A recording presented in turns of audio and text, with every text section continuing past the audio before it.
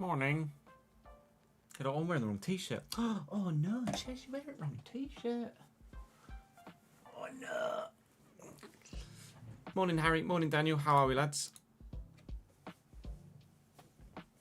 Wearing the wrong t-shirt. Got to wear the t-shirt with tracks on it. Chess, what are you doing? Oh no. Oh no. Come on now, you. Unbelievable, Jeff. Unbelievable, Jeff. How much of behaviour? How much of behaviour?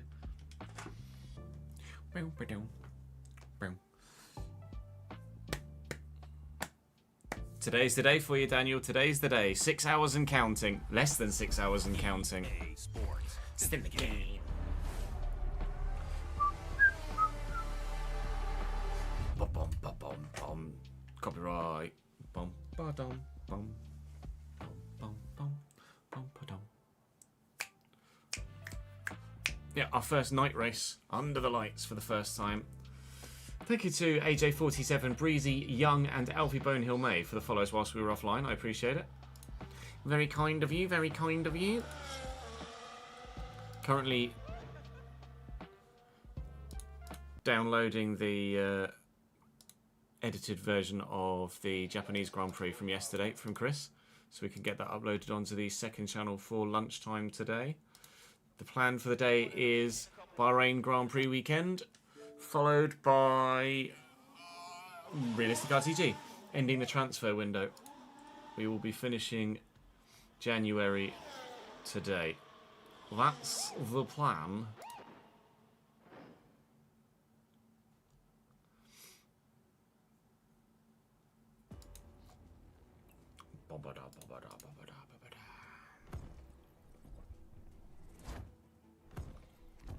Obituary, Jamie. Is that it? Are you feeling under the weather, ads? Oh no. The brain fog. It developed even further. Sad. Feel better soon, mate. Literally been watching Twitch all day since F125 came out because you still saving up for a PS5. I see, like, you could still trade in your old console as well, couldn't you? That helps. That'll always help getting to the... no, that'll help getting to the new console too.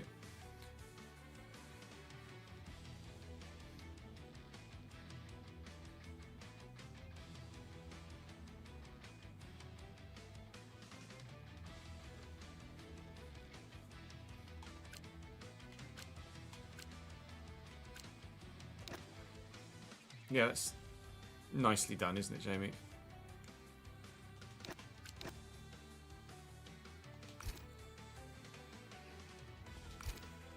Right. Korea. My team.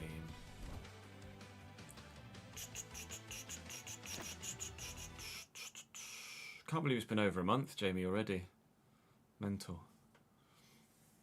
I haven't, Jamie, no. It's not come across my timeline so far this morning. Although I've not been locked to Twitter, to be honest. Been on daddy duty this morning.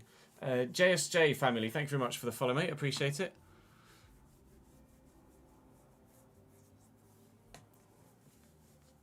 I don't really know, Liam, to be honest. Just for ease of recording content, more so than anything else.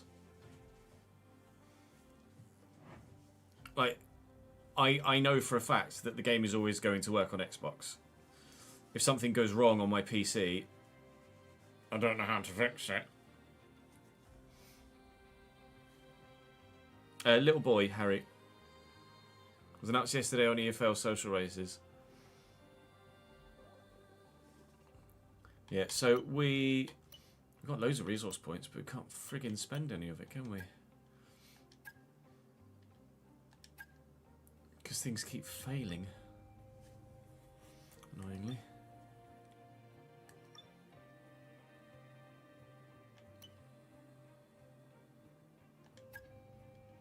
No available slots.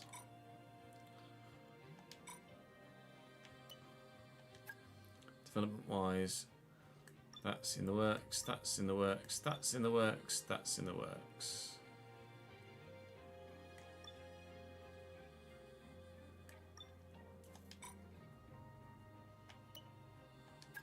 Don't know if we've got any upgrades to assign, don't think, no.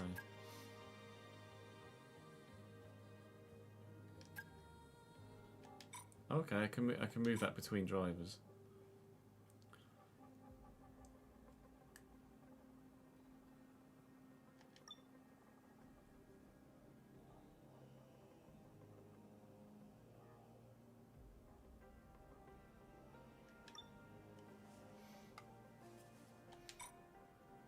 Hey Kartike, how are we, lad?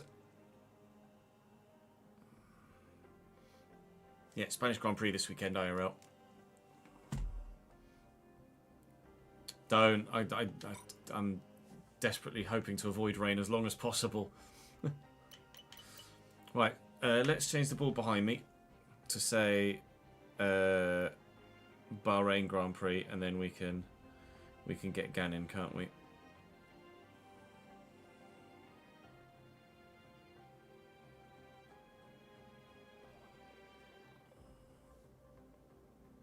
Just make the word Bahrain red. We're trying to imitate the flag, or the flag colours, or colour order on the board behind me. It's updated, it has. Right. We've got loads of money as well at the minute. But I can't spend any of it. Well, I can. And I have. But I can only do one thing at a time.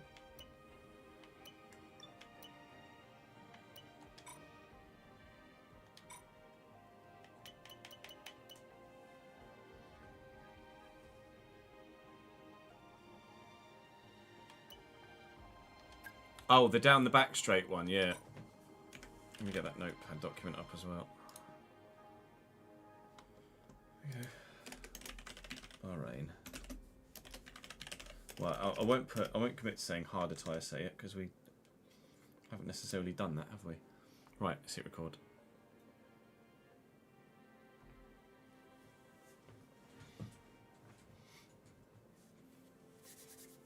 Ready? Ladies and gentlemen, welcome to Bahrain, or nearly Bahrain actually, we haven't quite advanced to the race weekend. Here in the F125 My Team journey, it is the 4th round of the championship. We are, which hand? Here, we're here today.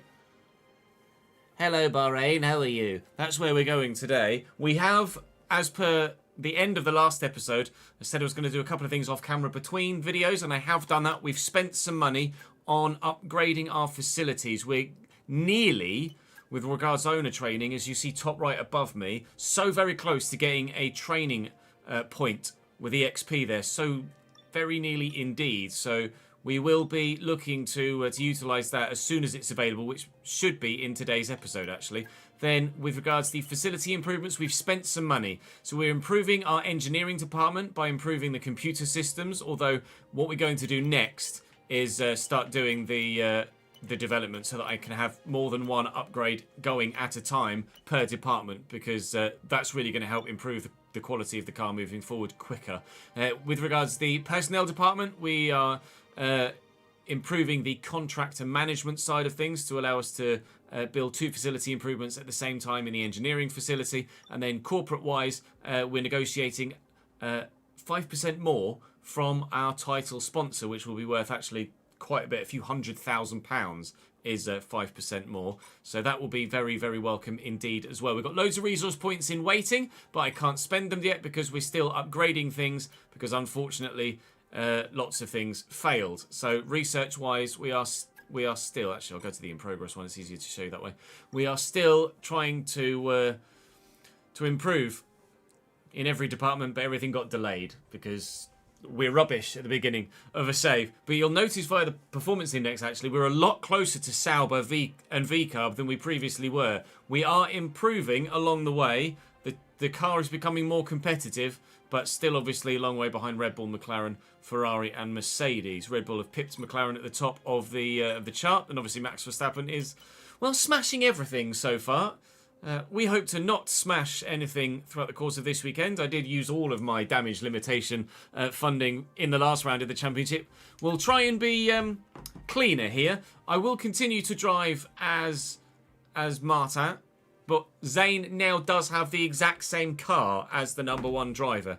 All of the things that we've upgraded are now on both cars, because we've not been able to bring anything to Bahrain in terms of an improvement for the first car. So that might see Maloney improve with regards to his competitiveness, but I still think he was probably going to be last because of his just inherent lack of talent, respectively, relatively, compared to everybody else on the field, or in the field. So regular week race weekend here. We've gone with a harder tyre allocation because it's quite an abrasive surface, isn't it? In the surface, isn't it? In the desert here in Bahrain. So we're gonna just do everything at 102, I think, for the time being. I think we found a sweet spot in the early stages here.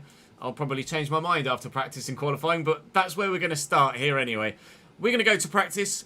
We're going to be under the lights for qualifying and the race, and then hopefully we'll have another very strong finish.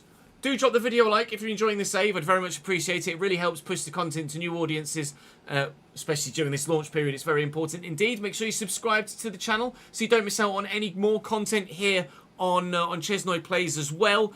Of course, the first 3 episodes went up last week, so do keep your eye on the channel for those if you missed them. And we'll be going every single weekday moving forward. If you want to see everything that happens behind the scenes, then come and join me on a stream. That happens over on Twitch and on the main YouTube channel. YouTube and Twitch with the username chesnoidgaming.com for YouTube, .tv for Twitch, of course. Right, I'm going to dive in. 'Tis time for Bahrain Grand Prix.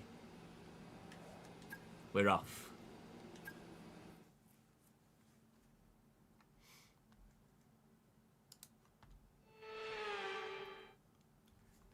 The cars are about to take to track for the very first time here in Bahrain, so plenty for the teams and drivers to learn during practice here at the Sakir International Circuit.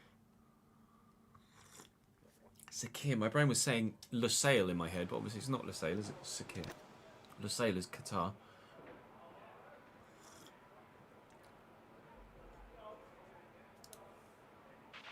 They told you about the new parts that have come in from the factory, right? Well, they're all fitted and good to go. I hope they do the trick. Thanks. Let's put setup on, shall we? I have one already for Bahrain that I believe is decent. The Saudi one I'm not sure about yet, but... I know, dry in Bahrain, who'd have expected it? Look at the difference in tyres though, look. Softs do 22, mediums only do 25, and the hards only do 33. It's going to be probably a medium hard race, I imagine, or a medium hard soft. Sorry, hard medium soft or something like that. Although the lifespan is slightly better than last year. If you remember, it was 19 for a soft set and 20 for a medium, and then the hard did a lot more. So we should be okay, hopefully. Let's do track acclimatization on the first set of mediums. Bahrain is obviously a circuit we know very well, with it being the former first circuit on the calendar, now race 4. Nice to see Australia back as the opening Grand Prix. Soothers are amazing when unwell. They certainly are. This sore throat is the worst, isn't it? I'm sorry you're under the weather, lads.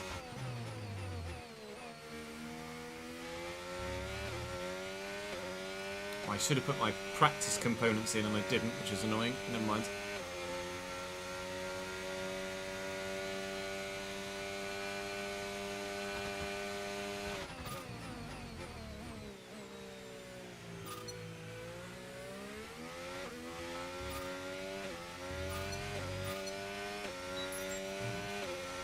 What we could do is just the track acclimatization on this set.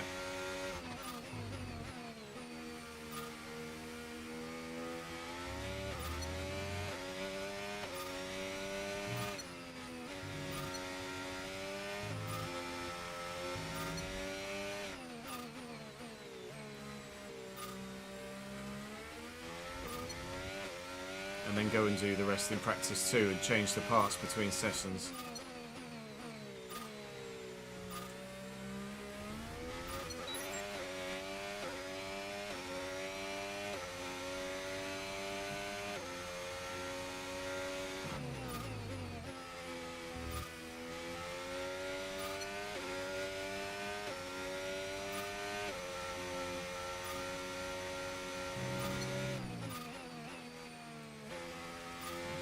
Turning there, but never mind. It's only track acclimatization.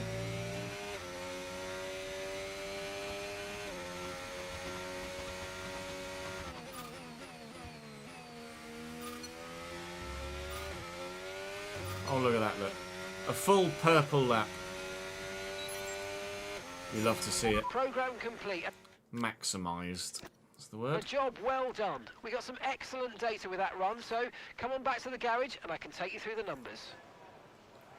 Alright, Mark, take me through the numbers then. Well, and then let's go and we'll do the quali pace on this set. And then I'll put fresh bits in and do the race thingy in the other one. Oh, nice, you got three year badge. Swish. Oh, it's a helicopter. Helicopter.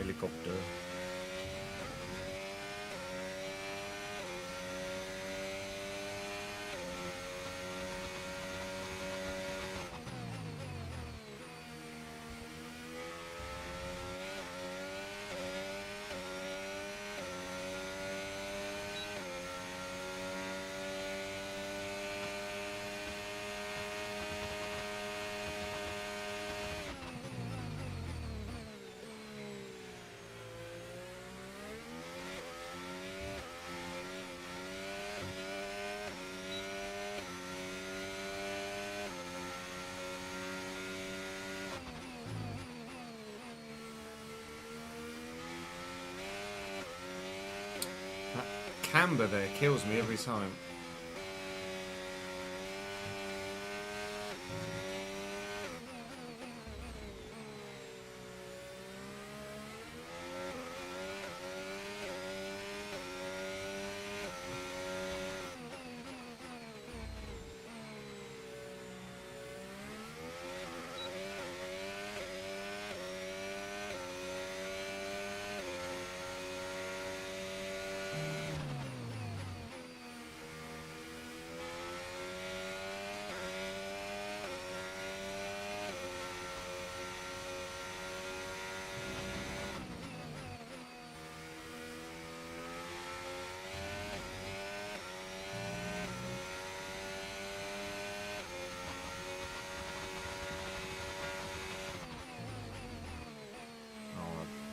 Butchered that bit.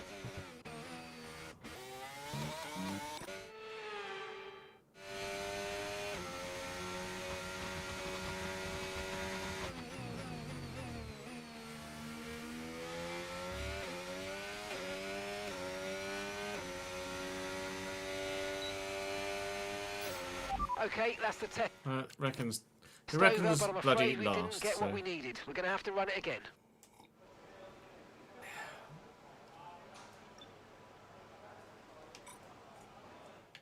Right, let's retire from session.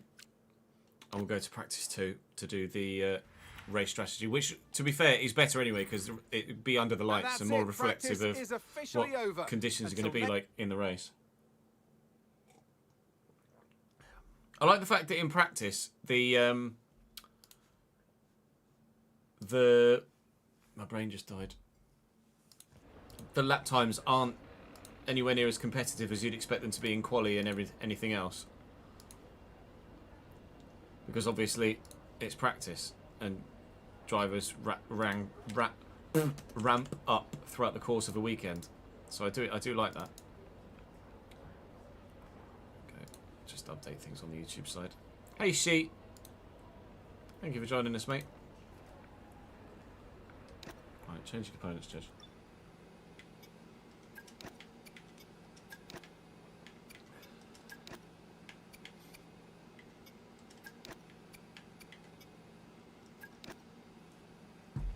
Well, no, I can use a new gearbox all the time, can't Whatever. It's only practice, isn't it? Right, next session. Go to chat. We'll do the race strategy one. I mean, he's probably not going to get a better payday, is he?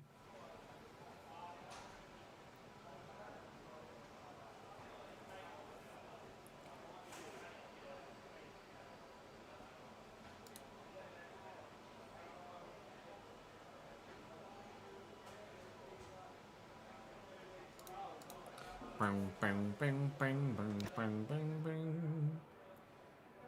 I'll do race strategy. This is going to be more reflective of race conditions later in the race, although actually it's still not quite fully dark yet.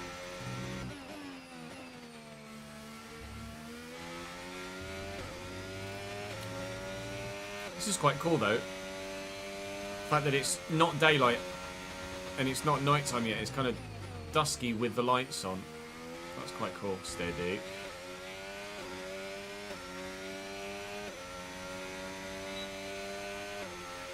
Okay, you've got race levels of fuel in the car. I want you to drive at a representative pace, all right? No hot laps this time.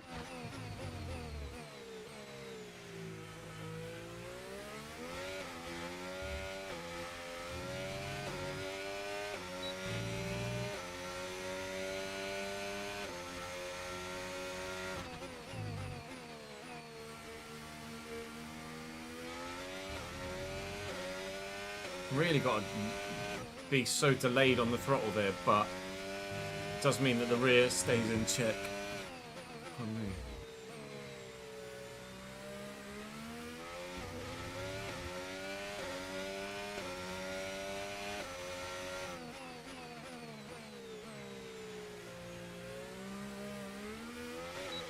Which it didn't do there.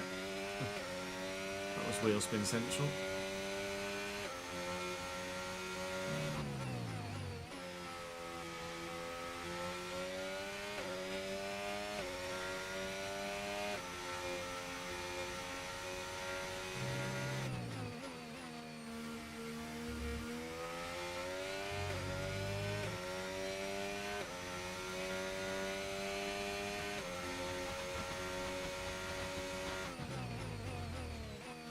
I didn't watch any of the darts last night, to be honest. I saw people talk about it on socials, but I didn't watch any of it.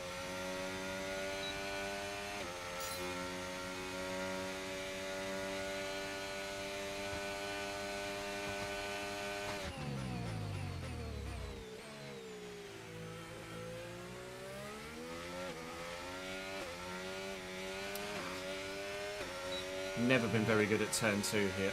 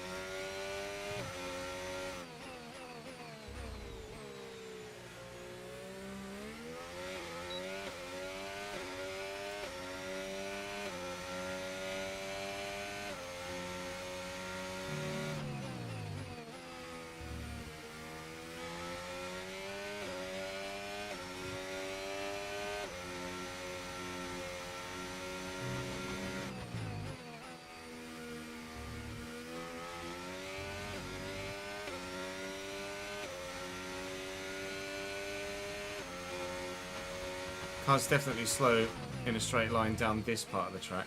I don't know whether it's because of my exits or just because of my wing angle. It's probably a mixture of both.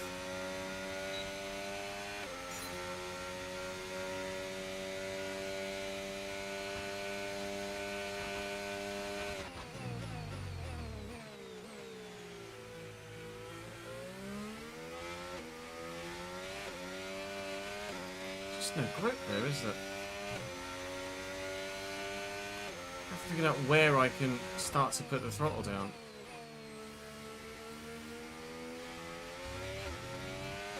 Before it was LiDAR, I don't recall ever feeling that camber change or seeing that camber change be quite so profound.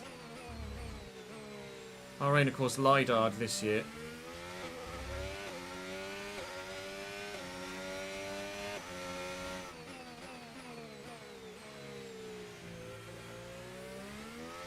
So it is millimetre perfect on and off the circuit.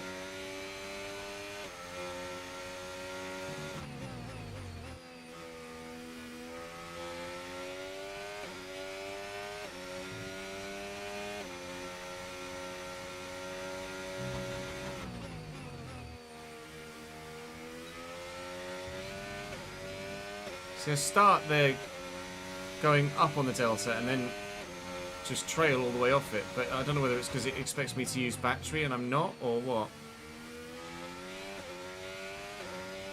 I've got a better exit there, but then it starts to come down. So I think we're going to struggle in a straight line here again. But if I can manage the battery well enough, because there are some hard braking zones.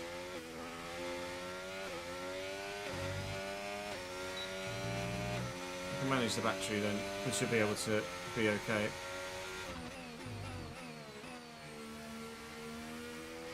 I never remember that camber being quite so profound in 24 or older games. Maybe it was, but turn 4 definitely feels different. A little bit of extra rotation there that wasn't necessarily needed.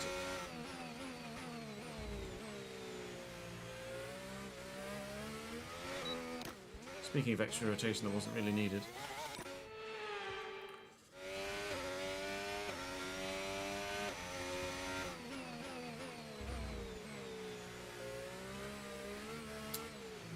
Fucking hell.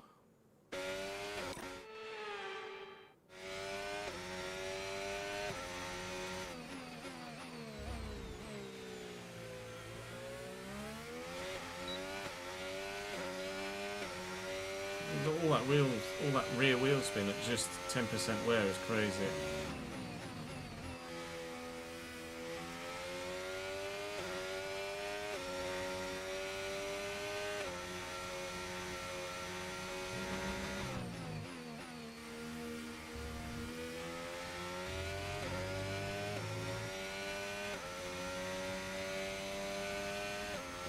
Yeah, I feel so.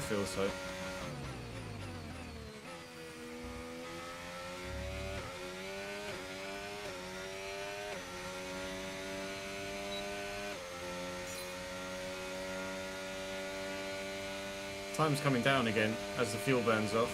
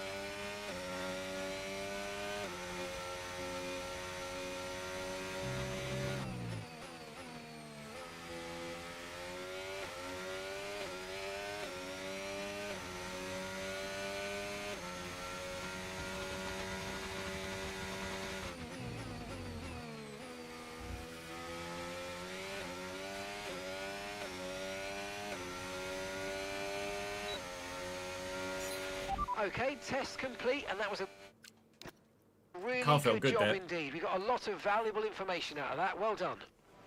It might not be fast, but the car feels good, and apparently our tyre wear is really good too. Everyone else probably has similar tyre wear, but I feel genuinely really quite competitive here. We'll wait and see how that reflects once we come up against other people actually also pushing.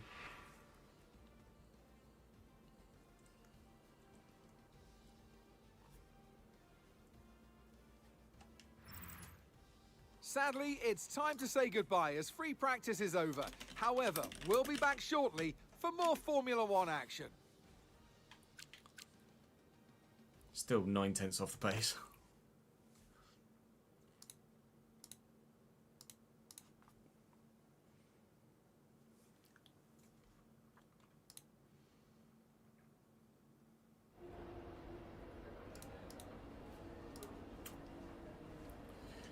Right, we'll just quick sim practice 3. Get as many resource points as we can. Extra 172. Nice. Extra 115. Nice. Nice. Practice done, and I feel very comfortable in the car, which feels quite alien actually at this point of the save, after how we've really not necessarily struggled in the previous races, but certainly the car has been a bit of a handful in the previous rounds. We've got loads of resource points. I just don't have the opportunity to spend them at the moment because of my limitations with my facilities. But once we've been able to break through those glass ceilings, we will be able to upgrade the car quite significantly. We've got a lot of resource points there to make a lot of changes to the car as soon as possible. So we might not be a backfield runner for much longer. Perhaps by our home Grand Prix at Silverstone, we might well be challenging for 6th or 7th in the Constructors' Championship. We hope, anyway. That would be obviously faster than we anticipated moving through the rankings, but I'm not going to complain too much. It's still going to take us a long time. Actually, I can put a brand new gearbox in. Still going to take us a long time to get to the very front, but we're closer to the midfield than we... Well, much closer to the midfield, I feel like, than we were when we started the save. Difficulty still at 102. The car feels good, but I've still been off the pace. So we'll see where we qualify. We know, obviously, that in the races, the opposition are a bit stronger than they are in qualifying. Although, so far, we've qualified and then finished basically where we've qualified in the races thus far. So he's very consistent, actually. We'll see if Bahrain follows that trend. Goes down, the speeds go up. It's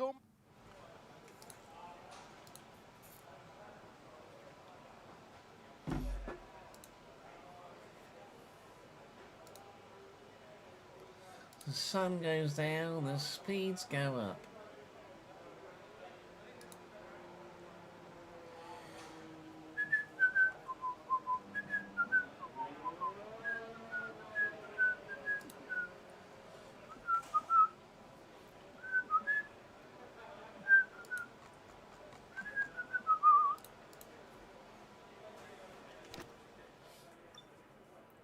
Right, we'll see what sort of lap times everyone else is putting in. We did a 32 flat in our practice program, and that looks like it's going to be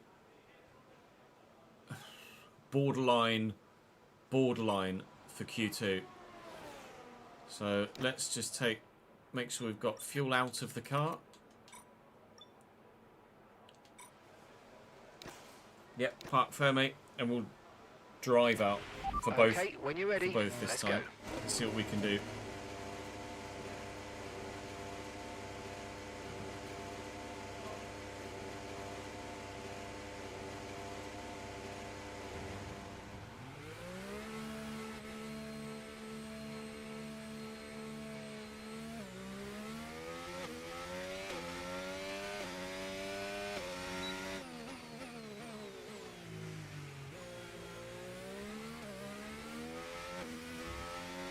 Look after the tyres on the outlet.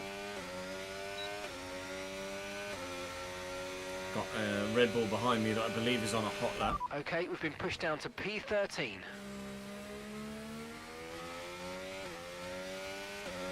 Get out of his way. Out the hairpin.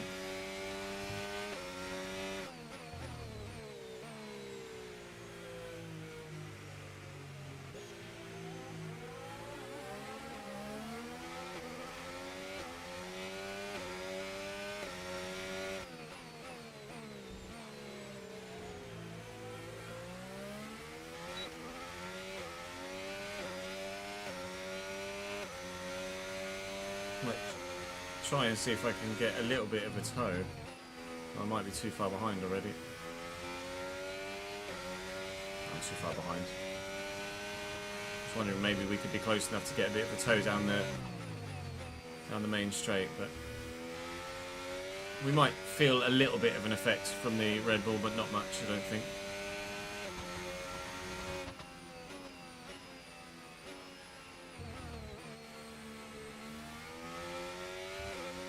Oh, he's pitting anyway. He was on an in-lap. I thought it was on a flyer. That's annoying. Definitely no tow then.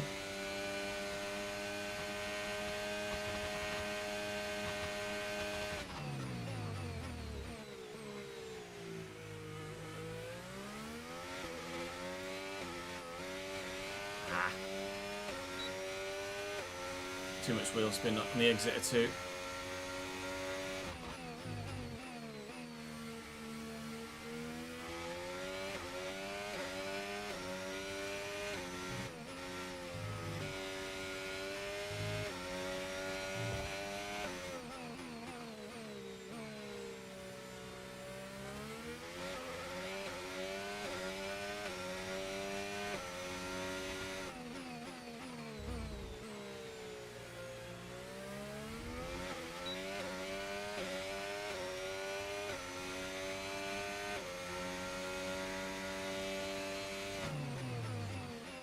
A little deep in there.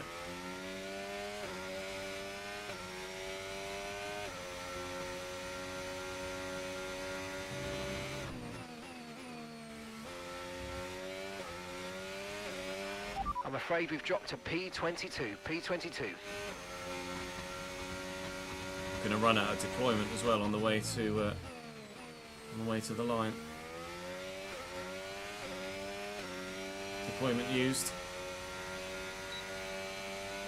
The 31.5 actually is half a second faster than we were in practice, which is good. Track's obviously ramping up as the weekend goes on, but that does mean that everyone else will get faster too. What in the world, Max Verstappen? 31.5 for me is good enough for P16 at the moment after one run, which would see us through, but obviously everyone will improve, you imagine, in the next session. Nice to see Zane not last, although Bortoleto is right with him. Only a 100th in it, and he's significantly off 20th place to Kimi Antonelli. But Max has just gone a full second faster than anyone else in Q1. Is Max just on it the whole time, and everyone else kind of builds their way up through qualifying? I've no idea what's going on. That's ridiculous. Well, we'll go out again at the end of the session, try and improve. We might be able to find a little bit of time. I definitely got a bit of wheel spin coming out of turn 2. There might be a 10th and a half on the table, but probably not much more than that.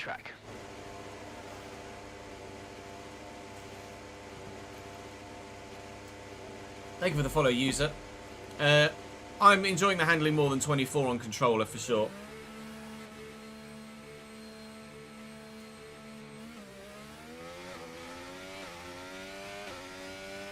Personally.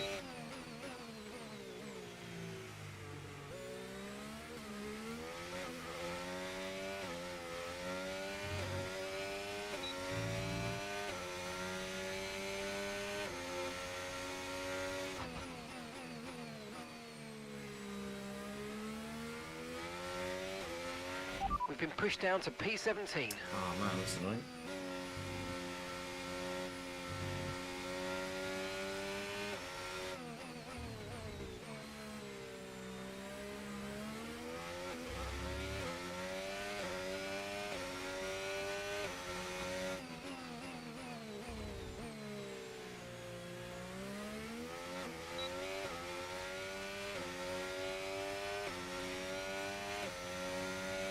Kimi is so slow because his driver stats aren't very high at launch, Harry, but I'm sure they'll update them shortly after launch.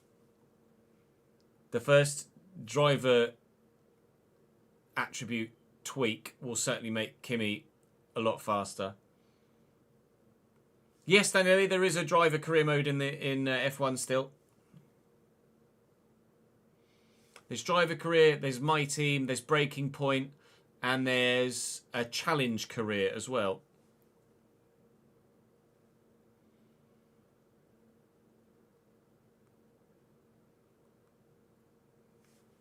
Thank you for the follow, Carla.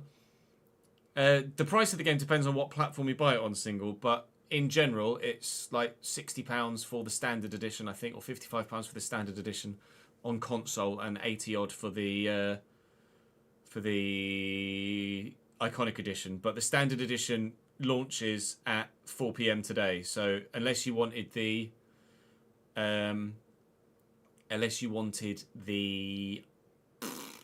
like extra DLC that comes with the iconic edition, you might as well just get the standard edition.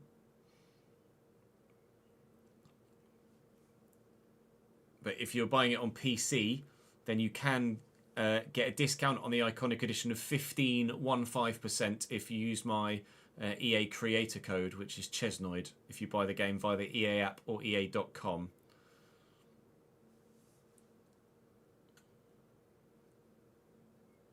You can use that creator code on anything you buy EA game-wise on the EA app or EA.com, and I'll get a commission on it. You won't save anything on anything other than the iconic edition, but I'll get a commission.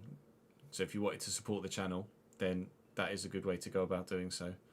Tex, thank you for the follow, mate. You got the iconic edition, did you, Lawrence? On what platform? I did see the 360 camera exports on PC, yeah.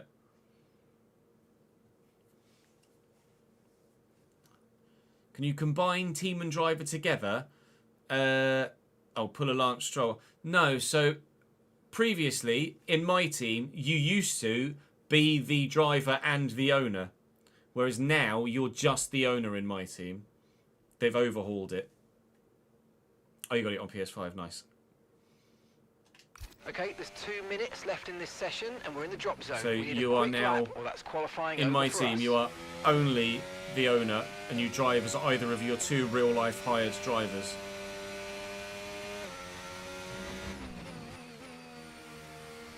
Right, we'll leave a bit of space to the Aston Martin down the road.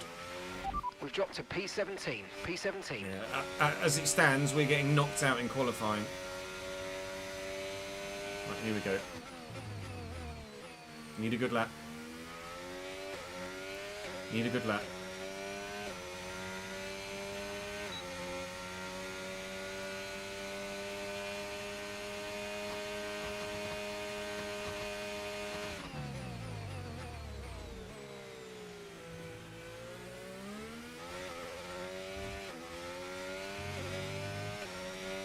There you go. I told you there was some time on the table out of turn 2.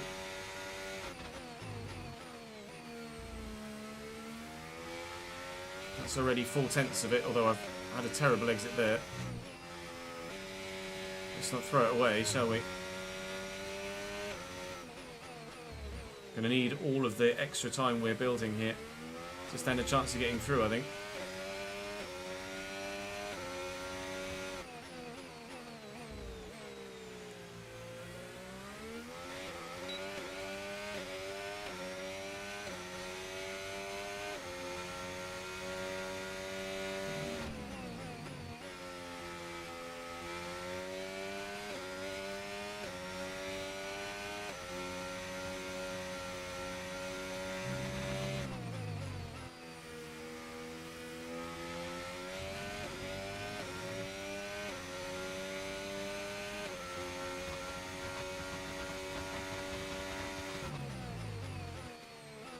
And the final turn. I've run out of deployment again, but we have improved our time significantly by 4/10 or so. 31.1 is fast enough to put us into P13. We are through to Q2. After the one run, we got knocked down to P17, but we have been able to advance there by improving with our second lap. And I think there might have been a shock exit there in that session. I think Oscar Piastri, oh, he gets through by the skin of his teeth. Oscar Piastri, I think, only did one run. A number of drivers did only one run. Piastri did do 2. Piastri very slow and does get through by the narrowest of margins. Just over a tenth. Doohan, Behrman, Stroll, Bortoletto, Antonelli was well off the pace, and our teammate Zane Maloney still at the back as expected.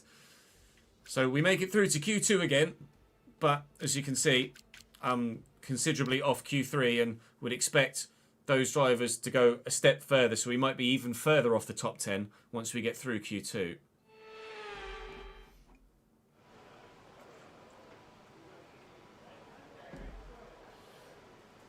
Now, his driver stats really aren't very good, Harry. He races much better than he qualifies, Kimi.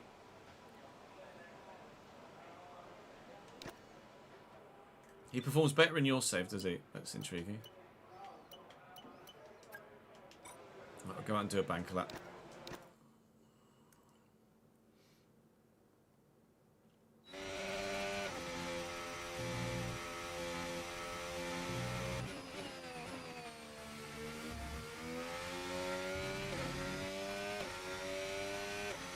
You're an F1 fan but have never actually played the game. If you enjoy F1 and you enjoy racing games, then you'll enjoy the F1 game. Absolutely.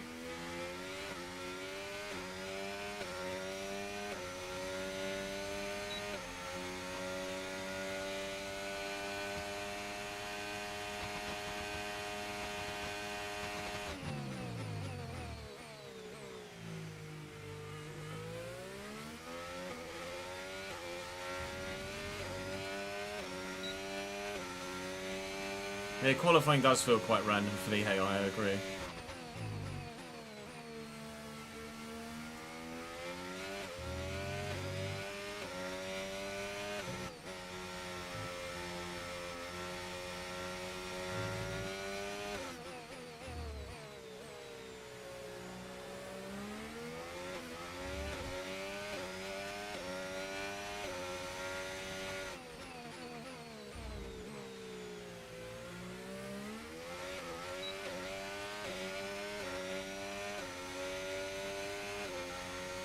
Morning, Toxic. How are we, lad?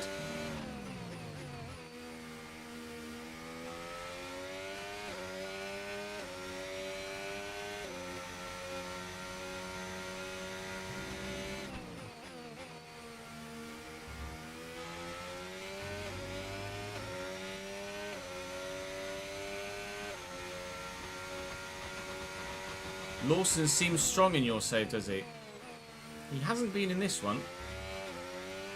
It's intriguing to see some of you guys say that some drivers are OP, or not OP, but strong in your saves, and some drivers are opposite to that in mine.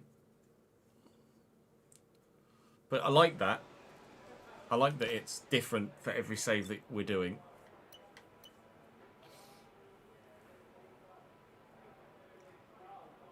Do I save a set of softs?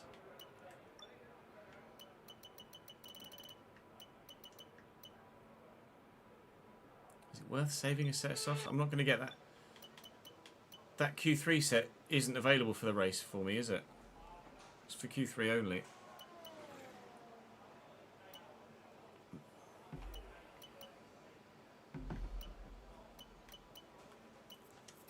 To be fair, it says there's only 1.5 tenths in it between that set and that set.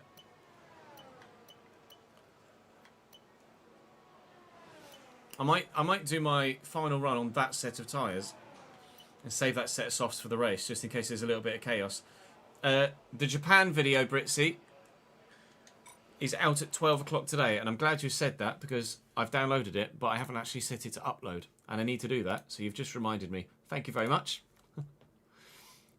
Let me just quickly set today's episode of the of the save to go live on the second channel. That would have been a bit silly of me, wouldn't it?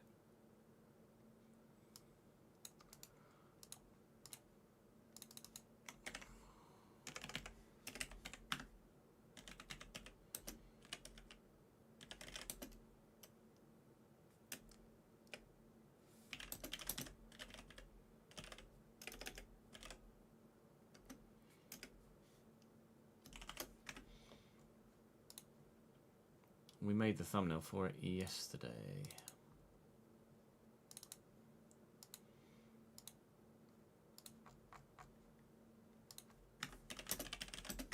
Call it New Look Japan is stunning.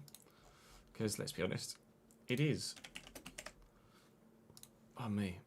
Let's quickly set this to upload. That's how easily I get distracted. The whole time in my head, I've been like, must upload the video, must upload the video, must upload the video, must upload the video. And then I get hooked into quali and completely forget about uploading the video till you guys remind me. That would have been a bit silly of me, wouldn't it? So we obviously on the second channel we will take a break between episode 3 and episode 4, as we'll only be uploading on weekdays. But because the videos are so long, the weekends will give people the opportunity to catch up on what they've missed over the previous week. And obviously there are only 3 videos there for people to watch at the moment, but they're all an hour or so long. I think the first one was like an hour and 15, and episode 2 was like 50 something minutes. Episode 3 is 54 minutes. But that's what happens when you do 100% race distance, and you guys love it just as much as I do, so I appreciate that. I very much love that you love it as well. What do you mean monetization not available? Monetization looks good. Monetization data currently unavailable for this video. Is that right? Thanks for that, Ben. Well, let's schedule it and then we'll come back to that and make sure that I can actually put ads in it. Because it let me place all my ads and then was like, oh, actually, you can't monetize that. Can I not? Is that right? Oh. Let me see what if I can do it from here. What does it look like? Oh no, yeah, monetization is on. It's just a bug in the actual uploader thing. Okay, that's today's episode uploading. Australia, we finished 16th, Lawrence. Just sorting house out, then some salmon and eggs for breakfast. Nice one, Toxic. Lewis is leading the driver standings in yours, is he? Max is strong in most people's saves, I think.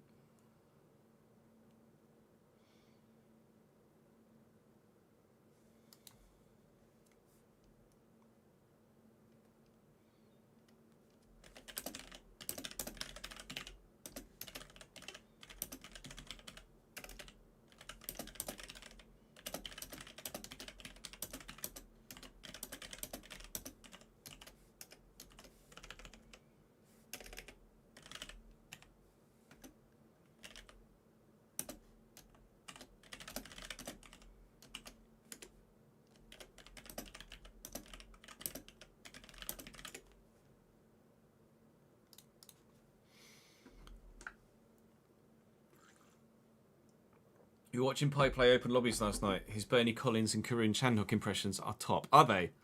If there are any clips, then do send them my way. I'd love to see them. I don't know as... Yeah, Max does need a little nerf, or the others need a buff. I think it's more Max needs a nerf, because obviously we're not that competitive at all. It's just that Max is that much further ahead. This is round 4, Ali. Round 4. Bahrain is round 4. Australia, China, Japan, Bahrain, Saudi Arabia, Miami, Imola, Monaco, Spain, where we are now. IRL. Kimi does need a buff, yeah. By top, I mean hilariously fucking bad. Oh, okay. I thought you meant they were actually good. Not that they're actually bad. Right, we'll go out and set a time on this used set of tyres.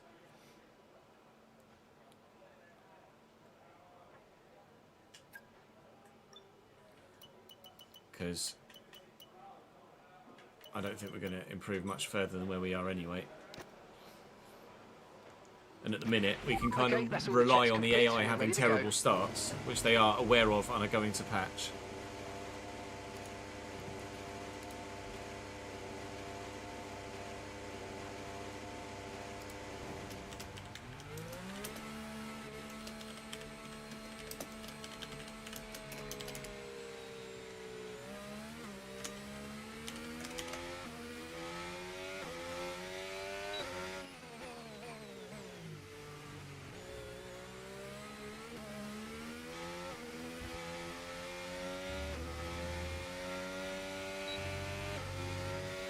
Hey, Villa Boy. Hey, Tozzy. How are we, lads?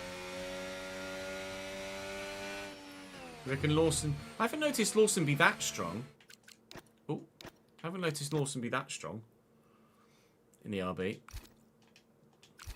I don't think. You're currently in P15. That last lap moves you onto the 8th row of the grid.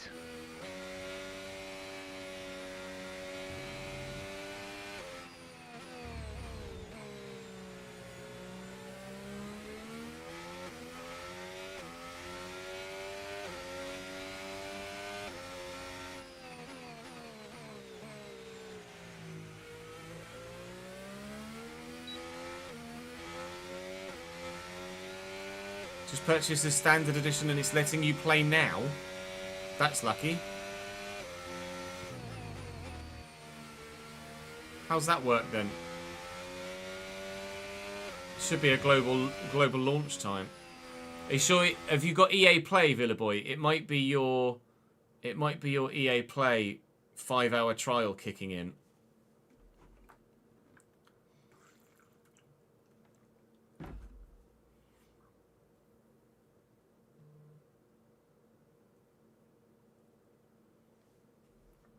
Or you'd used all your hours on EA Play, had you? And it's just saying, it's already telling you you've got the full version. Well, enjoy it then.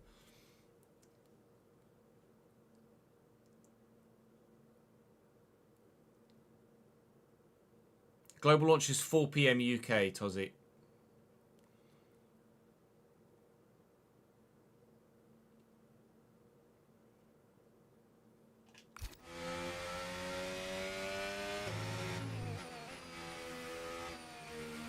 We'll wait and see how the front wing changes affect stuff this weekend. We shall find out literally later today in practice, won't we, really? Oh, prepare your lap properly, Jess. Jesus.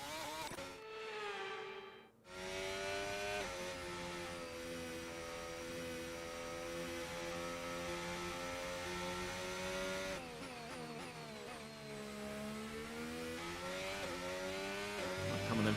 We've dropped to P15.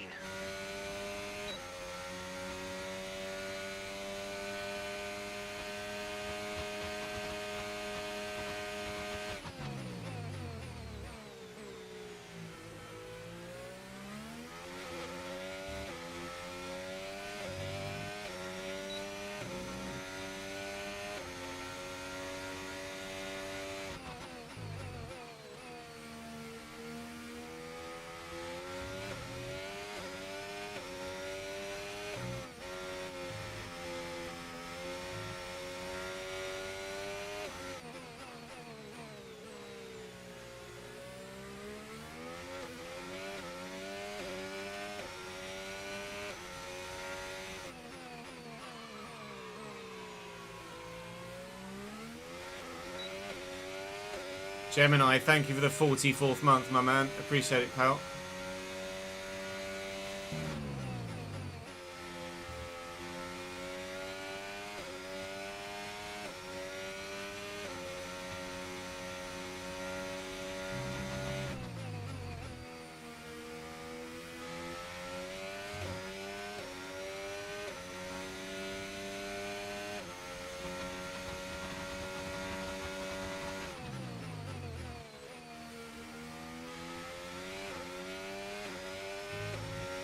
We're going to improve by about 2.25 tenths.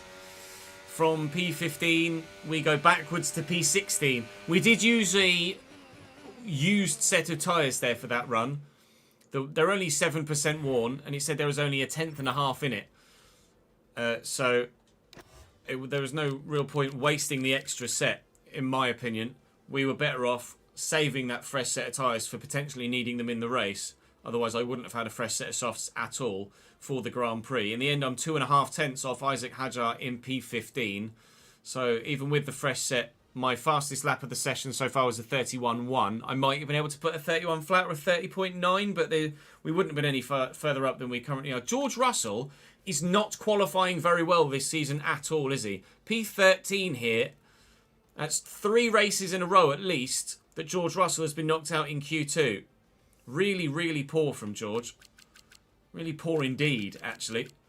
Both McLarens, both Ferrari, both Williams and both Red Bulls through.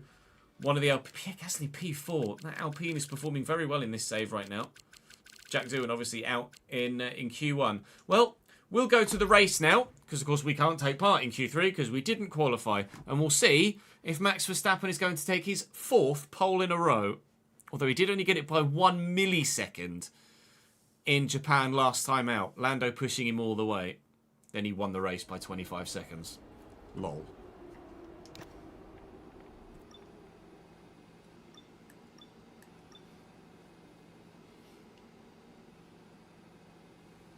Yeah, Max is very nearly winning the Constructors' Championship on his own.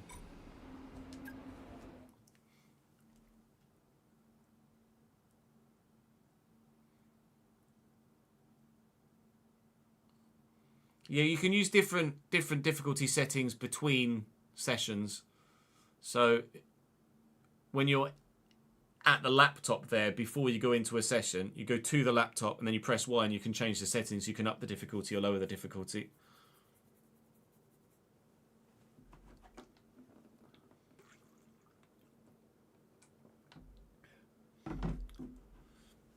George hasn't been out in Q2 for like 3 of the first 4 rounds, is he? Right, in real life.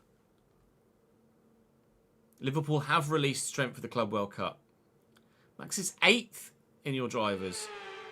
Oh, he DNF'd at Suzuka for 10 million quid. For another enthralling race here in the Kingdom of Bahrain, a Ferrari stronghold in years gone by.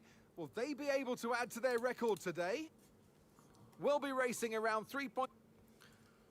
Let's run you through the driver grid order for today's exciting race. Let's find out, shall we? Is it Max on pole again? World champion Max Verstappen yes, starts from pole position. by 2/10, a 29 flat from Max in Q3. We have pole from Norris again. Both Ferrari on the second row though. Piastri and Tsunoda 5 and 6. That feels very familiar to Japan actually. Albon and Gasly. Gasly was P4 in Q2, but P10 only in Q3. Russell P13. We're starting 16th with Martins. And then my teammate is dead last unless someone's taken a penalty, which I don't... No, they might have done actually. Yes, Ollie Behrman has. Behrman's taken a penalty 2 rounds of the championship in a row here as well. Why he's taking a penalty this early on in the season? But it's been a long time since our last who am I to decide the way that Haas use their components? Right, what are we going to do strategy-wise? What's everyone else on? A lot of soft runners. Okay, Behrman on the hards.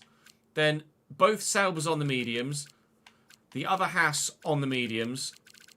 And then Leclerc on the hards and Lewis on the mediums. So split strategy at Ferrari and everyone else is on the soft. Here we go. I know what you can do. Don't let me down. Says that soft, medium. Says that soft, medium is faster than a soft, hard. But it's actually putting me, or defaulting me, to the soft, medium.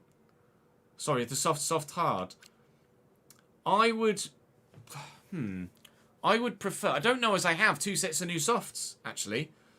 So, that's... The difference there is actually that stops on lap 18 as well. I think I might go soft... I might go medium, soft, hard, or medium, hard, soft. Medium, hard, soft is what we did in Japan, and I'd lean towards doing that here as well, actually. So, medium, hard, soft. Let me make that soft, and that medium.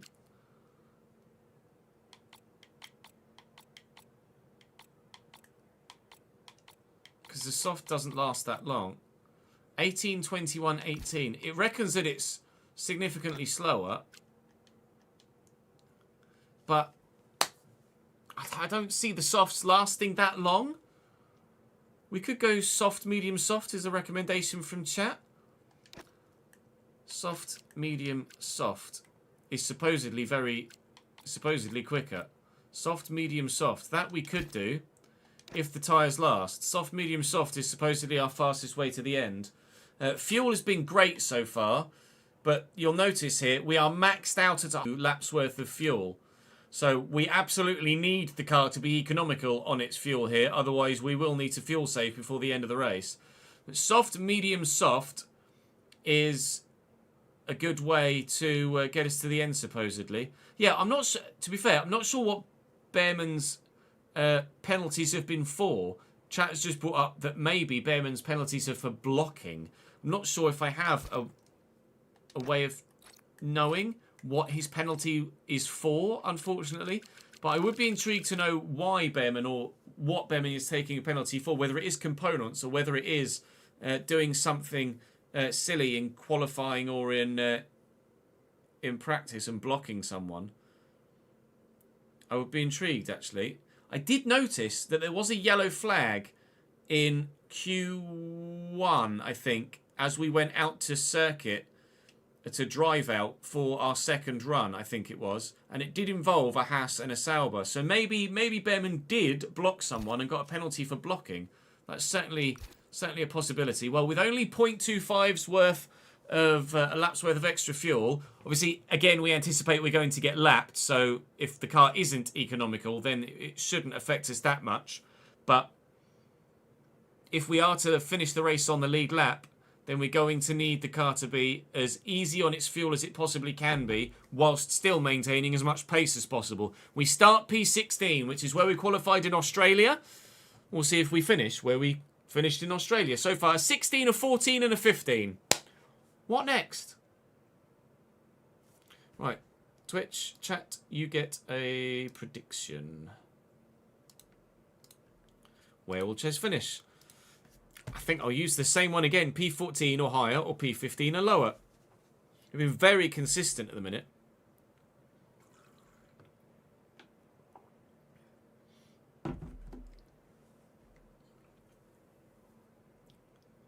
My team car is brutal on the tyres for wear. Apparently here, my tyres are good for wear at Bahrain.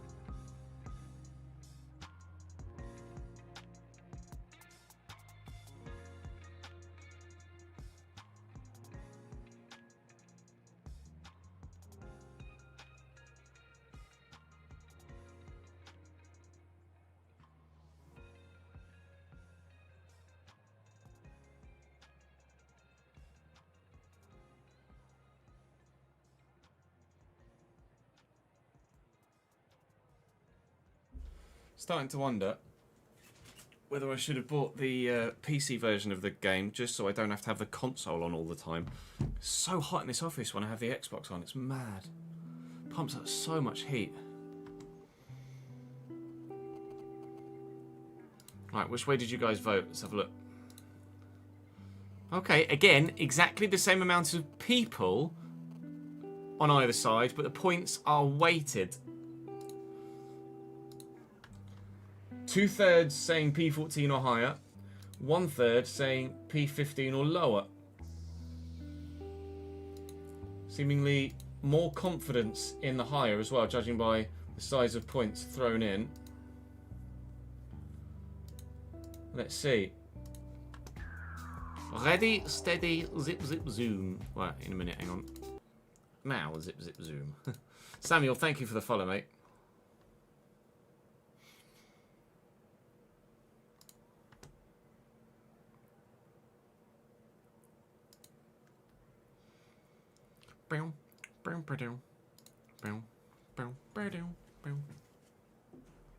I am using the controller, Hendry, yes.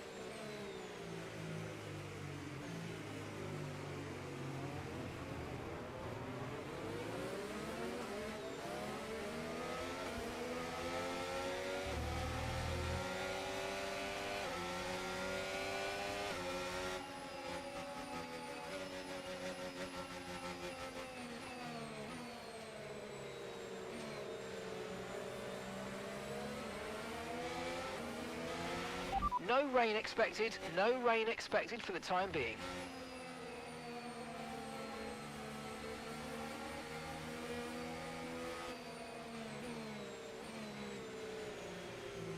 Yeah, the game is doing George dirty at the minute. In my save, anyway. I don't know whether it's doing the same in your save. I'm losing. I mean, the race hasn't started yet, Toastin, so... I don't know as... Well, I mean, technically, I'm not first, so yes, I'm losing. But so is everybody else.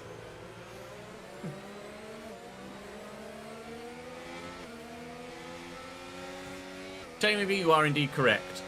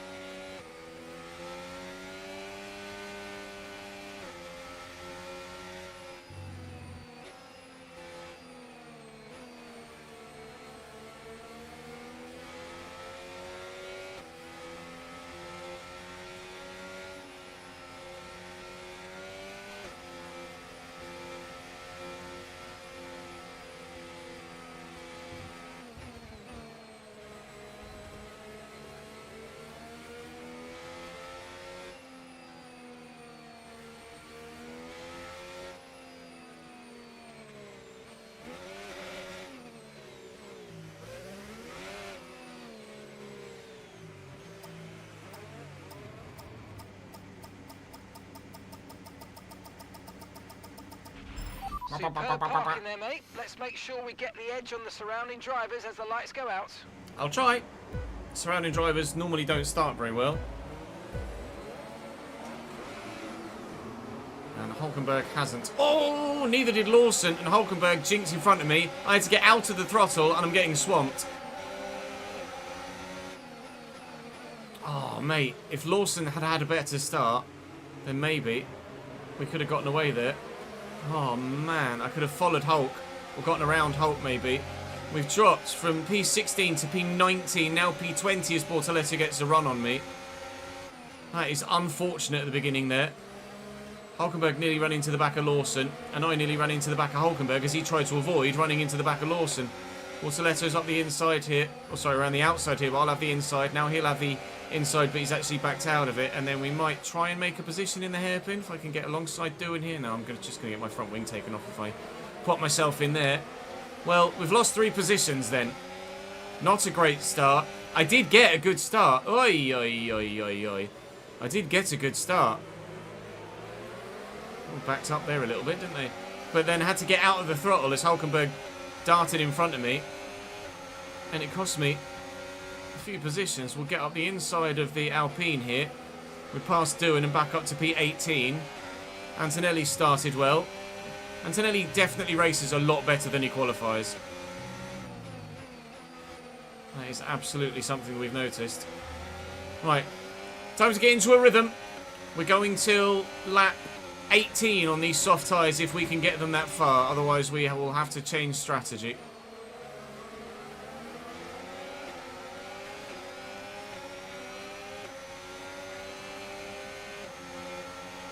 We can now use DRS. DRS now available. Doohan's having a look up the inside. I had to go deep on the brakes. I couldn't go too much deep because I had to run into the back of Stroll. Doohan stays behind me. We will get DRS now. Doohan's got a bit of a run though, using his battery here. Braking so early in front. Hulkenberg and Hadjar battling hard.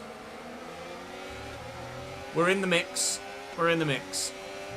Oh, they're really fighting, really quite too hard, I think, actually. The AI are just a little bit too slow in side-by-side combat at the moment. I'm sure that will get patched sooner rather than later.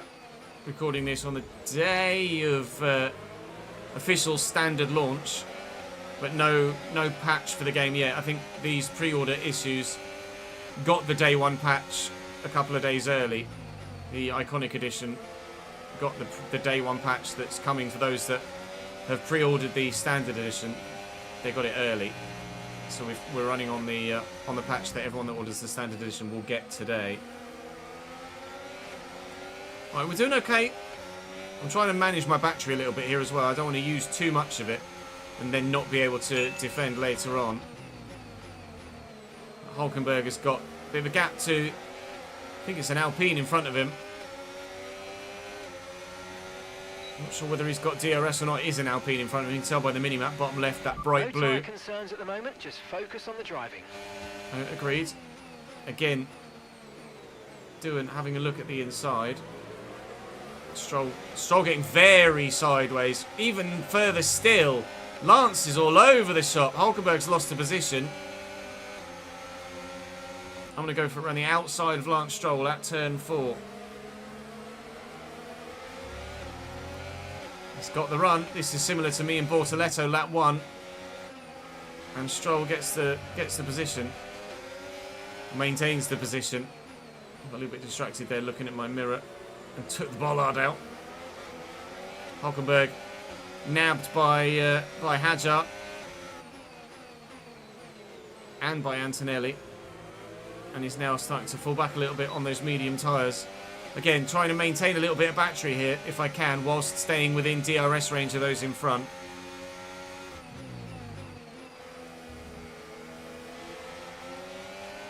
So then I can use it to defend later on. I'll concentrate, Chase. I looked at the minimap and the delta. Put myself well out of position. But have been able to get myself back into DRS range. Need to make sure we maintain it down this straight, though. We're not going to. I'd have to have gutted my entire battery to do so. But they're fighting so hard in front, they will concertina back up. But I'm not going to have DRS here, so Doohan will come and get me. There's nothing I can do about this one this time. He's gone left. Fully expected him to go up the inside there. But he's taken the racing line, gotten the move done. Fair enough, we'll stay 19th, but we're still very much within steady touching distance of those in front.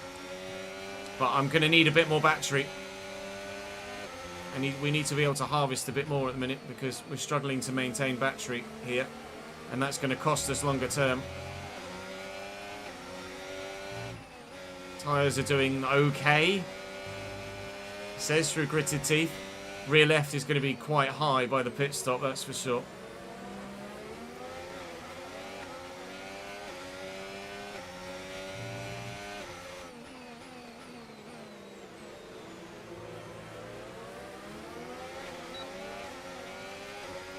Might have to box 16. I could box 16 and go to the hards. And medium hard... Sorry, soft, hard, soft.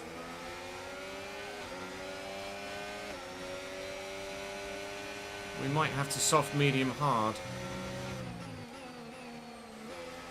And again, I wonder whether we would have been better served having the balanced tyre set and being able to have an extra set of mediums at our disposal rather than an extra set of hards. I don't know who was actually ahead through the DRS detection point there. It was Bortoletto, so we should be able to get this position back, but I've got no battery. I'm really struggling with battery at the minute, causing all sorts of problems for us. And we're tumbling backwards here. The car feels good, but because I can't maintain my ERS,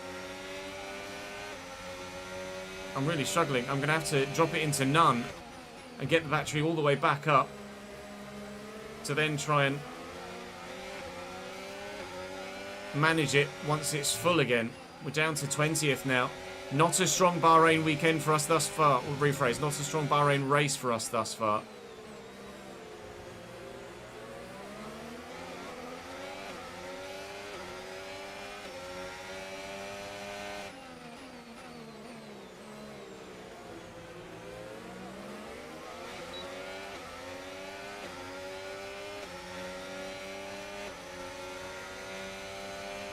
I'm getting nabbed by my teammate potentially now as I put it into none.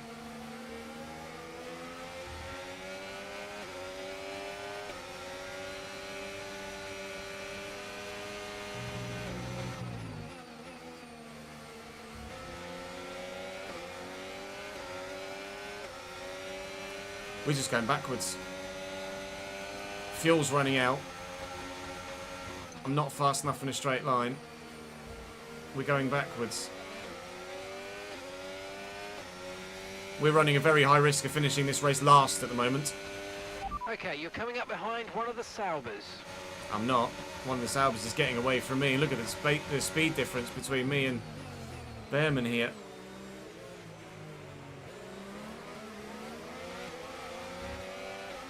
Oh, a lot of wheel spin. The softs just aren't the one. Going soft, medium, soft isn't going to work. I'm going to have to go soft, hard, medium. Why would you just pause on the apex? What are you doing? You can have the position, but why are you just, like, braking again on the apex? That's the AI not being good enough. It's just slowing down on the apex for no reason. We're going to have to go soft, soft, medium, hard, I think, or soft, hard, medium, rather than soft, medium, soft. I'm going to need to utilise an undercut to my advantage. And we just don't have the straight line speed here. Or the competitiveness overall. I don't know whether it's the straight line speed or not, because I'm not getting mugged in a straight line. It's the lack of the ERS that's causing me problems. Fernando Alonso has retired, so we've gained a position at least, but Bahrain, the AI are traditionally quite strong at. That was the case last year as well. I don't know whether it's tyre wear for me too. And my rear tyres are already nearly 20% at the end of lap 6. Fuel is going down as well. We are on the struggle bus in Bahrain, chat. Struggle bus.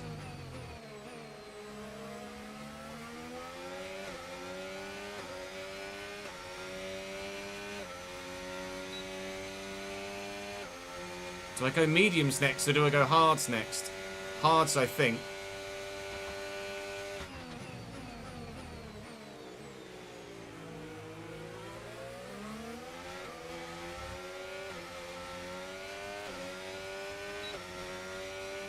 I don't have the traction out of the turns because the tyre wear's too high.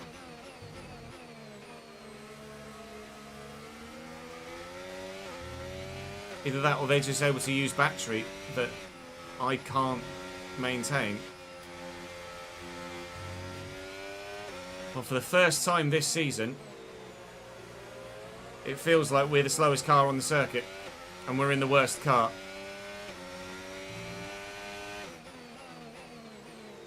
Bahrain evidently is a weak point for me in my driving arsenal. 20% now rear left, 17 front left, 17 rear right.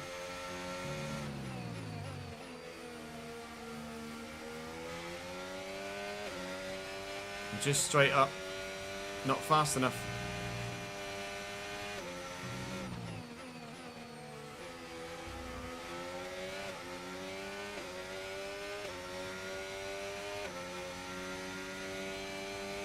I could 3-stop, but I don't think that's the way. Footy Mad, thank you for the follow, mate. I don't have a third set of softs. Yeah, Bahrain is becoming Bahrain, you're not wrong. The struggle bus will be quicker. Oh, hit me where it hurts, will you?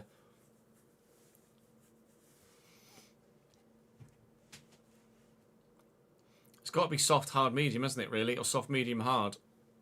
I've got 2 sets of hards. I could really do 2 sets of mediums.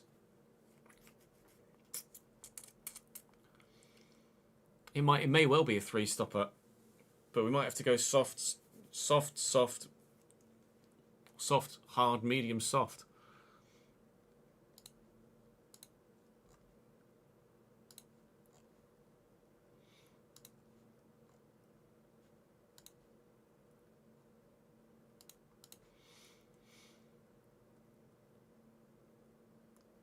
Yikes. Yikes.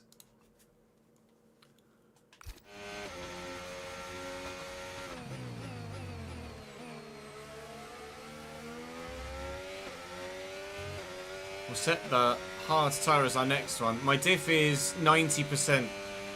Okay, let's try and overtake them now. Curtis.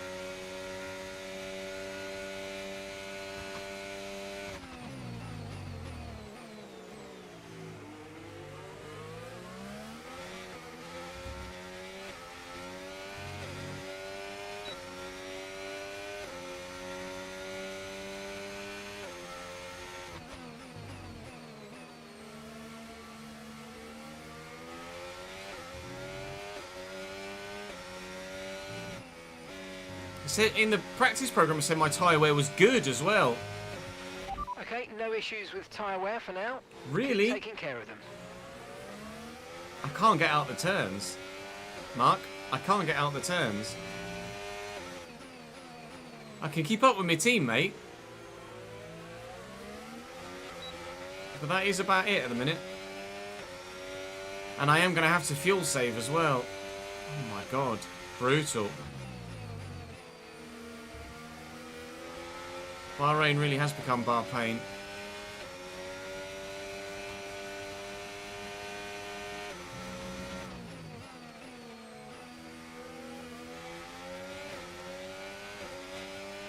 What strategy is Okay, Zane's Maloney ahead on? of you now.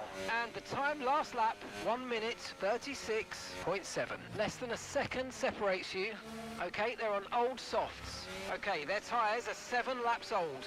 Okay, we think they've got 2 stops They are remaining. 2-stopping. 2 stops remaining.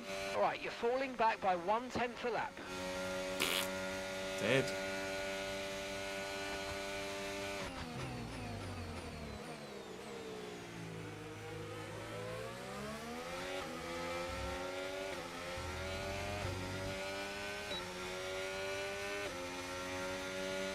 I'm not able to use my battery at all. I haven't been able to go into overtake at all.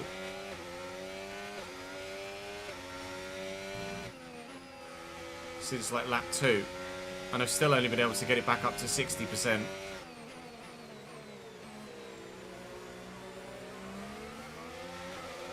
Maybe the stint will come back to us if my tyre wear is genuinely as good as it says that it is. We won't make any rash decisions with pit stop. I do think we are going to need to pit much earlier and swap strategy to go to harder compound sets.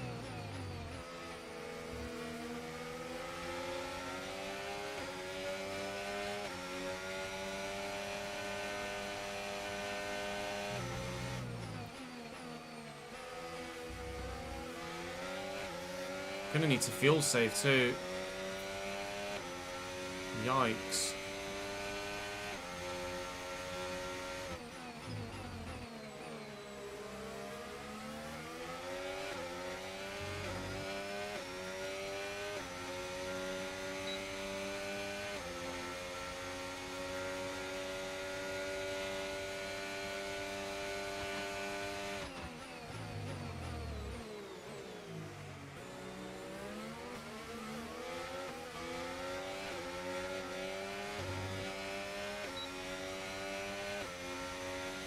To be fair, let's be honest, at this rate, I'm not going to need to save because we will get lapped. So it doesn't actually matter. We can use that to our advantage at the moment. Look at the gap that Max has over P2 already. Yuki's in P2 as well. It's a double Red Bull podium inbound already again, by the looks of things here.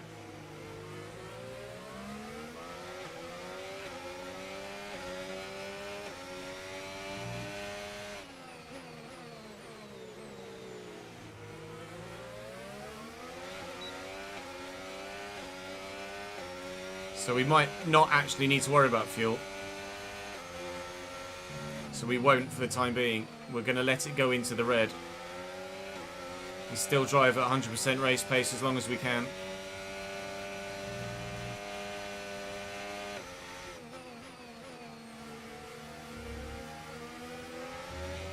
Doohan's coming back towards us now, and I'm definitely able to maintain gap to Maloney much better. I think our tyre wear is starting to come into play here.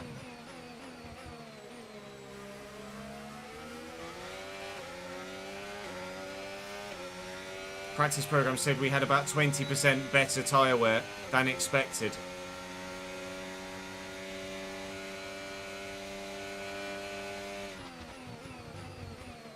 Doohan's on his way, falling off the back of the Haas on the hards. Still don't know whether to switch strategies or not.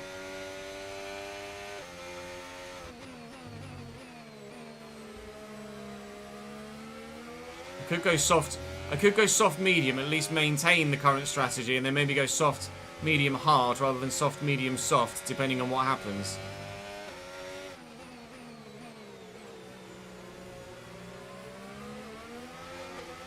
Let's do that. We'll maintain the soft medium soft as it stands, because if our tyre wear genuinely is better, then we'll try and make the most of it. But remember to play around with ERS modes in your MFD if you need to.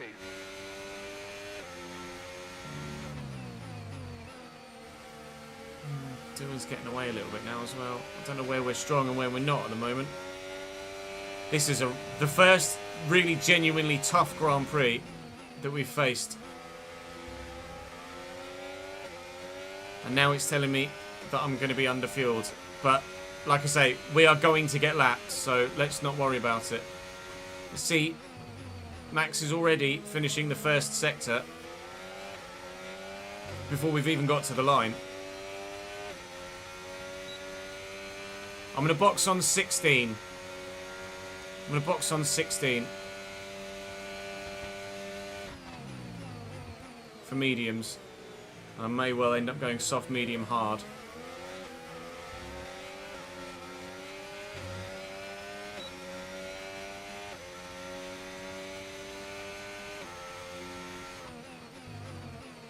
See, if I overtake Maloney, he's just going to overtake me back with DRS. I can't defend it at the minute because I'm not able to utilise my ERS at all. The stock battery is absolutely killer.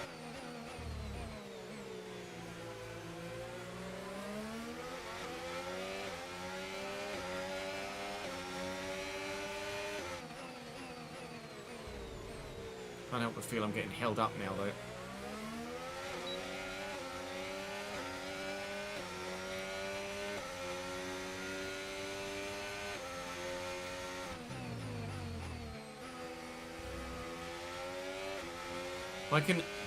If I can overtake Maloney into one, but do it so late in the day that I still get the DRS for the run down to turn 4, then we might be able to defend a little bit. But now we're losing time to Doohan as well on his softs. Oh my god, this is just a nightmare, isn't it?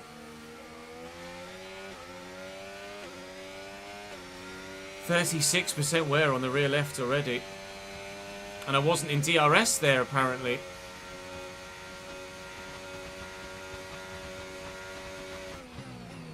Right, time to knuckle down. Need to close this gap back to Maloney again. Tyres are starting to work against me again.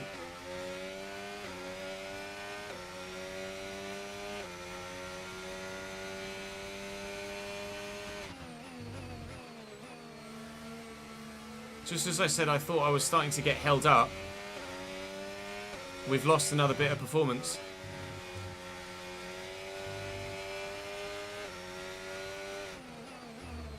Back within DRS range now, comfortably so.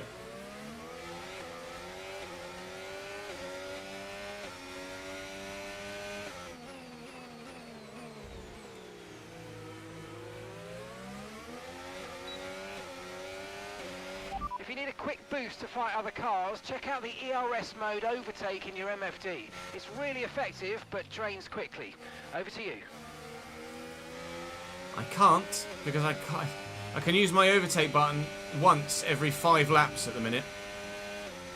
And only for a short burst. We've got 44 laps of fuel left.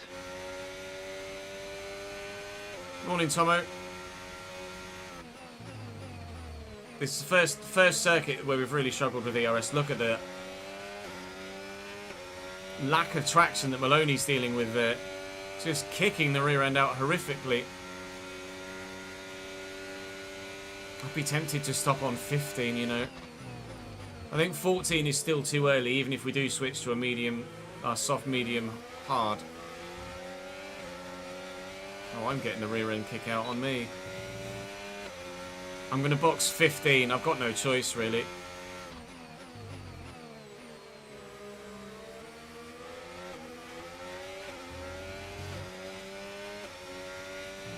It may well turn into a 3-stopper, this. I might have to go soft, hard, hard. I think I should run the hard tyre next. Because I need to know how far the hard will take me. Because the medium tyre supposedly isn't that much better than the soft.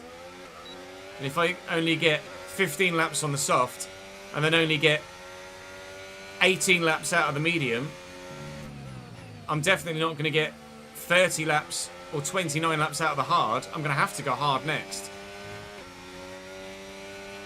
We may not have to go soft, hard, hard here. Should have started on the medium compound, you know.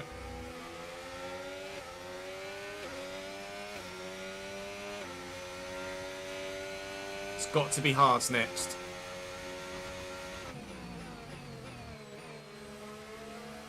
It's all strategy talk at the minute.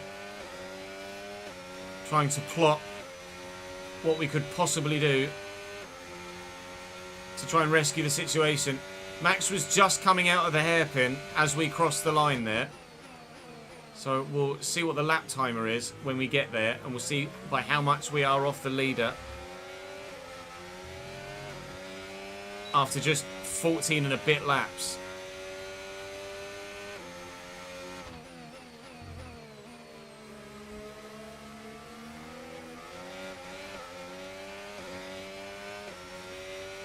Dillon's actually taken Bortoletto here. Bortoletto's falling backwards. I wonder whether the Sauber has a little bit of damage, because the medium tyre should certainly be doing slightly better than it is for him at the moment.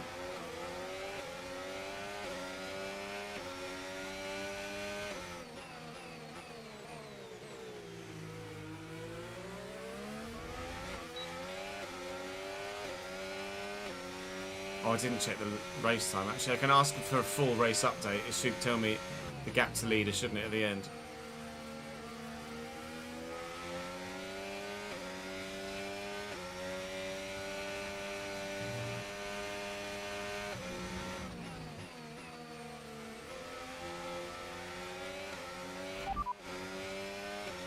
Alright, we're last of the running cars right now. Oscar's ahead of you. Okay, the gap is less Oscar's than a not ahead second. of me. Okay, they're on old softs. Your pit window is going to open in 3 laps time. Pit window opens in 3 laps. 43 laps to go. The radio just calls Piastri all the time there, doesn't it? Like, it says Oscar's in front of you, and then in the last lap, in the last race, it said Verstappen's in the. It said Piastri's in the pits when it was Verstappen in the pits. Or he said Piastri's the race leader now when it was Verstappen. I don't know if I've seen anyone else report that either.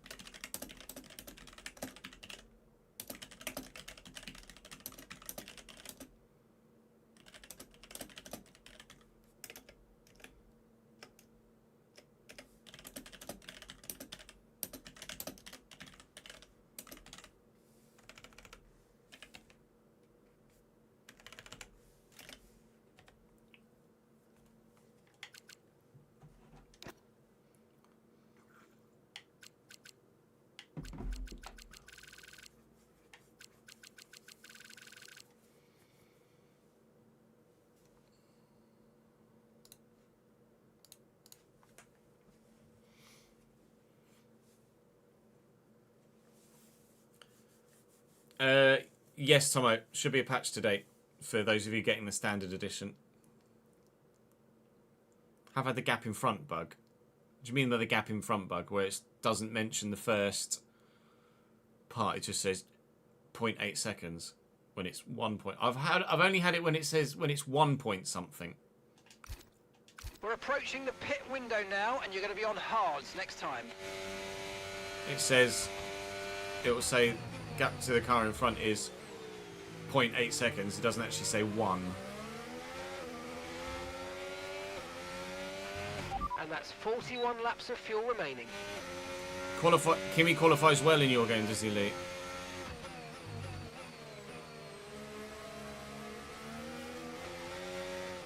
So he's concentrating. Thinking about pit stops. My brain's trying to do maths. I'm thinking, if we box now on 16, that leaves us still 41 laps to go. So I'm going to need to get well over 20 laps of... well over 20 laps out of the hard tyres if we're to be able to run a medium at the end.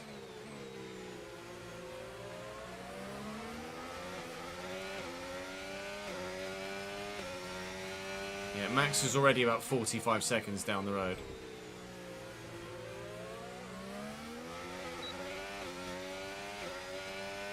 We're going to box this lap.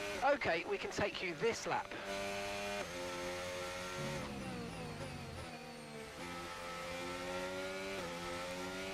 We're going to have to switch strategy.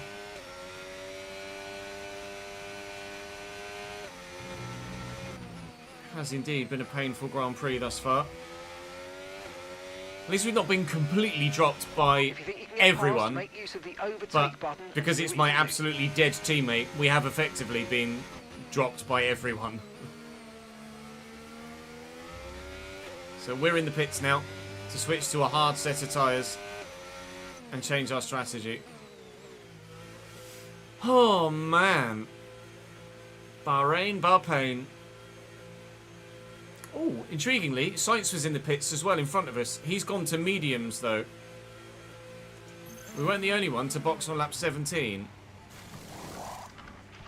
We had an issue removing the right rear wheel. I know it's not ideal, but let's try and put that Of all the behind us now situations and get where I back needed into to this not race. have a dead stop. Oh no! When it doesn't rain, it One pours stop in the to go. desert. Just one stop left in this strategy. There is rain in Bahrain despite the weather.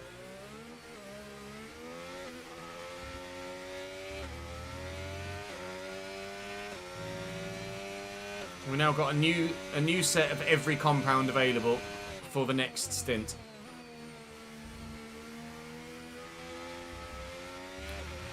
This is our true position. We're on the same strategy. They've pitted as well as us, so warm up your tyres and make the most of this stint.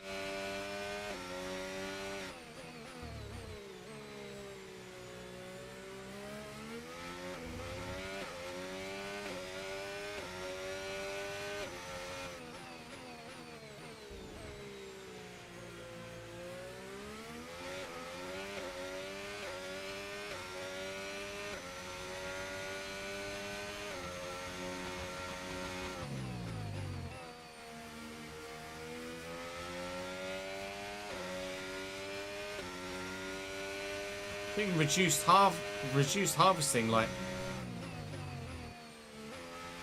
a third from the end of the lap. Okay, 40 laps Brutal. of fuel left.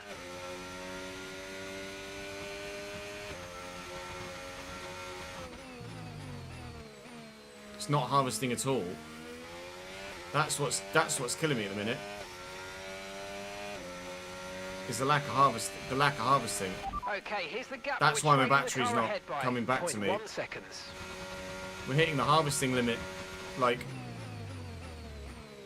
a third of the lap before the end. It's brutal.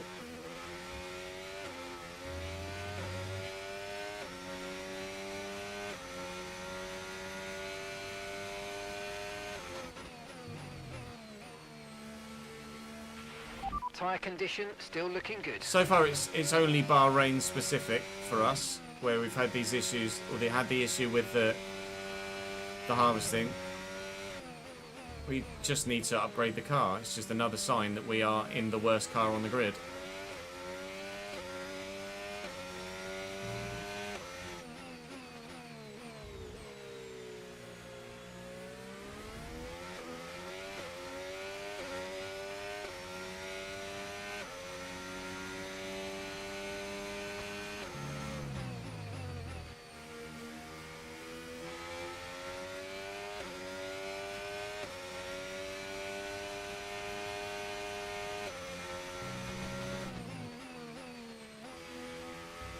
few drivers in the box now.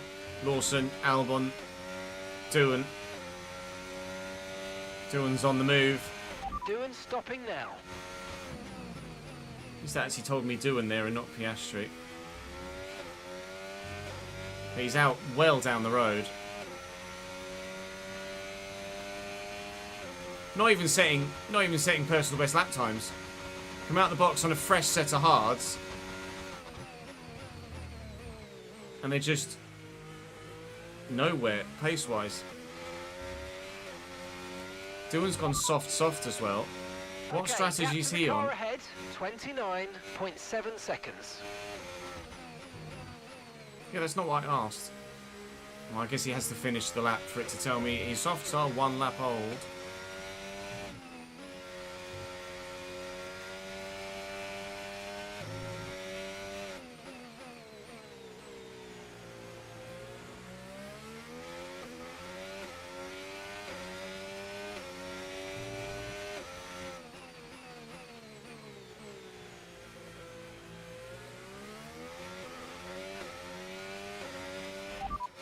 Okay, gap to the car in front, 9.7 seconds. I'll wait till he crosses the line.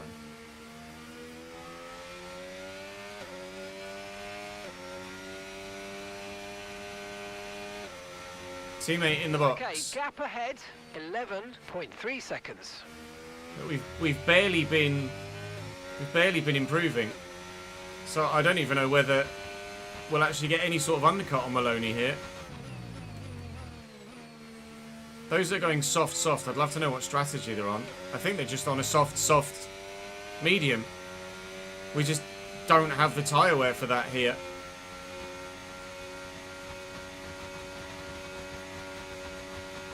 Maloney and Hajar right in front of me now, but I'm over a second behind as we go through the detection point. And they're on softs, so they're just going to disappear now.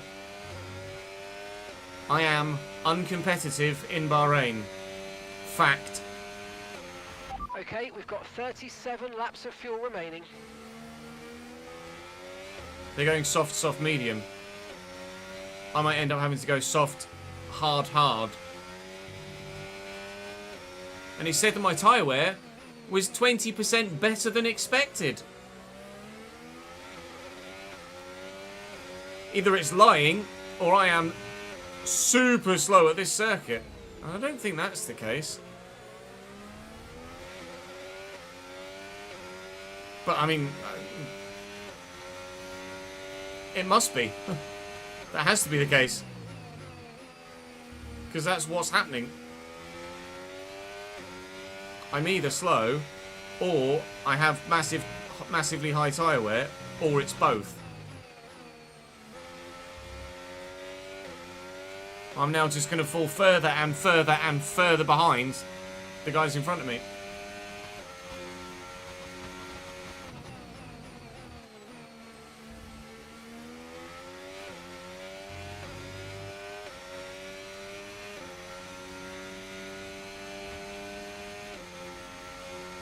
There's Bortoleto coming out the pits to join those two to make it a trio. Any contacts there as he came out the pits, or did they avoid it? Does sometimes happen here in Bahrain. No, they've avoided it. Oh, joy of joys. Well, we thought we had a bit of a dead stint in Japan. This one's going to be murder.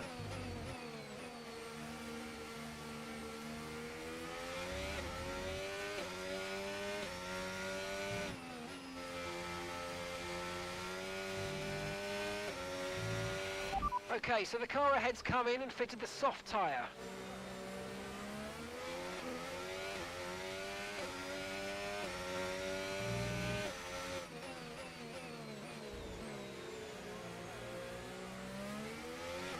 .3.2 from Yuki, like, I'm not even close.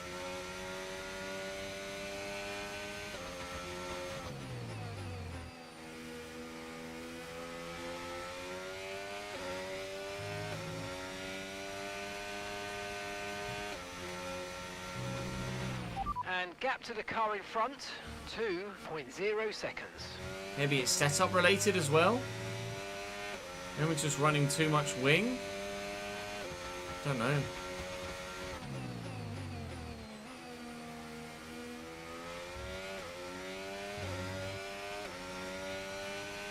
This gives me no hope for Saudi Arabia next time out. Right, Because the that's gap even to the more just teammate full ahead of us, throttle. 0.0 seconds. It's not 0.0 seconds. These three are fighting hard. So it's going to cost them time. But they're still fast Okay, enough there to are stay ahead of me. 35 laps of fuel remaining.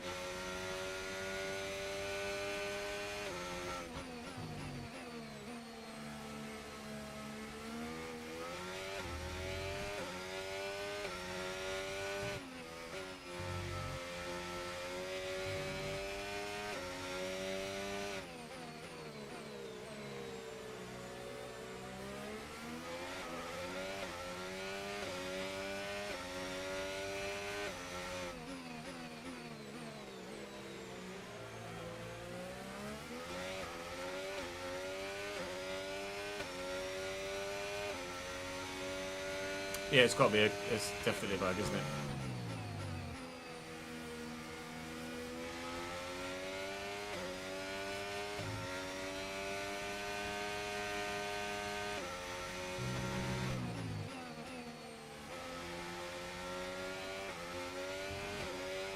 Well, we are over a third race distance, and we've used less than a third of a lap's extra fuel.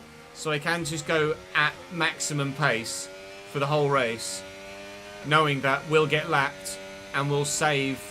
We won't need to fuel save, but we only don't need to fuel save because we're getting lapped. So here next season, hopefully the car will have improved as such that it's more economical and it won't matter, but it seems like we may well have to fuel save here next season. Because you'd like to think we'll be fast enough to stay on the lead lap next year.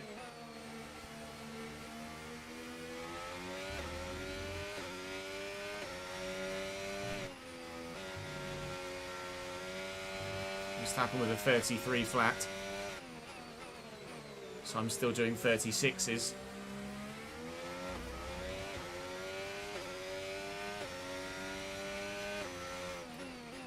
One race today, Kempi. We'll be doing this race and then we'll be doing the January transfer window of the RTG.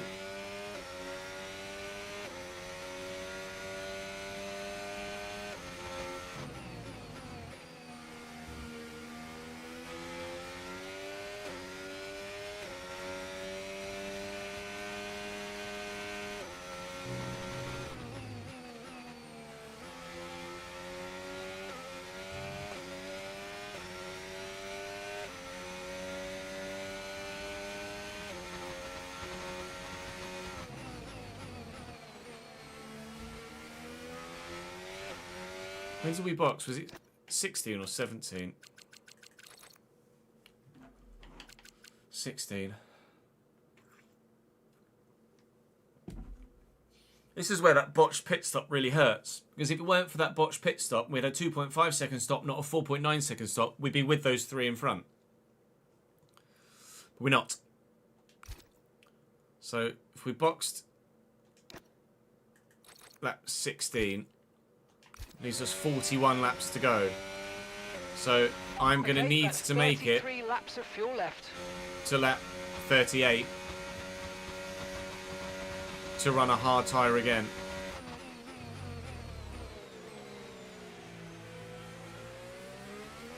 I could make a medium work from 38, but it's going to be tough, and I am going to have to get at least that far, I think, if I want to run a No tyre medium. concerns at the moment, just focus on the driving.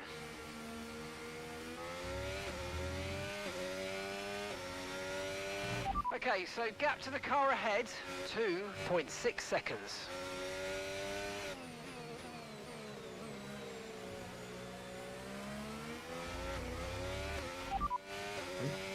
Button.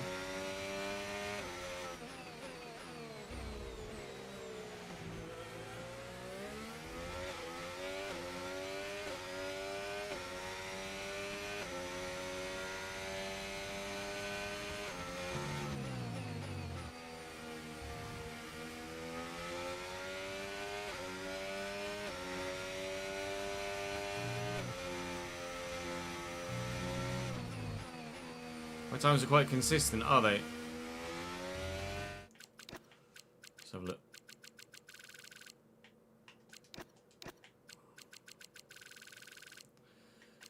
$36.0, $36.0, $36.2, $36.0. Yeah. True, we will be able to see how long the mediums last on everyone else. Those that started on this. See, Nico's gone medium. Nico boxed on lap 20... No, boxed on lap 19. So he's done 19 laps on his medium tyres. So we could go soft, hard, medium. 19 laps would leave us needing to pit on lap 38. Yeah, 19 laps. Thank you for the follow, TJ. We're going to need to go to lap 38 to be able to go mediums.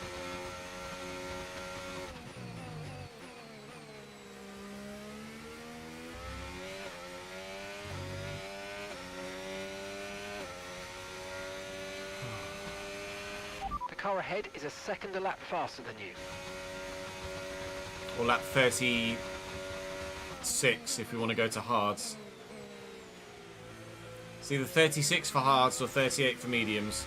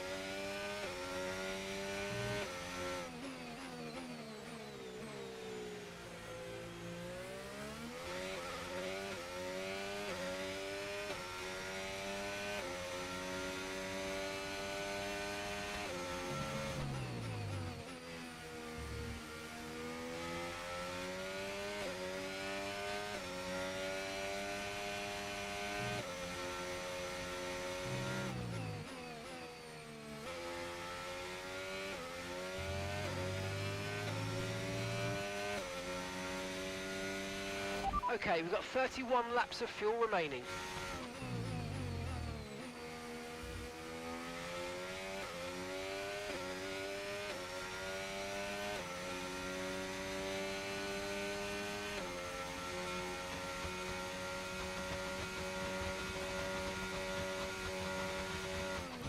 Yeah, the undercut isn't that strong though, is it? The undercut wasn't that strong here.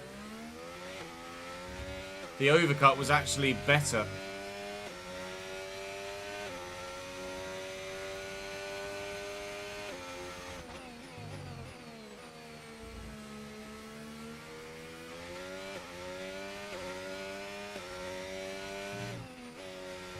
Or was... Are we being fooled by the dodge, by having a longer pit stop? If we hadn't had a longer pit stop, then yeah, I probably would have undercut it slightly. And that's on the hard tyre. They're going to be going to the mediums. Which to be fair is what we're going to be going to too, but... We've got a lot of spare energy. Okay to use your overtake button.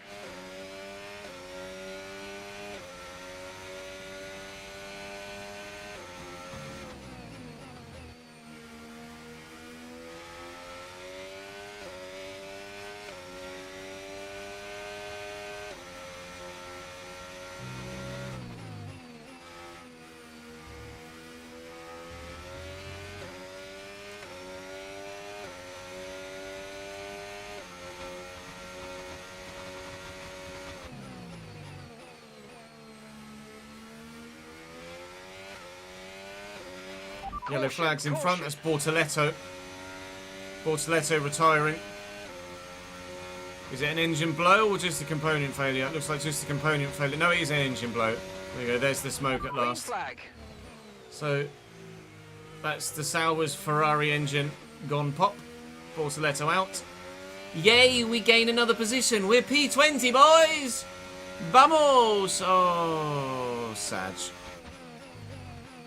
Look at the gap. I know we're only 4 seconds behind the duo in front, but then look at the gap between them and the next group of cars. 4 seconds behind these guys, who are then a further like 6 seconds or more behind the next group, who are then a further 6 seconds or more behind the next group. We are so off the pace here. It's crazy.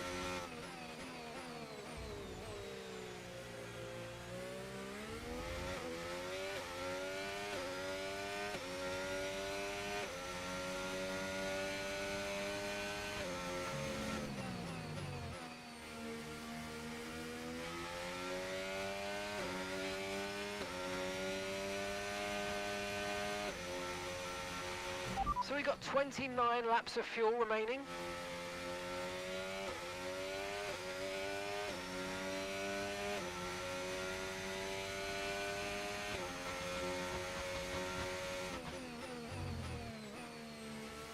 Yeah, I've not tweeted the stream out actually. I forgot to.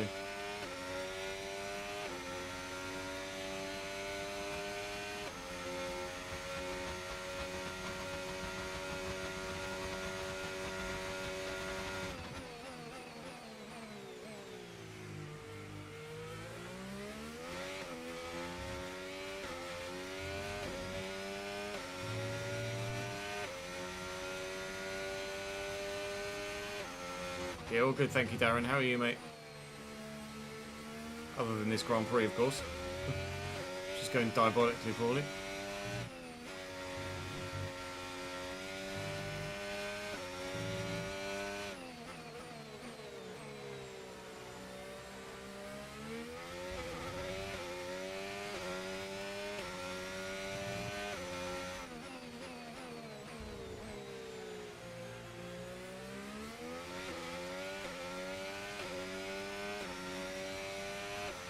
Two weeks of exams. Oh, shit. Best of luck in the exams, mate. What exams are they?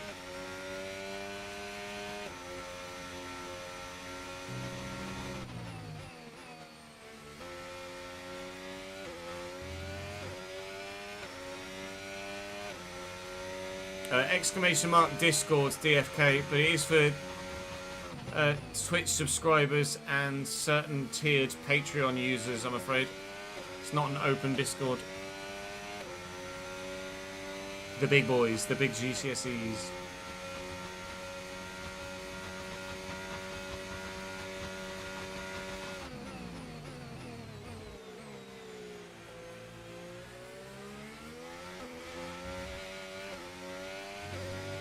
Did you just sneeze on your keyboard when you were making your username, DFK? Can I call you something other than DFK?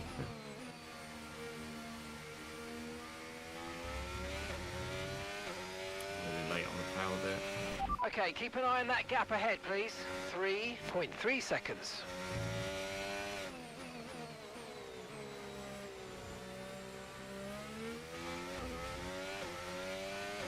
You did sneeze on your keyboard. Yeah, I thought so.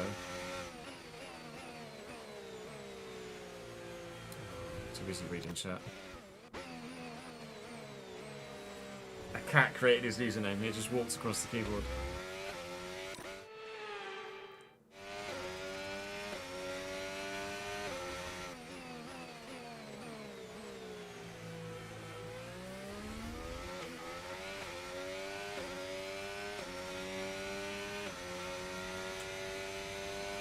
It's like, how do you spell your name?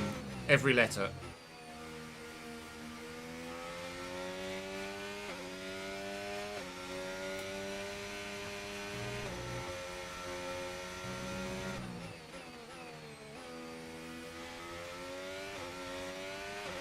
Okay, no issues with tyre wear for now.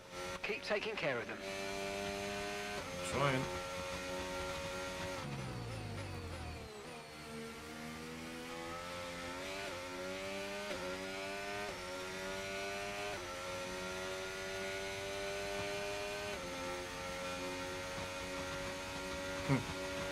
Okay, so we've got 27 laps of fuel remaining. 27 laps.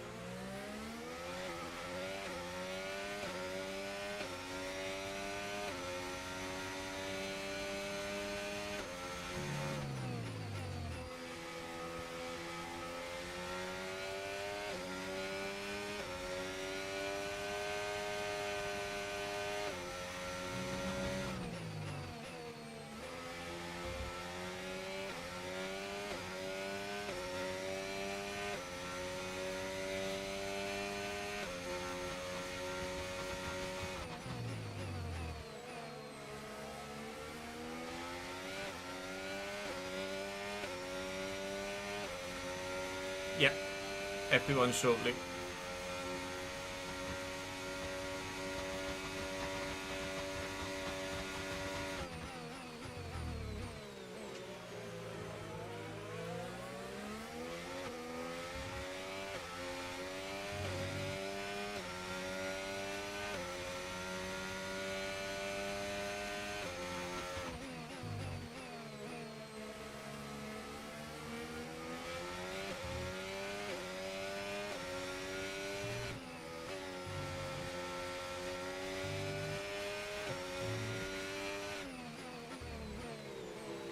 We've caught the two in front now, as they continue to fight and their soft tyres are going off. They took their soft tyres, their first set of soft tyres, somewhere between 17 and 19 laps. So they'll be boxing again for a set of mediums, anywhere from 34 to 38. We're going to 38.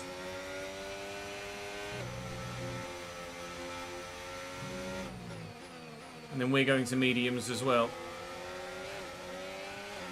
If you think you can get past, make use of the overtake button and see what you can do.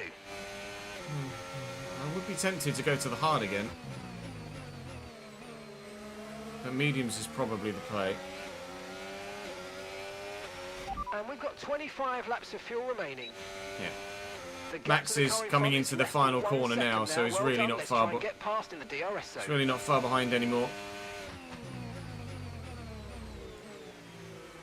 Oh, they're so slow on these soft tyres that really strike. Oh my god, Maloney nearly lost it entirely. So did I, watching him do it.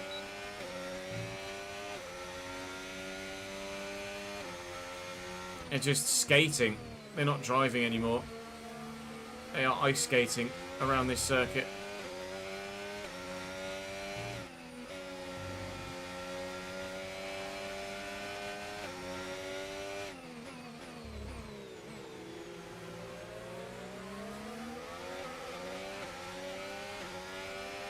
We're going to box on 38 for mediums, I'm pretty sure.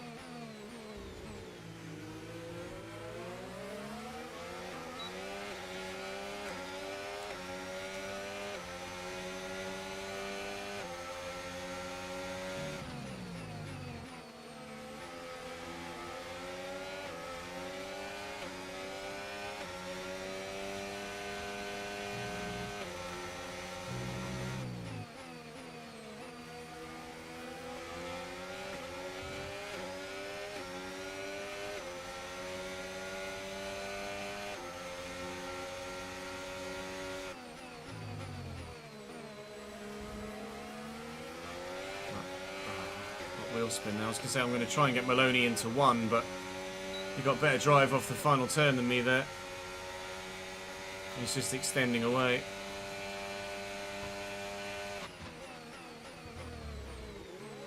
Oh, Hadjar's round. Oh, fuck's sake. And I've driven into the back of Maloney, so now I've got wing damage. Mind that front wing, it's going to need replacing if it takes too much damage. Oh, it's not raining, it's Okay, not pouring, it's a full-on flood. We will set the next wing to yes, we will change it please in the next pit stop.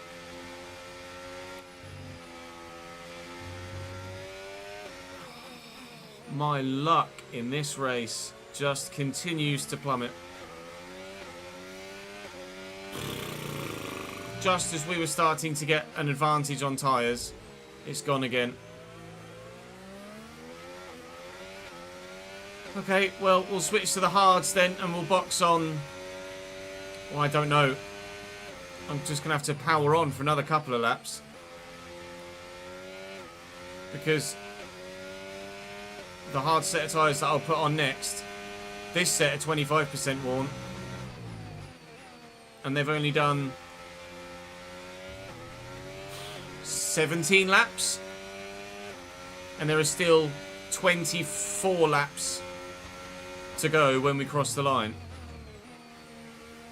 So I've got to push on with this broken front wing till at least lap 35, really. Oh no!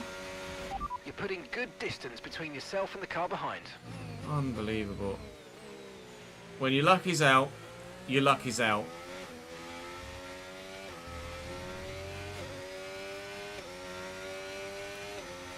It's just completely unavoidable as well. I thought Maloney had the capability to just completely avoid Hajar because he spun offline. But Maloney slammed on the anchors. And I tried to avoid him, but 23 just laps couldn't. of fuel remaining. I anticipated Maloney making it past him unscathed, and he didn't. He just stopped right in front of me. It's my fault for just presuming that we'd be able to go through without having to slow down too much. And I will take the punishment for it. Don't know whether Maloney has any damage as well, but I certainly do. See it there, we got... Oh, it's too busy pressing other buttons. We've got a yellow front left wing. So, not race director. Let's have a look and see what the front of the car actually looks like. So it's just the end plate that's... Is it... Oh, cancel. Is it just the end plate that's missing? No, look, I've got a huge chunk out of the right-hand side at the front and loads of the left-hand side at the front. We're losing so much downforce there on both sides of the front of the car. Oh. We'll box on 35 for another set of hard tyres. Change the front wing and try and not finish last in the race as a whole. I think, given the strategy we were on, we might well have been able to finish in front of Hajar and Maloney anyway, considering we were reeling them back in and were hoping to get a decent overcut. But there was no way we were going to finish any higher than 18th. Or unless some more people retire, because look at the gap to Doohan. It's 20 seconds to Jack Doohan. But now any time I might make from an undercut is just going to go, because I'm going to have to change the front wing. So we're going to do 19 laps on this set of hards. Box, change the front wing, and then try and do 22 laps, or 21 laps. 22 laps, I think. Or it'll be 21 because we're going to get lapped. 21 laps on the next set of hards. So we're going to have to soft, hard. We are going to box this lap. Right, let's have you in at the end of this lap, please.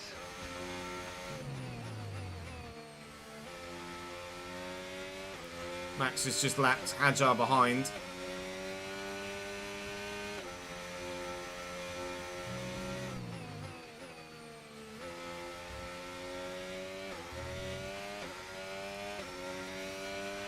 No need to worry about the tyre. Well, Sainz has just boxed and gone to hards himself, so we know that the hard tyre can go to the end from here, because other drivers are doing exactly the same. They're just not having to change the front wing whilst they're at it, but we are. Oh, I can't believe how painful this Grand Prix's been, really. 21 laps of fuel left. An absolute shit show. And Max has boxed behind me as well, so he's going to hards next too. We will then immediately get lapped by Max Verstappen. Actually, we're going to get lapped by Max Verstappen in the pits, because I'm going to have to put new front wing on. See you, Max. Bye. Okay, go. Perfect job on the turn in there, mate. Looks like a nice stop. Yuki time. now Happy with leads. that one. Pit strategy complete. See these But only tyres through just. to the end now. And we're going to be letting lapped cars through for the rest of our stint. Actually, to be fair, most of them will be boxing again. Max might have been far enough ahead of everybody else that it's only him that we need to let through. So hards to the end, and then if there's another pit stop through a safety car or a red flag or anything, then we do have a new set of mediums to go to. We do also have a new set of softs to go to as well, depending on how much time is left if there's a red flag / safety car. Let's overtake and burn off some of this energy. We're on hards to the end as it stands. Let me take that off yes to auto. So if we do end up having to box again, we don't change our front wing unnecessarily. I'm about to get lapped by a Ferrari and a McLaren too. Oh, you're right, a Ferrari leads. Well spotted, Daniel. Charles Leclerc leads the Grand Prix. Then it's Yuki, then Max, then Lewis, and presumably Norris.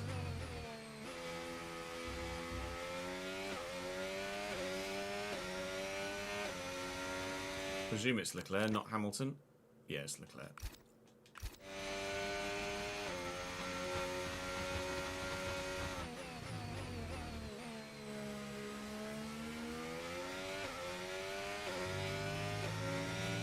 There was a yellow somewhere, was there?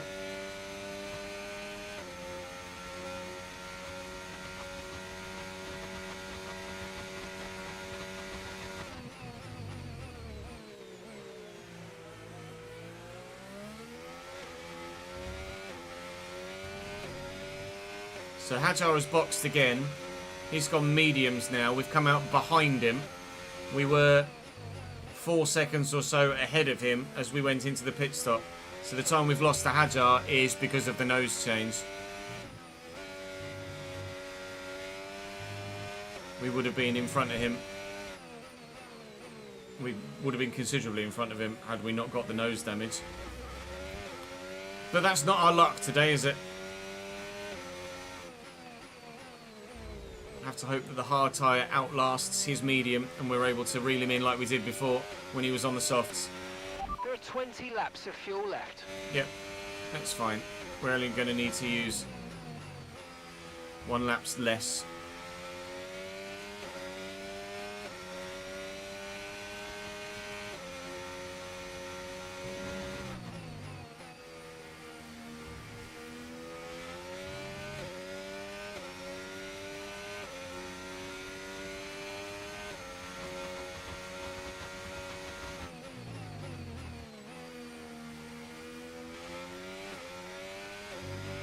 The car ahead's coming to fit the mediums. Car ahead now running medium tyres. Okay, here's the gap that we're trailing the car ahead by. 0.4 seconds. No, we're not. It's 2.5. But okay, cool story, bro. How every year are the same things bugged? Baffles me.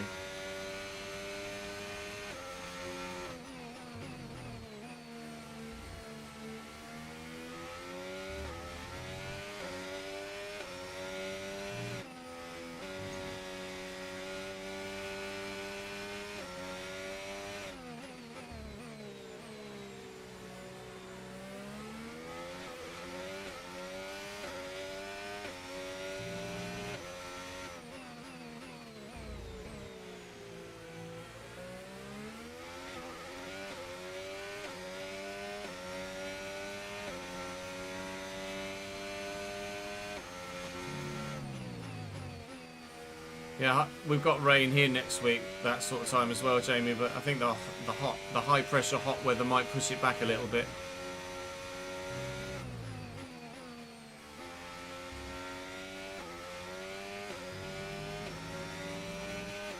Same bug in 24, same bug in 23. Can't remember 22.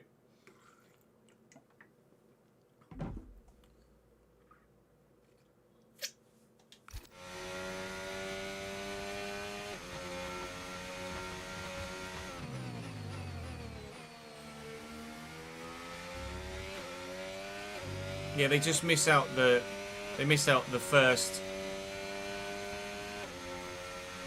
part of the time, don't they? You just say 0.4 seconds rather than 2 or 1. Or they just say 0.0 when it reads as blank. So, oh yes, the gap to the car in front of me is 0.0, isn't it? Well done.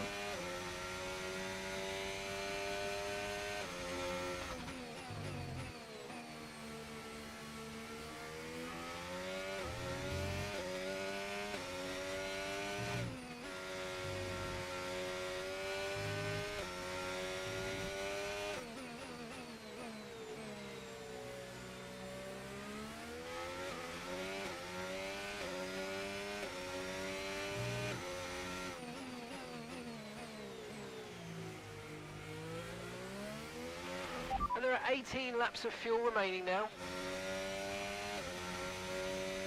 Max didn't win in your safe, lol.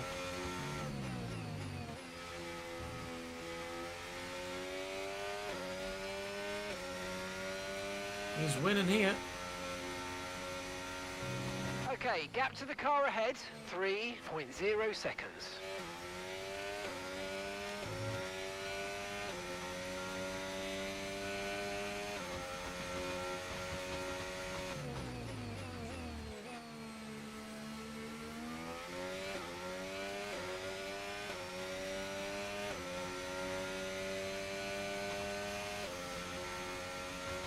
There's our teammate coming out the pits.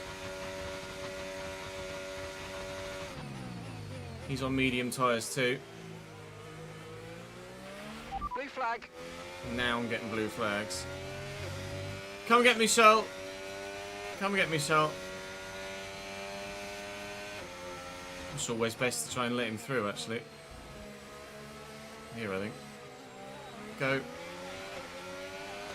And I can get DRS off him. Hopefully. If I can stay within a second. He's got brand new soft tyres on, I think, by the looks of things. He's gone. He's over a second away from me already. Oh no, I've got DRS. Ends up going deep, too busy looking at what tyres he's got on. I think he's on softs. He is. He's gone hard, medium, soft. He's done it the other way around. So Leclerc is going to be quick at the end of the race. But Max is way, way, way, way, way too far down the road. Risto Silva, thank you for the follow, mate. Welcome to the channel.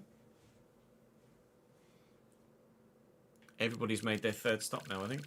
They have indeed. Everyone but Bortoletto and Fernando, of course, because they retired.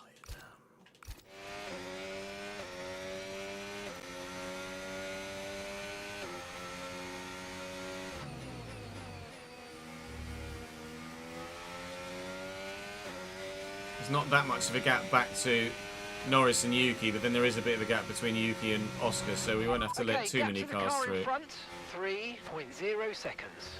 Probably potentially end up being lapped by everybody back to George Russell, who again has recovered in the race. The Mercedes don't qualify well, but they race well.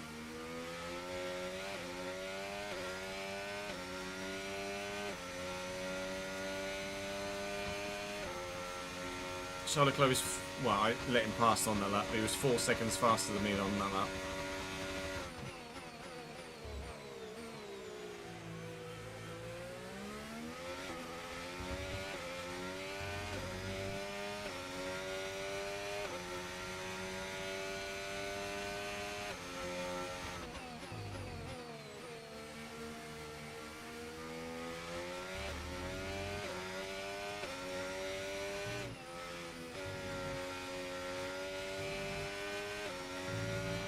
Tyre condition still looking good.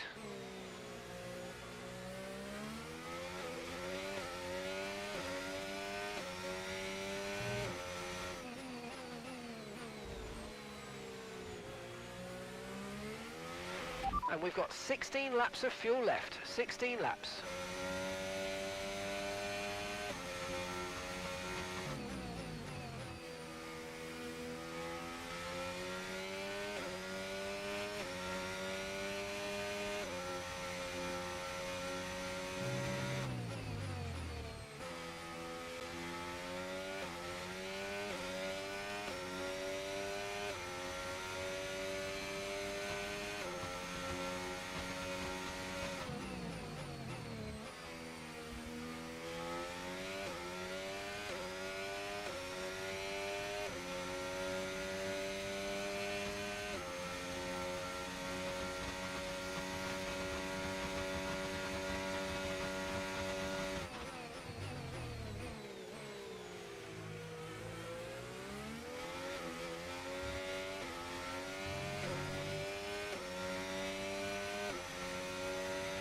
Blue flag, blue flag.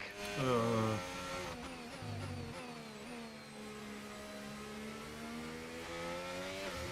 it's Piastri that's P3, not Norris.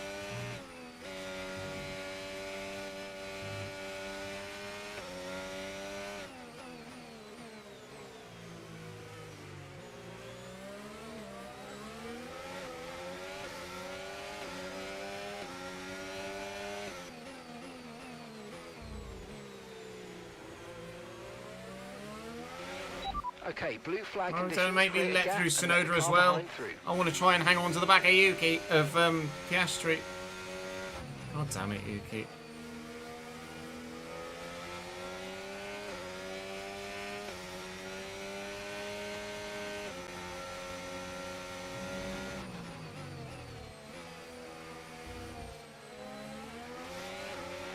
Use your overtake button more. It's time to utilise some of this energy. Come on.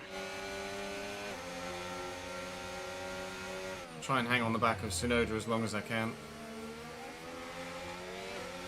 Steady, boy. Steady, boy. Giving that tail feather a little bit of a wiggle.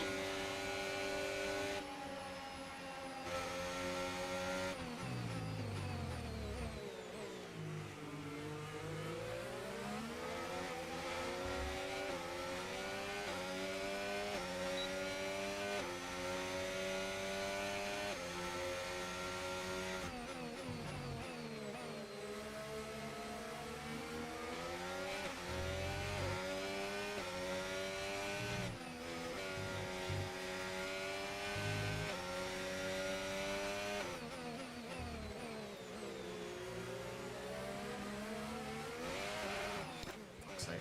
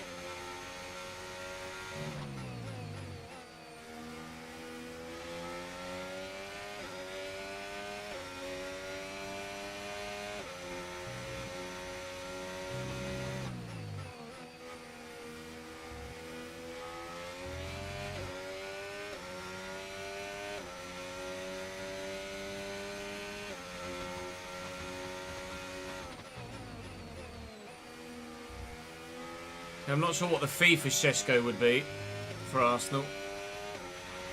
13 laps of fuel remaining.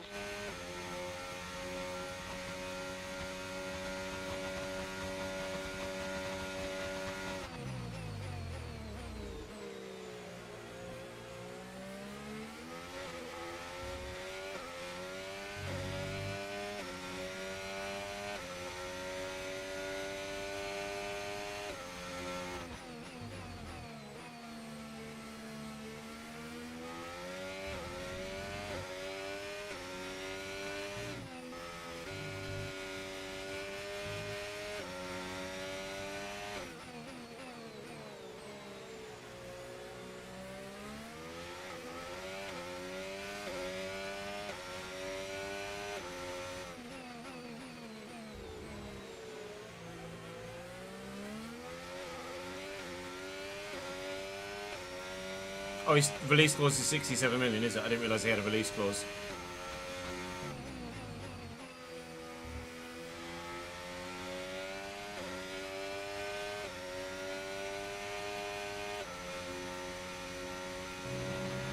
Okay, gap ahead, 2.0 seconds. You said the 2 this time. Well done, mate. They want more than the release clause. That's not how that works.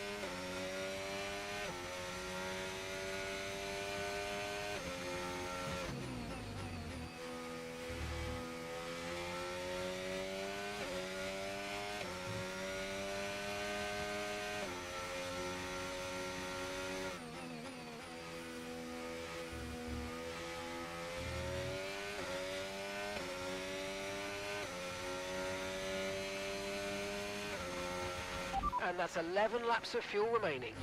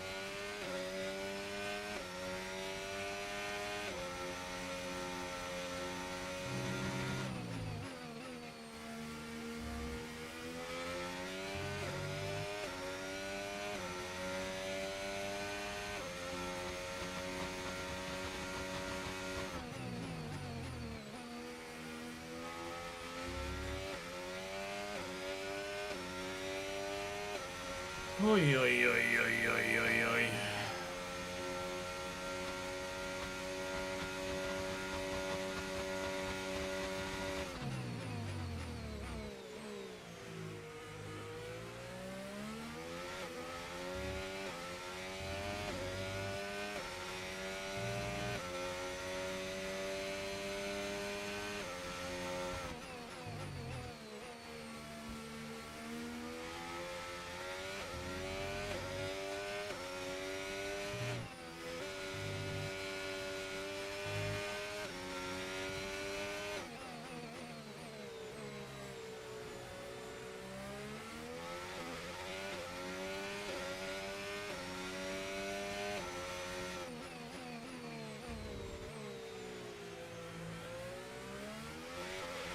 No tyre concerns at the moment, just focus on the driving.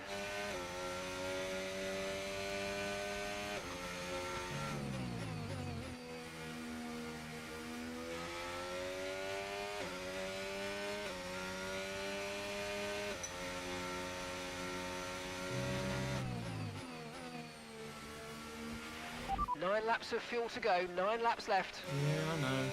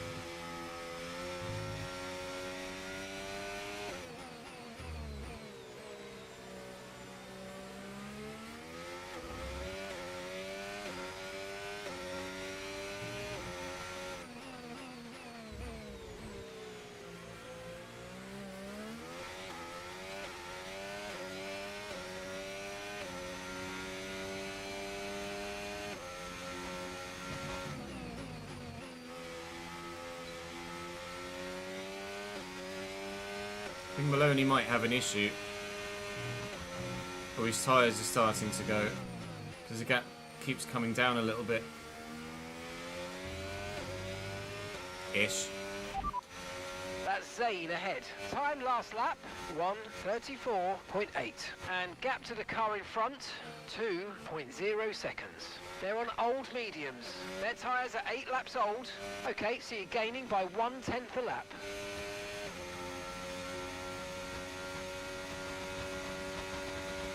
Just in time for me to have to let more front runners through.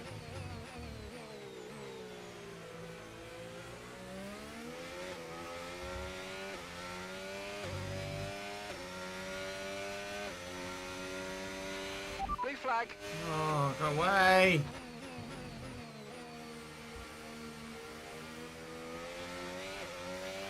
We're not racing the car behind. Let them pass when you can.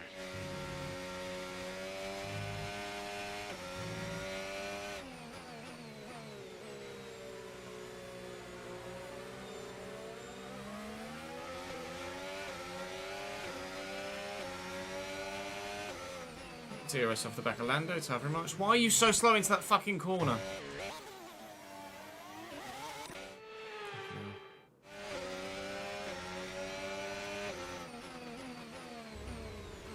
DRS off the back of Lando as we've let him through. We were gaining on Maloney anyway, albeit only slightly, but we were gaining on Maloney. Hajar's been able to stick with Piastri and Yuki, who are fighting. Yuki's actually now taken Piastri in the other McLaren. They're fighting over P3 at the minute and the last step on the podium. I'm going to try and stay within a second of Lando here and leech off his DRS and try and get my teammate. When he looks to let Lando through, I'm going to try and mug him. Try being the main word there. But if his tyres are getting worse, then we should have the better car for the rest of the race. But probably not enough of an advantage to pull out a DRS range. So he's probably still going to be battling with us for the rest of the race regardless, Maloney, when we do catch him. It's a case of will we finish 19th or will we finish 20th? I'd like to still finish in the teens if we can.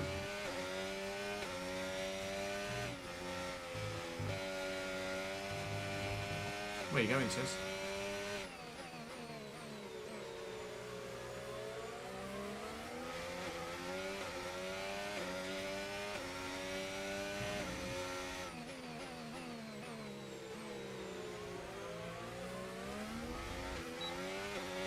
Maloney's struggling on those medium tyres now. Hajar too.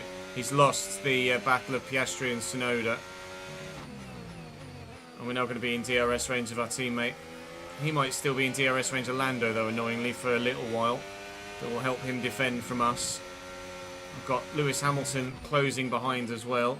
So we're going to have to let him through before the end of the race. But Russell isn't going to catch us. But Hamilton will.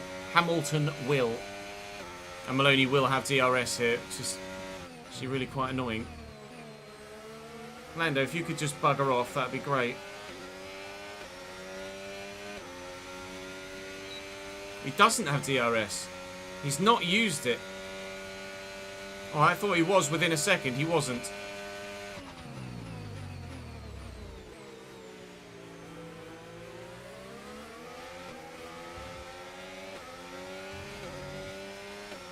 Well, the battle begins again then with my teammate as to who will finish as the #1 driver at the team.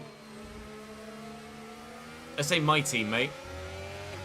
It's not my teammate, it's Martin's teammate. But whoever I'm driving as, I would like to finish as the more forward driver. You can see how Maloney's struggling on his tyres. The back end sticking out on him there. We're really slow on the apex here. Yellow flags in front, that's for Hajar. Okay, well we're gonna finish in the teens. We're going to finish in the teens.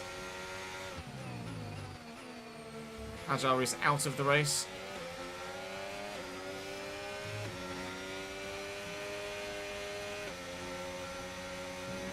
I'm going to let Hamilton through here so that I can then get DRS off him down the straight. And use that to try and get Maloney.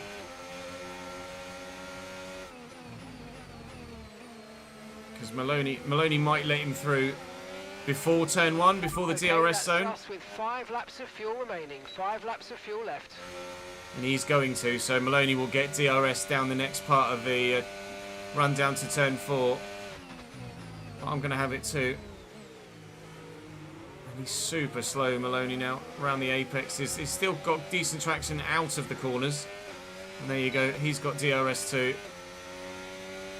And the battle continues. Reminder, we're only going to lap 56, not lap 57, because we've been lapped. So we are down on fuel, but in theory, we're actually running at plus 45 rather than minus 55. Because we're doing a lap less.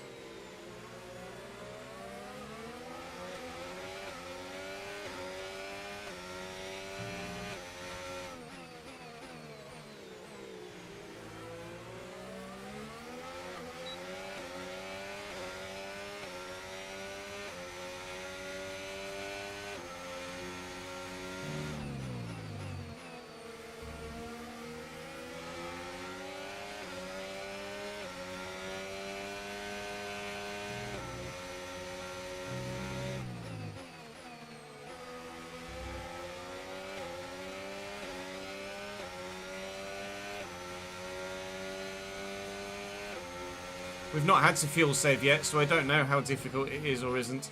God, he's slow. The apex of that. They're good out the corners, though. They really are. Especially the not straight exits. It's an exit that's slightly curved a little bit.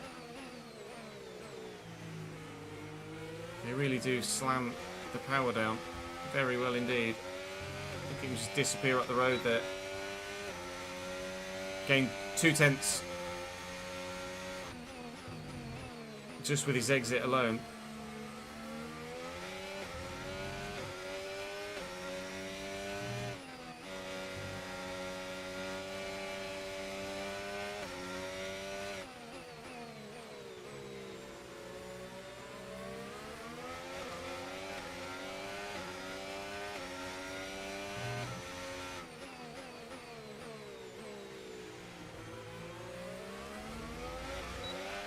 Battery charge is high. Let's use that overtake button a bit more. And we'll do when it matters.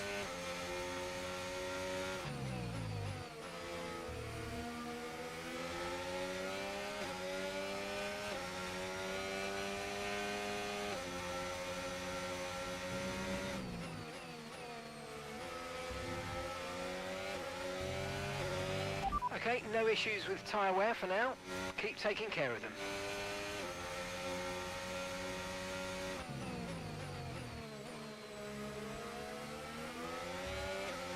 Just so good out the last corner. So strong.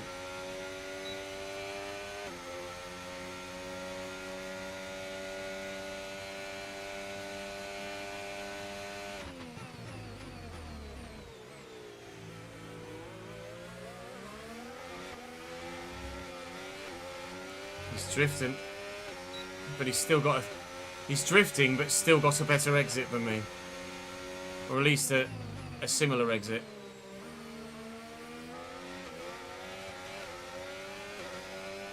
I think it's going to be a case of just having to use whatever battery we've got on the last lap to try and make an overtake.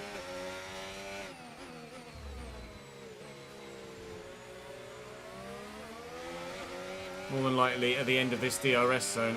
Right, we've got enough fuel for Upcoming. 3 more laps.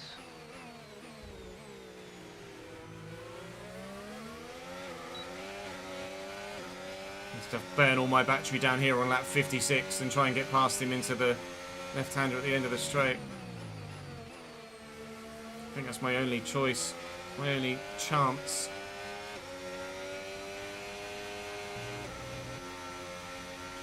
And then I've got to try and hold it. All the way to the line, which is going to be unlikely.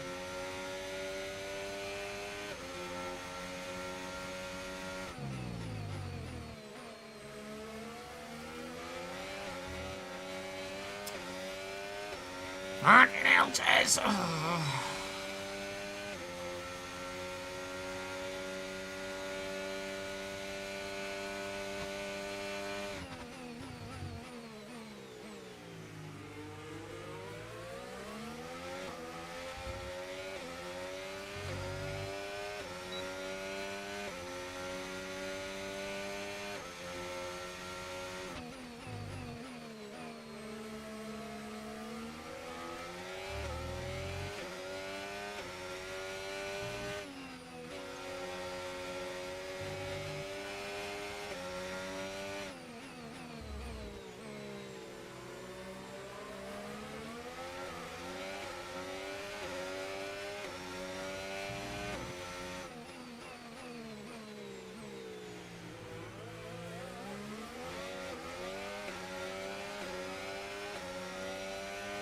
pretty intense, to be fair, because I'm still driving to the absolute limit here to try and stick with him.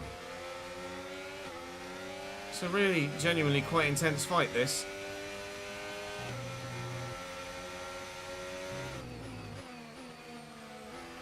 I'll probably leave the majority of this last chunk of the battle in the video, provided it doesn't end in embarrassment for me.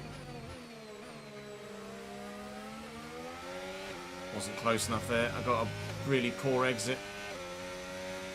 Well, as we head on to our last lap of the race, still desperately trying to close in on my teammate. Well, not close in, we've closed in on him. I'm desperately trying to have the opportunity to maybe overtake him, but he's just so good out of the corners that I just can't quite get close enough.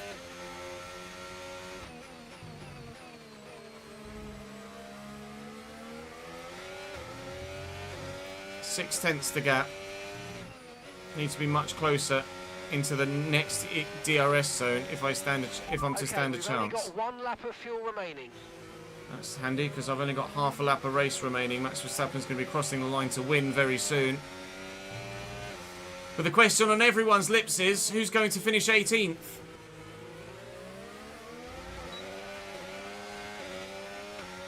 Will it be me? Will it be Maloney? Burning a lot of battery here. Going for it. Making it stick. Am I making it... Not yellow... Oh my god, blue flags. Come on now. Don't blue flag us here. We're in a fight for position. Oh, he's going to let George Russell through. Fair enough. I'll try and get to the line without a penalty, but I don't know if I'm going to be able to do that. Don't give me a penalty just before the line. Don't be that guy, Mr. FIA man. Don't be that guy. Across the line in P18. Okay, pick up rubber and bring it home. Not last. Not last. The most crucial point. Kimi Antonelli with driver of the day. After starting the race 21st, maybe, or 20th.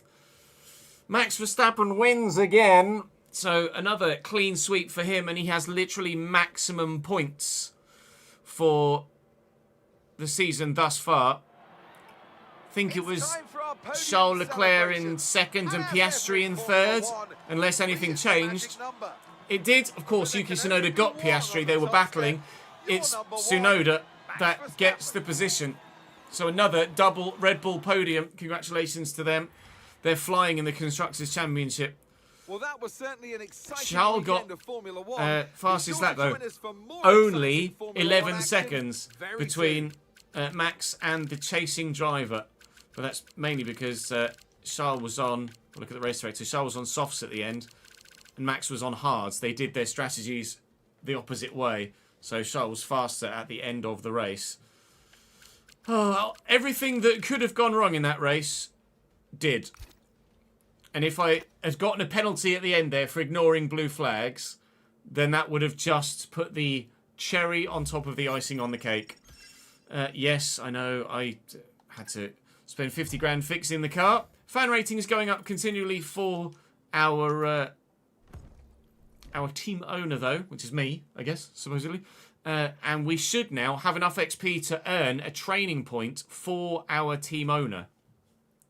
So we should be able to improve somewhere, somehow. Where we do that, I'm not sure. We'll have a quick look. Hopefully, all of the parts that are set to pass will pass. We need to check the great news. New loyalty level with a secondary sponsor. Nice. And it's now ready for fitting. Be sure to visit the Assign Upgrade screen when you have a moment. It's not enough time to do anything activity-wise other than a corporate event. But I think this time actually, direct the corporate facility to invest time into sourcing additional secondary sponsor opportunities. We did that previously. We've not seen anything come of it yet, so I'm actually going to do the fan outreach instead. We'll do that one. In terms of here, messages-wise, disappointing weekend. Shush your face, Matthias.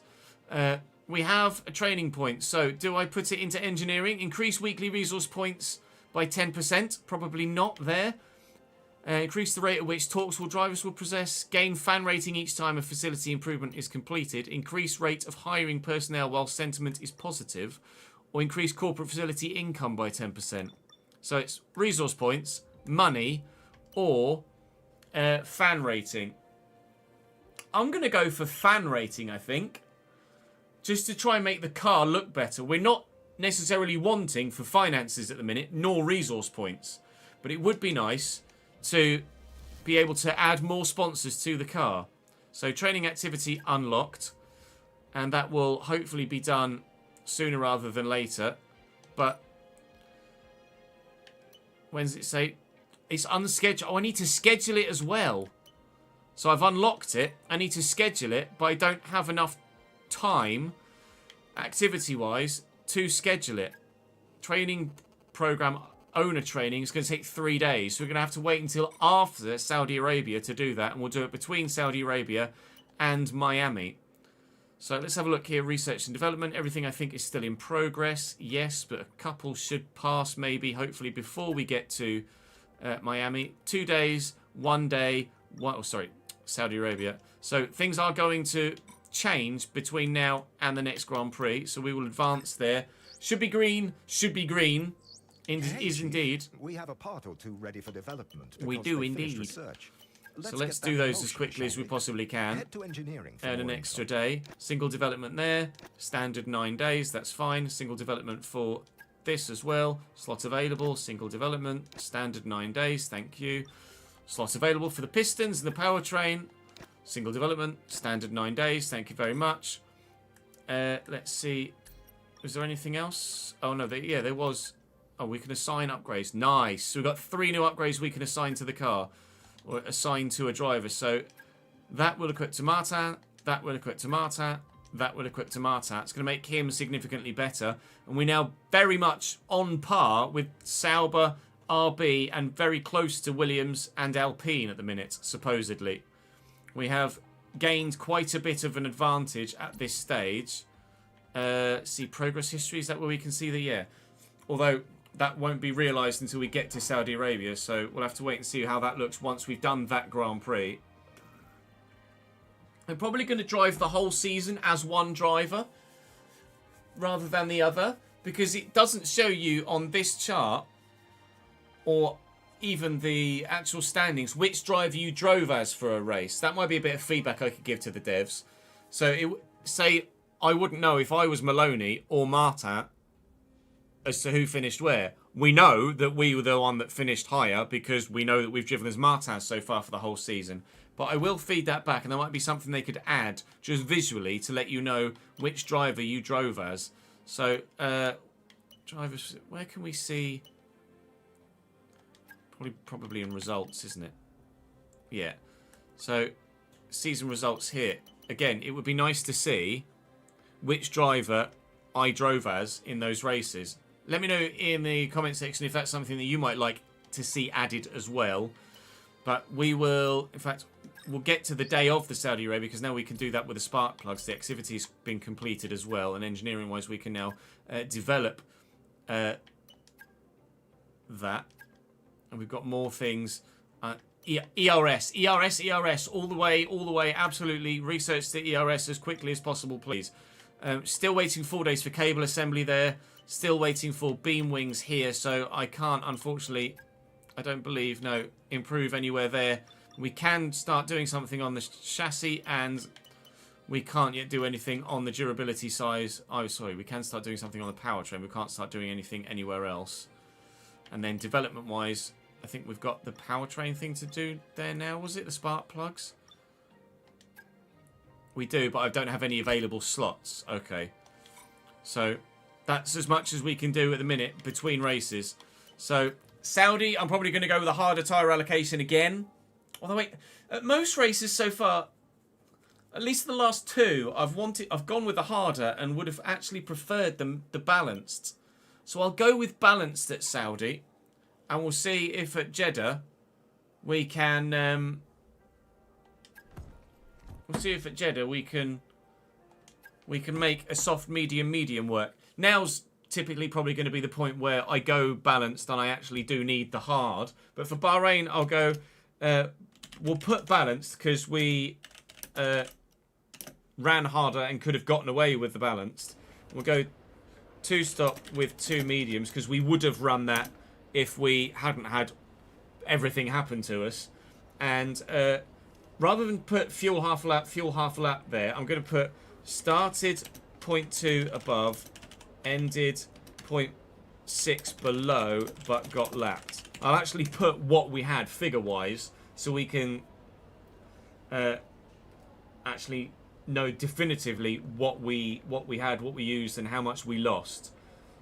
So that's where we are for Bahrain. Actually, let's just put Saudi there as well.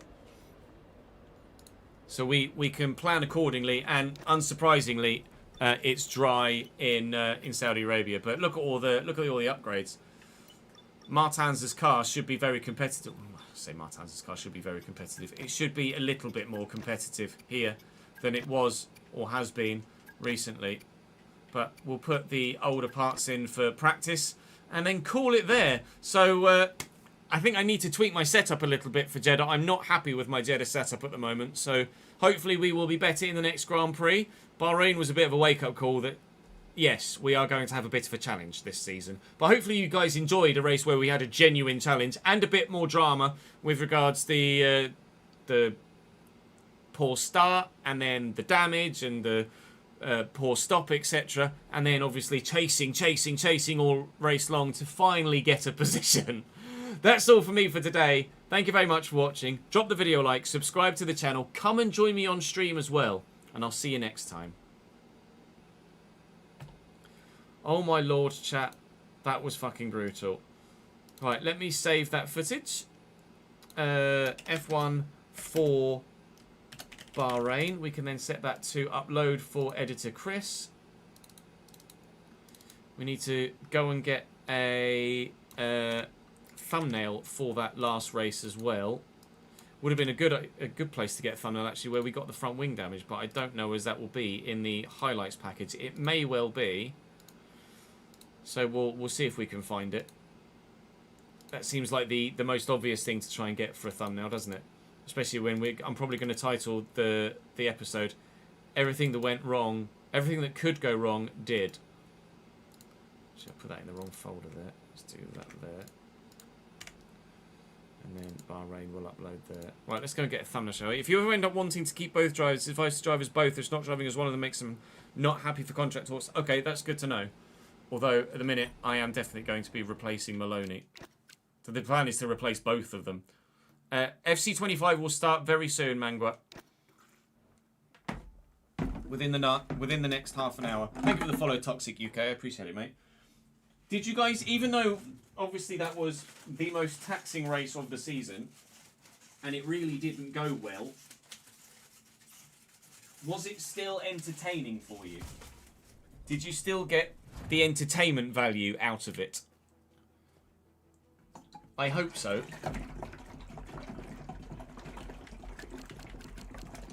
Because that ultimately is what we want, is entertainment value rather than necessarily at this stage good results. As long as we've got the entertainment value, I'm not that bothered.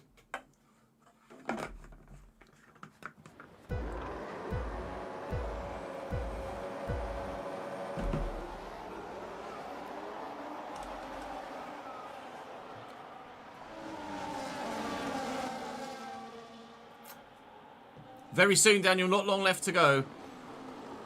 2 3/4 hours. We are, Mangui, yes. No worries, Darren. Catch you later, dude.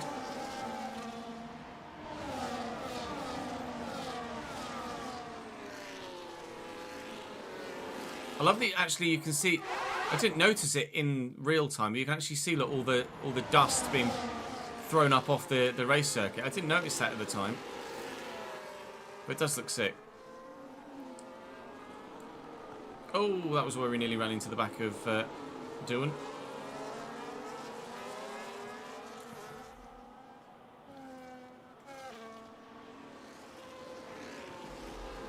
Hey Grace, how are you?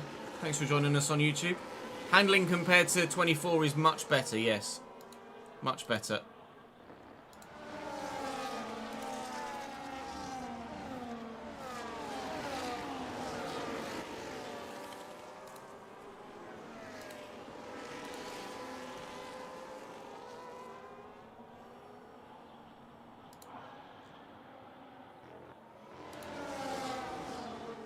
I'm hoping it's got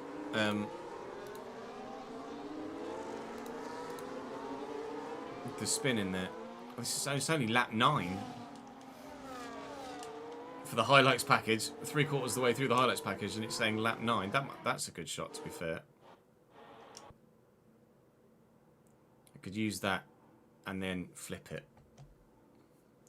because it wouldn't quite fit on the. Or that one maybe.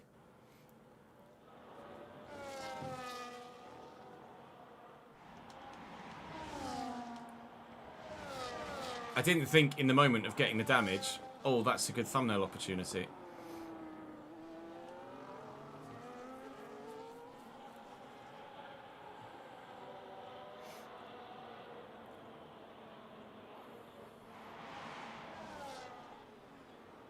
Well, this is it. This is the spin.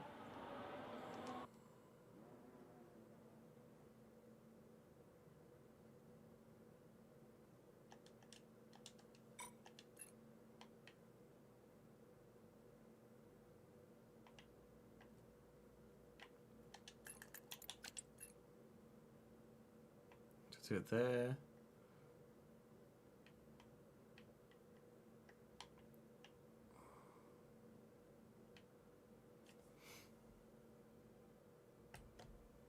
There, perhaps. We'll see what looks better. Right, now let me please turn this bloody Xbox off and cool the office down. Oi, oi, oi.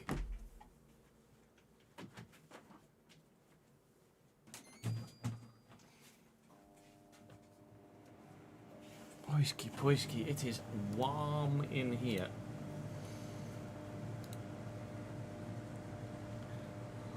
Yeah, good, thank you, Mark. How about you, my man? Right, let's see. Let's see what looks better on the thumbnail, shall we? Let's do the picture. Bum bum bum bum bum bum bum bum.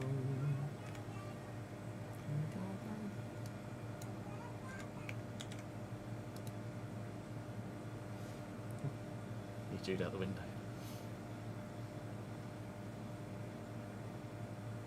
Yeah, that looks alright, doesn't it? That's enticing enough to click on, do you think? Or do you think that looks better? That's more this one's more cinematic. Does that look better? Which would you click on more, do you think? Which do you think is more clickbait, not clickbaity, but which is more enticing to click on for a video? Hong Kong 1-0 up, lol.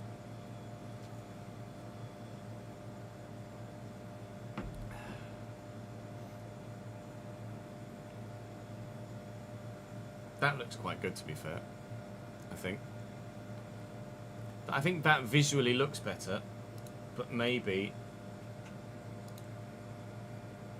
that is that's more enticing.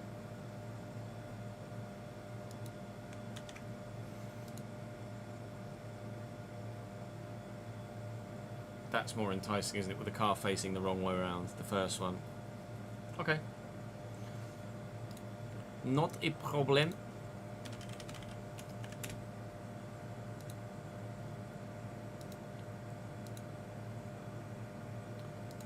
Let us get the Bahrain flag. And click to replace flag. Do do do. Do do do. Do do do do do. Les Bosch. Les Bosch.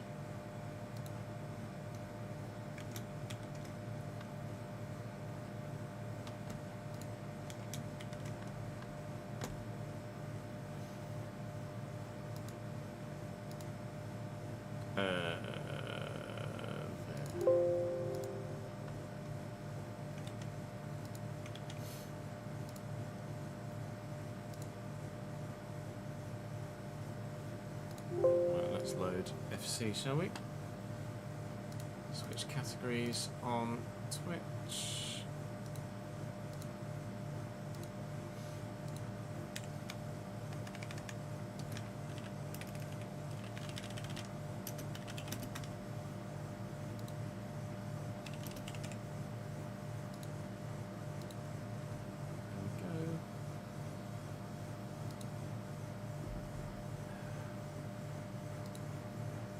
Let's switch game thingies on YouTube, FC25, change the thumbnail.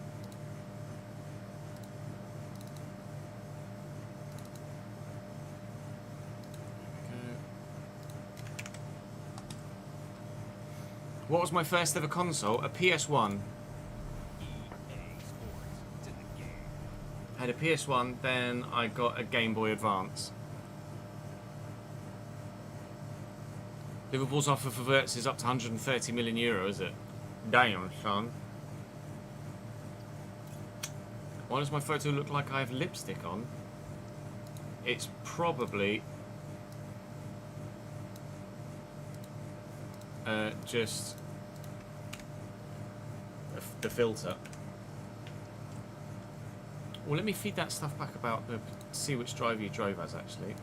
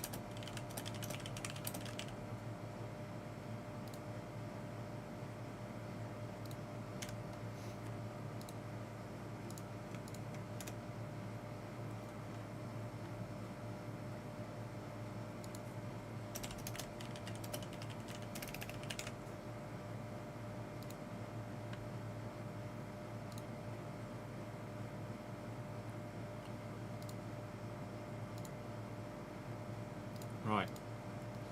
Wirtz has £120 million release clause, does he? Atari 520 was your first one, was it? I did own an original Game Boy, but after, like further down the line chronologically for me as a human being, as opposed to, yeah, the original Game Boy is technically the earliest game console I had in terms of the earliest released, but the earliest owned was a PlayStation 1.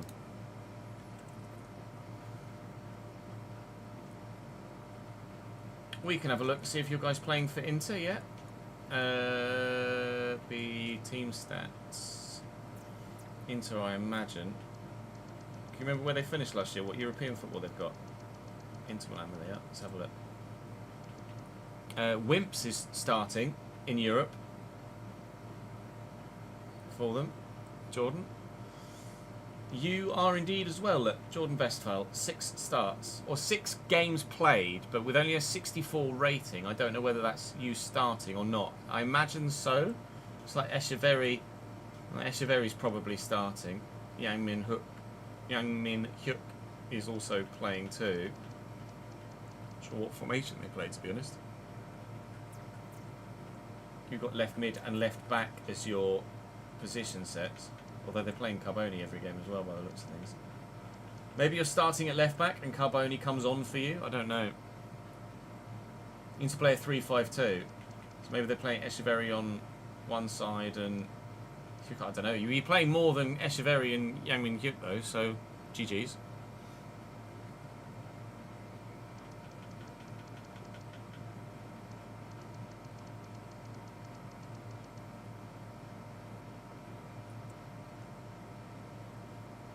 .25 kicking for Alisson, how long? It's weird that that's the one stat that declines. 24 stamina as a goalkeeper as well. How is this goalkeeper going to lose stamina? Delap on a 9-year deal. Chelsea's still doing stupid things contractually then. Not learning their lesson.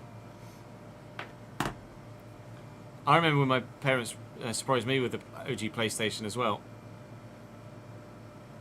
I knew I was getting it because my cousin had overheard them speaking to my auntie a couple of months prior.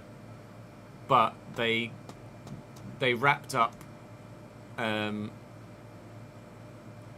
2000 and I opened that and they were like, oh well that's good. When you've saved up enough money to get the console, then you've got a game to play, haven't you? And I was like, oh good, yeah, that's great. And then they were like, oh, what's this underneath the cushion on the sofa? It's an extra present. Oh, it's a PlayStation 1.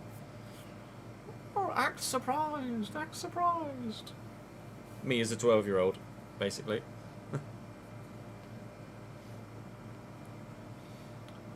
Right, chat, I'm just going to go and have a quick toilet break. And then we will crack on with... Quick toilet break, I'm going to make some food as well. And then we'll come back and we'll do the RTG. Yeah, fuck you, Reese. Right, back in a few. I'll actually put the BRB screen on. So, BRB.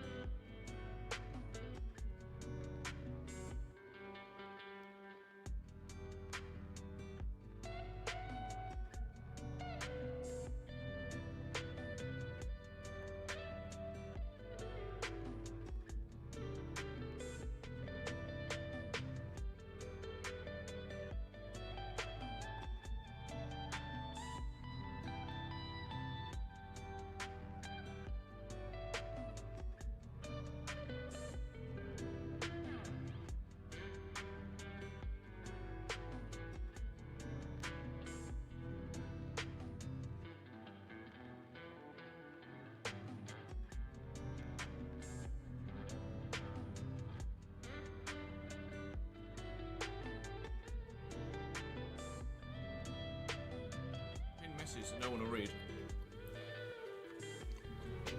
Dinky did a funny.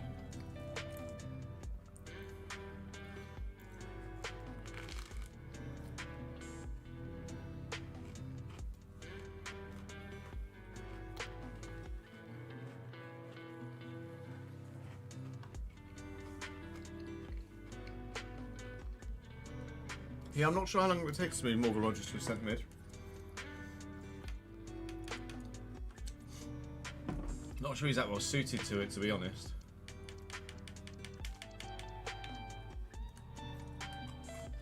Hello.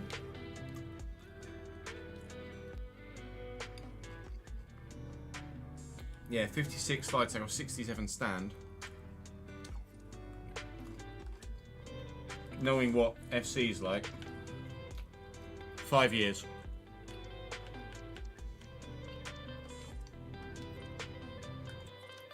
Five years. Lol. Says to me, if I put him in there, so if he only gets a -2. -2's not bad.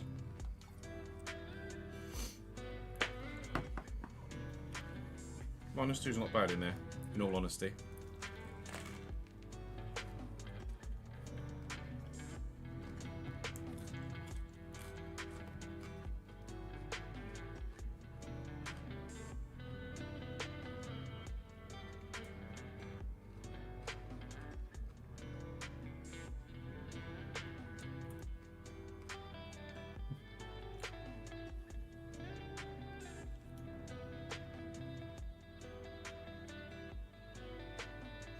Afternoon, Jack. How are we, lad?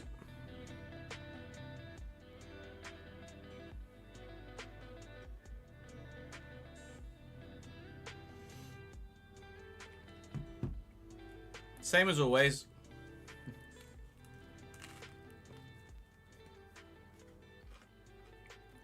Dairy and crisps.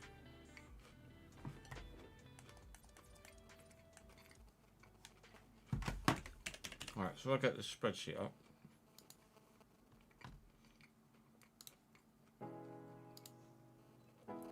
We officially don't have any money left.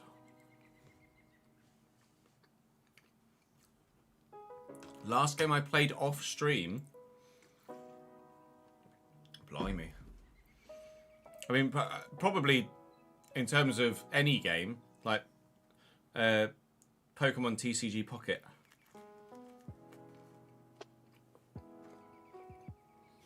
I do play a lot of that.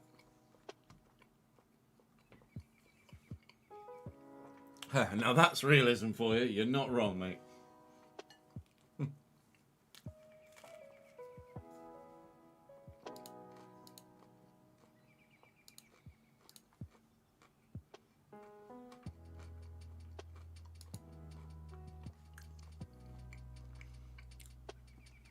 Yeah, in today's YouTube video that goes live at 3 o'clock, Shroot.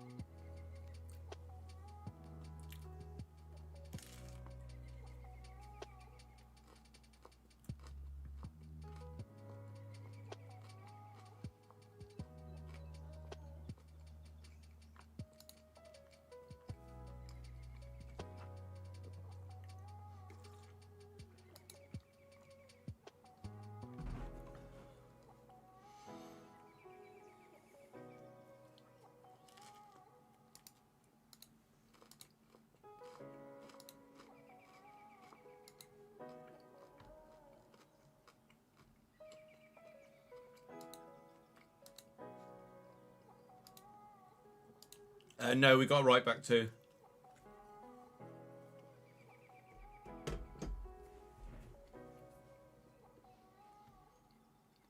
I did see, Ben. FIFA 03 on the GameCube is quite a throwback.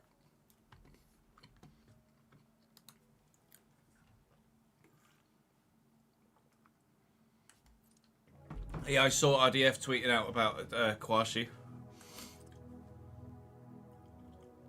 So we've got Thierry Correa in on a 6-month loan with an option to buy. An option to buy. If we qualify for Europe, if we qualify for Europe, we're obliged to buy Correa for £13 million, I think it was.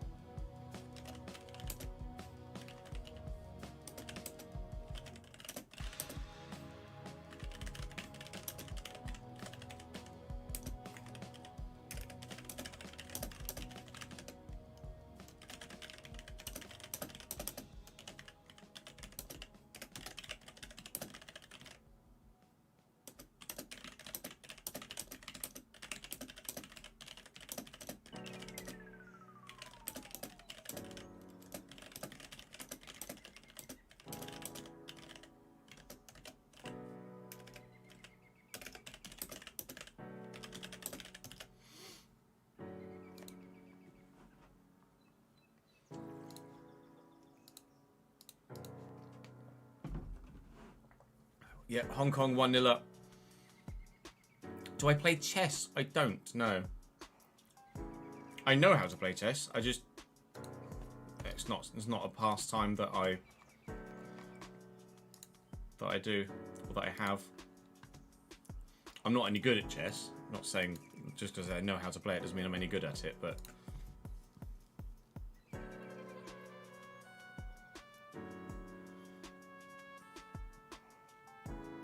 Oh, some of your mates are actually at the stable, aren't you, Emma? It's nice.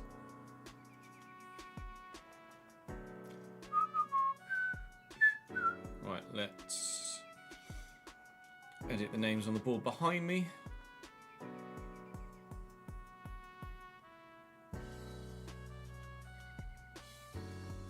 And then we can record an episode of the RTG.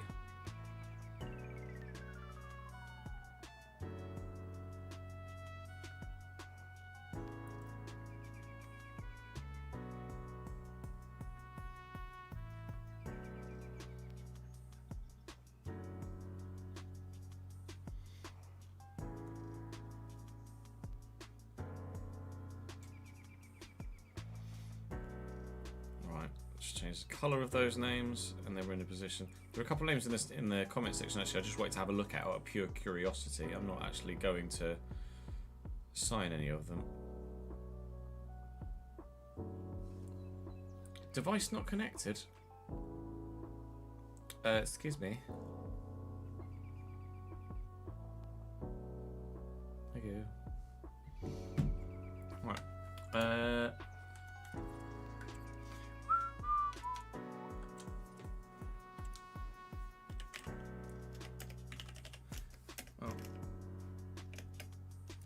First one doesn't exist. That's good.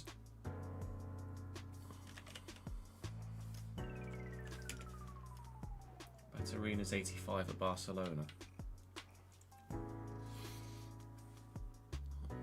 That arena's decent, although there are better options out there for the price. Oh, someone. We obviously used Iliman Ndiaye in the Everton save, so I wouldn't use him now, but he's 80 rated here. Yeah, Hayward Yadumi was the option for centre mid that got a few thumbs up, but obviously he must be out of, he must have retired by now. Let me have a look on SoFIFA. No, Hayward Yadumi doesn't exist.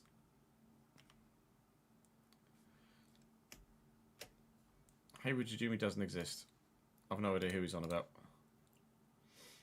Miley's 86, Shroot. He's going to be one of our options in the summer, I think. Go-to options in the summer. I didn't do the this after the Arsenal game. The last thing we've got is the signing bonus of thingy in between and the prize money from the FA Cup game. Yeah, which is there. So need to do the Arsenal one.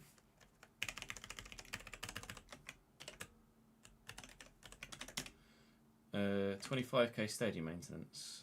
Okay, that's the 28,195 then.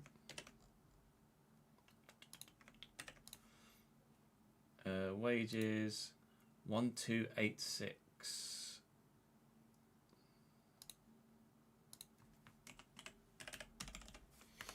Is 1286 on the dot, or with a 1286 on the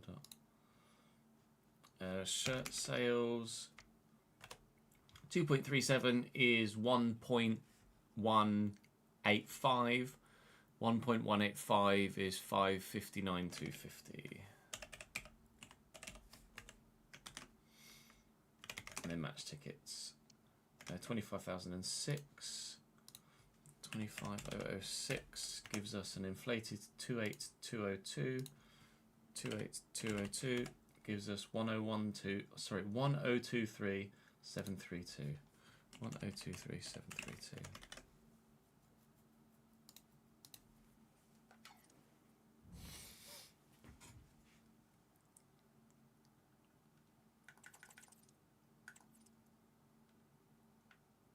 Yeah, they only advertise the actual F1 console or F1 Cody's game at launch, don't they, really? Whereas that F1 Clash is all the fucking time.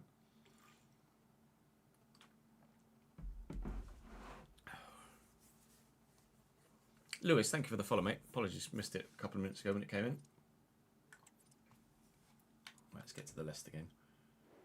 Oh, we're at the Leicester game. Oh, shit. Okay.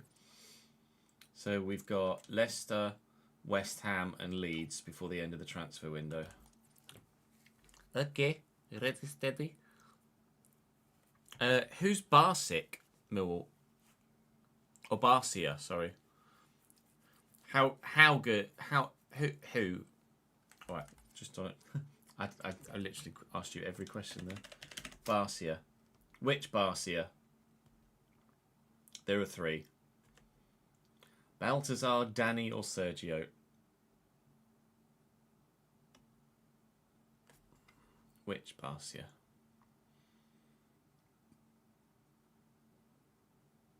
A winger. That'll be Baltazar then. 74. I'm going to say no.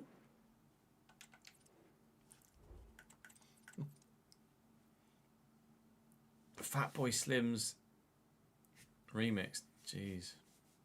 Oh, mate. Avril, always down for Avril Lavigne. Always down for Avril Lavigne. Just a small no, yes. A respectful thank you for the suggestion, but I shall pass on this opportunity. He's fucking shit. Although, if we were still in the championship, we might have considered it.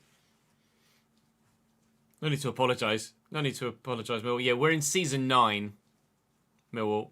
So, yeah.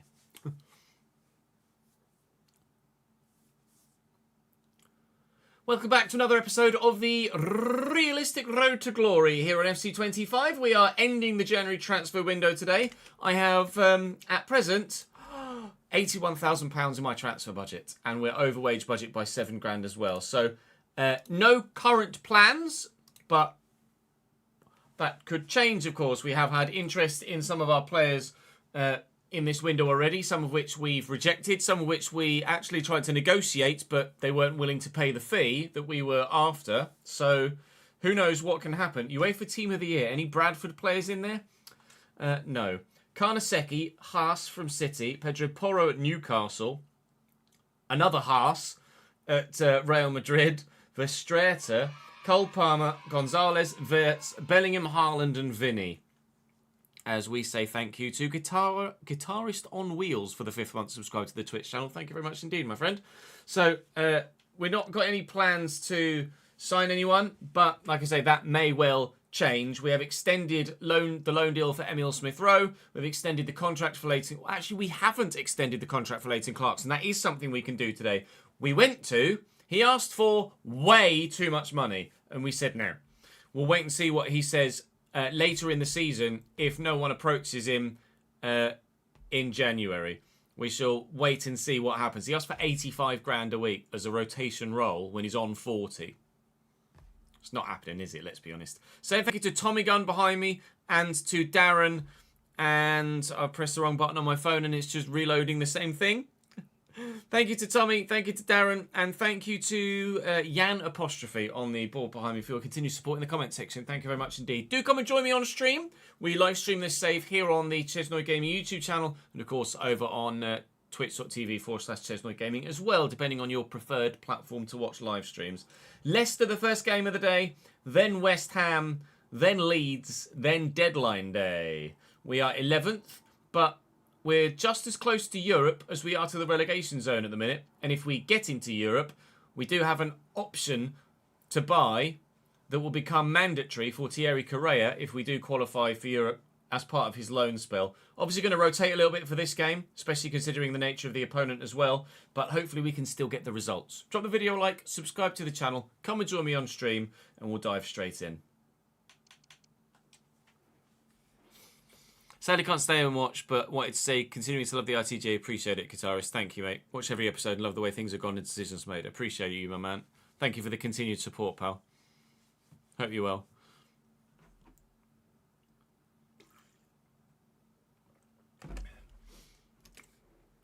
Mourinho said an African striker is the key to victory. Drogba, Eto'o, etc., etc. Let's go to Zoom, why not? Gertz.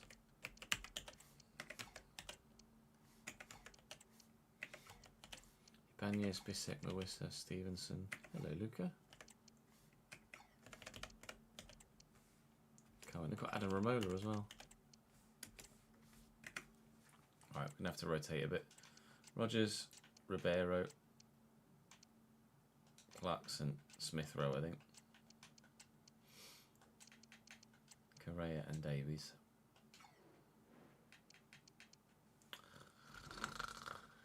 Do we put Leicester in a different kit? No, we'll play him in black. Why not? It's not going to be a kit clash, I don't think. Shouldn't be. I appreciate it, Millwall. Thank you for the support, mate.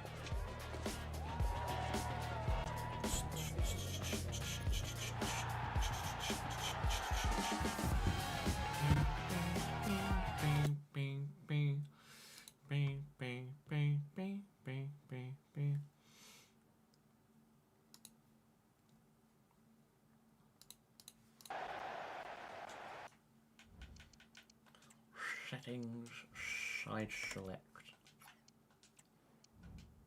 Libos. That's match fact. Says you want performance. Patreon player Will Hillier is Leicester's best goalkeeper. Former Bradford City right back Lucas Stevenson is their best option on the right hand side. They've got Christian Mawissa and Roger Ibanez at centre back with Elias Cohen at left back. They do have Adaramola, our former left back, on their books as well. Anwar Ali and Ollie Skip are the two centre mids. Then they've got Talby on the right, Mika Gertz on the left, Janu Zoon at cam, and Hugo Ekitike up top. They do still have some good options on the bench, including Kani Chukwemeka, Jan Bisek, George Elena Kane as another option at striker, and they did have another. They had another Patreon player. Another Patreon player, was it? I think I'm just thinking of Adaramola. Regardless, Leicester are 17th in the division. They're actually better than they were the last time we played them, to be fair. But hopefully we can still get the result. We're in some good form, the defeat to Arsenal aside, so we'd like to keep that going today.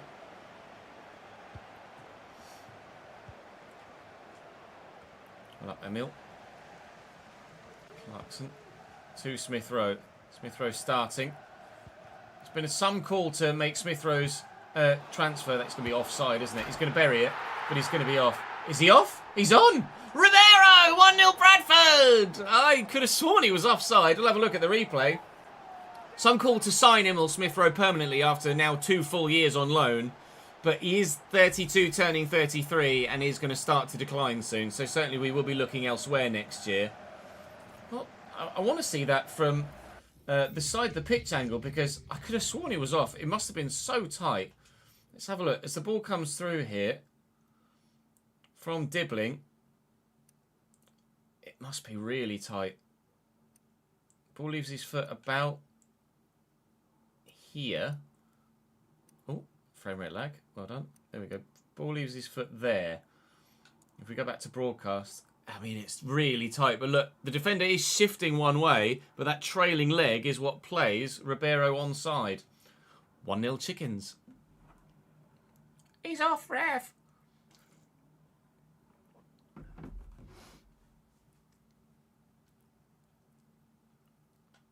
Nice one, Lawrence.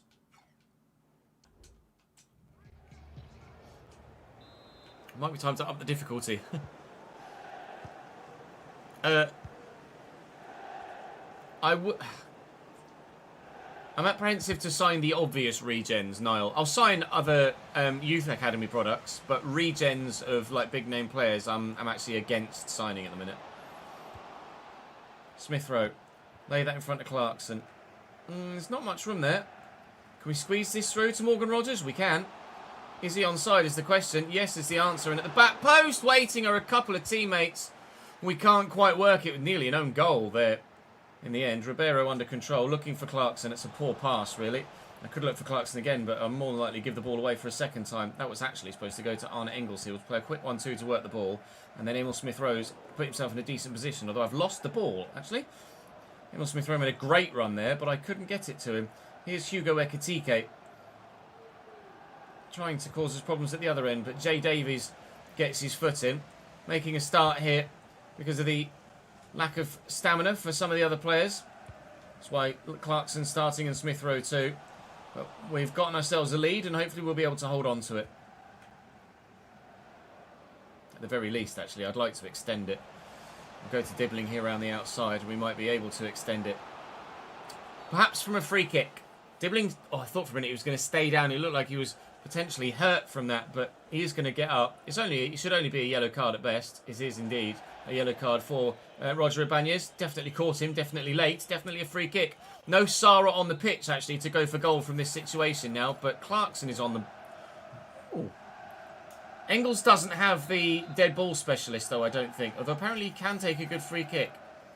We'll try Leighton Clarkson. He's on the opposite foot to Sara. And it has hit the wall, unfortunately. A good opportunity, not able to be taken. I didn't realise Arne Engels actually had better free kick stats, but he doesn't have any play styles. So I still would have been better off taking it with Clarkson with the dead ball specialist. Or play style, not specialist. But it is only a play style, not a play style plus. I would love a play style plus. dead ball player, but I don't think we're going to get that lucky in the save. Dibbling's in. We are lucky enough to score a second goal regardless. 2-0 Bradford. That'll be the win.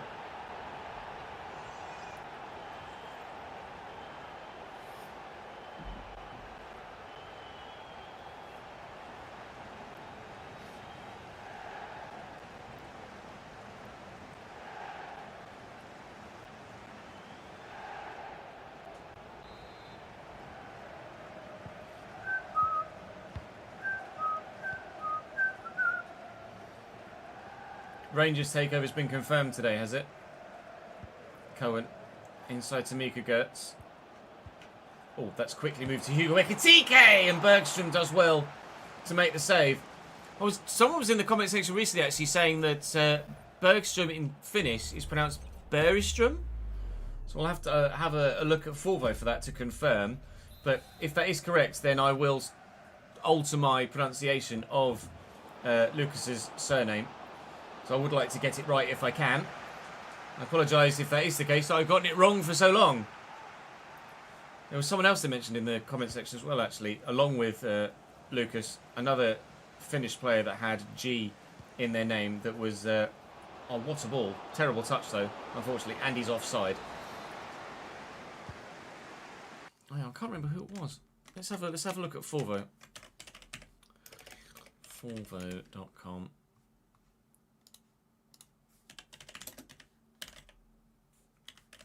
Lucas Bergstrom isn't in the list.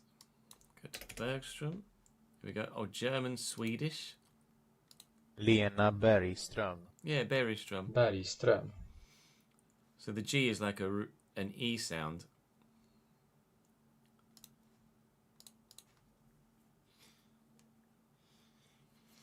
I can't remember who was the other player they mentioned. You're having a dilemma. Which team do you do a tour to the treble and to win all the European Cups? Daisy, Hill or Bury? I'd go for AFC Bury, Alfie, personally.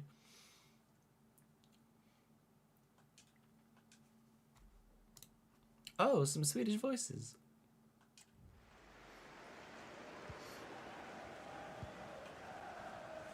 Smith Rowe across to Clarkson. Through the gap. Defender flying it. Oh, that's a poor pass. I should have done better with that. Talby kicks that straight at Clarkson. And wins it back again off Clarkson. It's definitely a foul. Nice one into Stevenson, though. Stevenson, actually, this was never his home ground, Lucas Stevenson, so it's not actually a homecoming for him technically, but still a former Bradford man now playing at the home of Bradford, the new home of Bradford for the first time. We poke that through there, will reach Ribeiro, and then we'll try and squeeze that through there for Morgan Rogers, but Stevenson's cut that out nicely. We're already 2-0 up. We're still dominating the play. The win will come. It's annoying me now that I can't remember who that other player was that someone mentioned about the Finnish pronunciation. Stevenson down the line for Leicester City. Bergström comes and claims it well. 'Tis Bergström. I apologise for getting it wrong for 8 bloody years.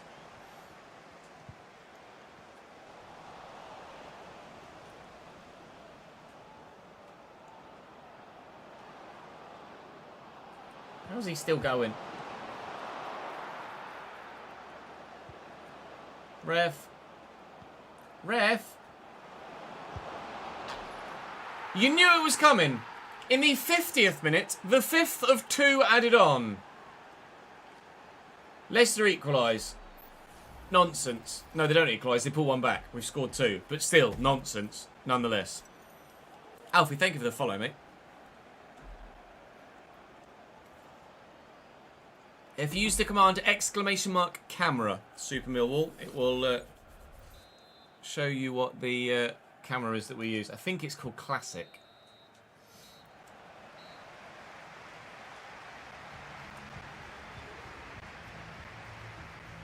Oh yeah, we didn't play the prediction out, did we? Apologies. P15 or lower. Done.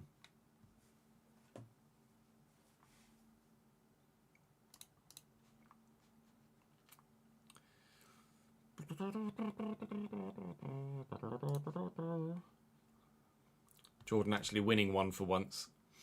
Well done, mate. Let me have a quick scroll through the comments section here.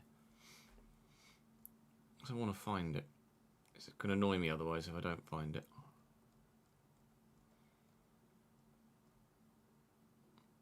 Ah, it was Bergvall. So it's Bergvall and Bergström. Oh, it says in Swedish. But they're Finnish. They're Finnish, not Swedish.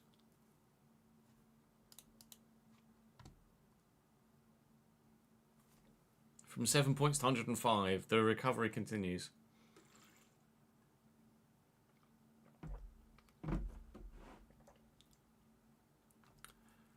No, I'm sure they don't care either way, but I would like to get it right. Like, we make the effort to call David Villa rather than David Villa, so why not make the effort to call Bergström rather than Bergström? We call Spanish people by Spanish names, Portuguese people by Portuguese names. Why not? Finnish and other Scandinavian country people.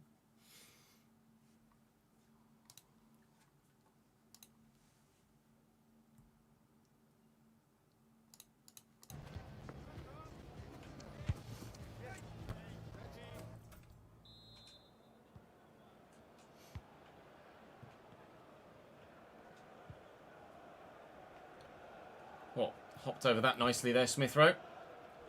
Correa actually got any other option here because Tyler Dibbling has dipped. Very central. Clarkson looking for the runner. Ribeiro fluffed it.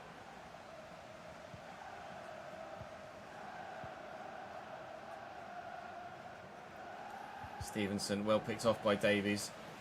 Quickly down the line from Morgan Rogers. Can we pick out Ribeiro? Maybe. Yes. Oh, and how's that for a finish from the young man? Tidy on his weak foot too. I need to see a replay of that one as well. But that for the finish, not the build-up.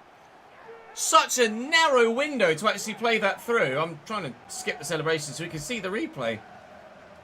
Is it a good camera angle for it or not? Not really. But so many bodies in the way, and he's picked out what I think is the only avenue to actually find the corner there.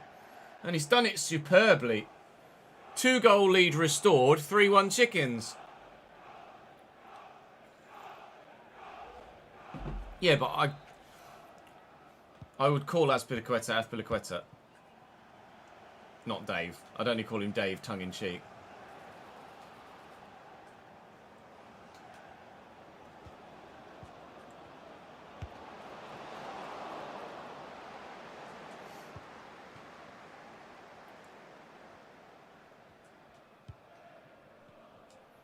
Rogers. Clarkson. That's a decent challenge. Clarkson stumbled for what felt like an eternity there, though. Yarrick will win it back. Wolves take the lead against Bournemouth, apparently, but that's not really of any concern to us at the moment. We have our sights set further up the league table than Bournemouth or Wolves. I think Bournemouth are potentially in the relegation zone, or at least they were when we last played them. Well in Yarrick, trying to turn it around quickly. Ball was meant for Morgan Rogers. Good. Oh, really sharp ball into Hugo Ekitike, but Palacios across to him quickly. Good defending from Tobias there. The Argentine's done very well. I've not done very well with Smith Rowe in the middle there and given it away. Januzun from range, wide.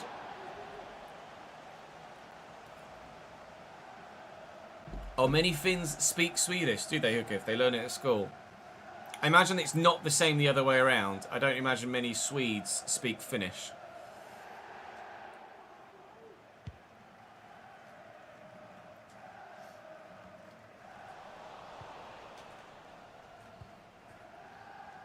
Azun. Engels does really well. That's why he's been moved to the challenge. The AI are strong in a straight line, Cheese, yeah. You will need to run slightly lower downforce than you initially would think to be competitive. But still obviously build it, make a balanced setup. You can make the car balanced whilst also still having top speed in a straight line. Smith Rowe. Back to Thierry Carrero. Actually, fine Ribeiro here. And well, Smith Rowe made a decent run, actually. Oh, giving the ball away. Fucking idiot, Jez. Fucking idiot, says Antia. Bring Raskin on. Long course for Yarrick. Haywood for Dibbling.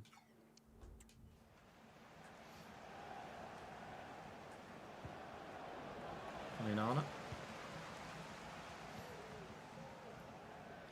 Davies. There to Clarkson, looking for the runner Smith Rowe, who gets there first.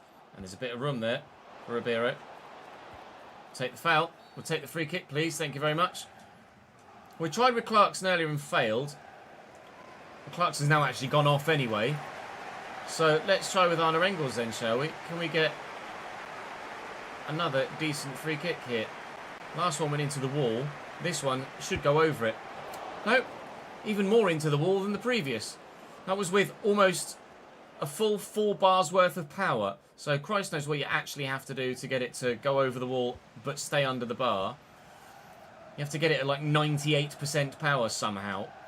Be that accurate with it, which is practically impossible. Alright, cheers game. Play continues then at 3-1. And to be honest, you probably won't see that highlight, so I'll shut my face.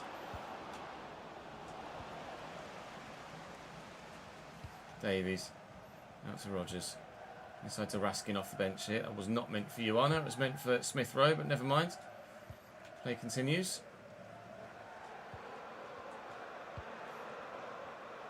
Raskin. Room in front of Smith Rowe is quite sizable. Room in front of Lewis Haywood is quite sizable too. Can you find a teammate in a good goal scoring position? Here's Raskin. Did it against Man United. Nearly does it against Leicester, but keeper down to it in the final stages here. 88th minute now. We are going to get the win, and we're going to get a comfortable win in the end as well. Frustrated to have conceded the goal when we did, but hopefully goal difference isn't going to be too much of an issue for us come the end of the season. If we miss out on something by 1 goal, then I'll be pretty furious. Not that I'll, to be honest, remember that Leicester goal by then anyway. So there'll probably be something else that will have happened that I'll be pissed off about instead. You know how these things go. Looking for Ribeiro. If he could have taken it first time out of his feet the way that he went, then maybe we could have beaten the defender and added a 4th. Never mind. 3-1 it ends here at the Stephen Derby Arena. A great way to start. If only, Ben, if only. No finish in Swedish, of course. No, I wouldn't have thought so. Finnish is such a bitch of a... not accent, bitch of a language, isn't it, really? Supposedly, to learn.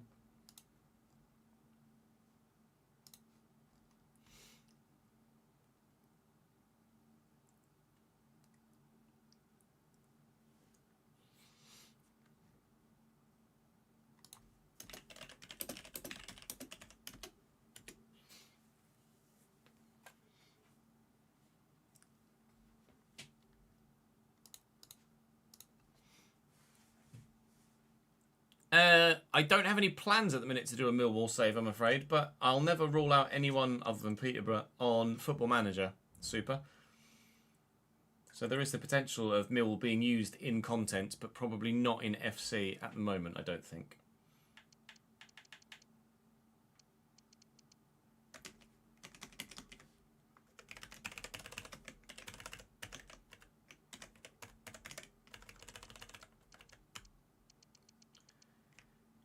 Let's take a grand off that. 558 250. Match ticket 24998. It was 28193. 28193. 1023405. 1023405.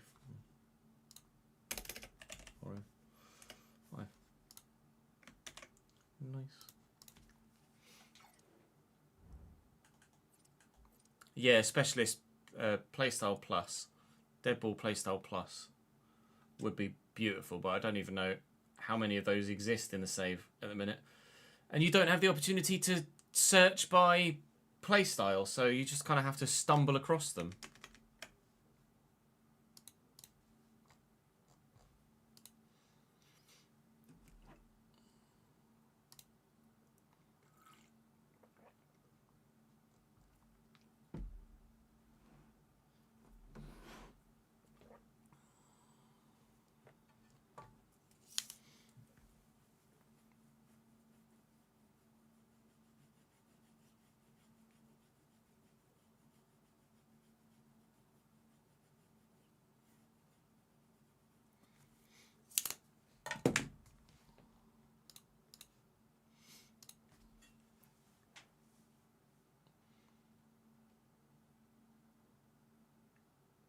maybe by scouting, Connor, but scouting's a pain in the arse. I just want to be able to go to search players and search that way. I don't want to have to use the scouting system.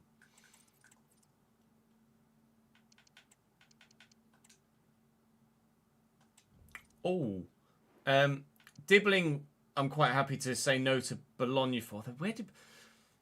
No, my instinct wants to say no to Bologna, but my instinct also tells me that Bologna finished in the Champions League spot in the Italian division last year. They didn't.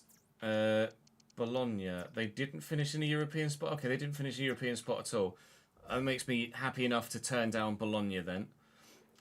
Really, I could, considering our ambitions and the direction of the club, we could probably turn down Bologna anyway. They're currently third, though, in Serie A. I'm going to say no. I'm going to say no to the deal, the bid for Tyler Dibbling from Bologna. You might hate me for it, but I'm going to reject that one. Palacio, however, Arsenal, I kind of have to consider, don't I, really? Arsenal finished in a Champions League spot last season, I think, in the league. Just double check and make sure that they are Champions League or not. Champions League. Arsenal are Champions League and presumably still in it. And then, where are they in the league table now? They're going to be near the top, aren't they? Fourth. Arsenal, I can't say no to. Or at least, I have the right to fight for a bit more. I just don't want a 76 rated 30-year-old Carl Hayne. That's a bit offensive that you'd even offer that, to be honest, but we shall negotiate. I think I'm within my rights to say no for the Dibbling bid. Who else do they have? Who could I have at centre back instead? I tell you what, if you, I know he's 31 and Palacio's 26. But Pacho is so good, or has been so good against me.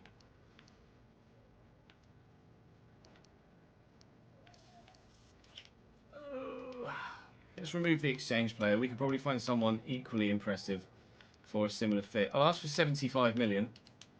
It's January. It's the end of January. Pay the pennies. 57.8. I'd say if they go over 65, I don't really have a leg to stand on, do I? My legs have been swept. Tobias Palacio looks like he's on his way to Arsenal, and I can't really stand in his way given the position of the two clubs. So we will very soon, most likely, be looking for a new centre-back. And I told you things might happen in this episode, but Pacho's going to play at least one more game for us, because now we have West Ham away.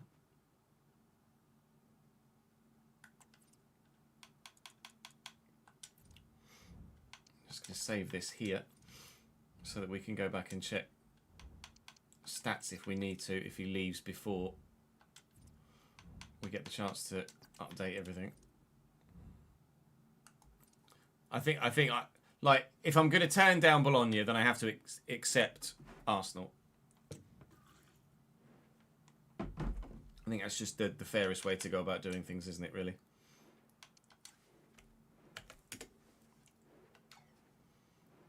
Thanks for the follow.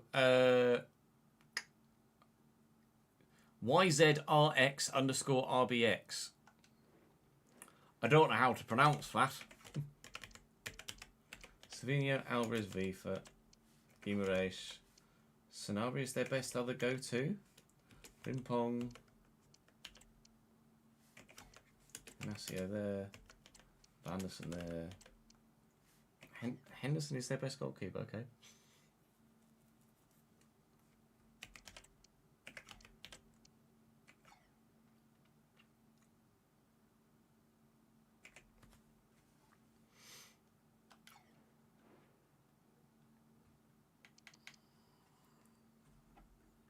Bissek's only 82, though.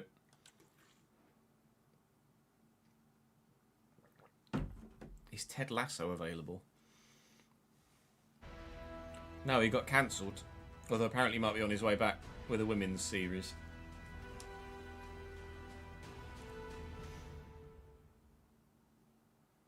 Supposedly.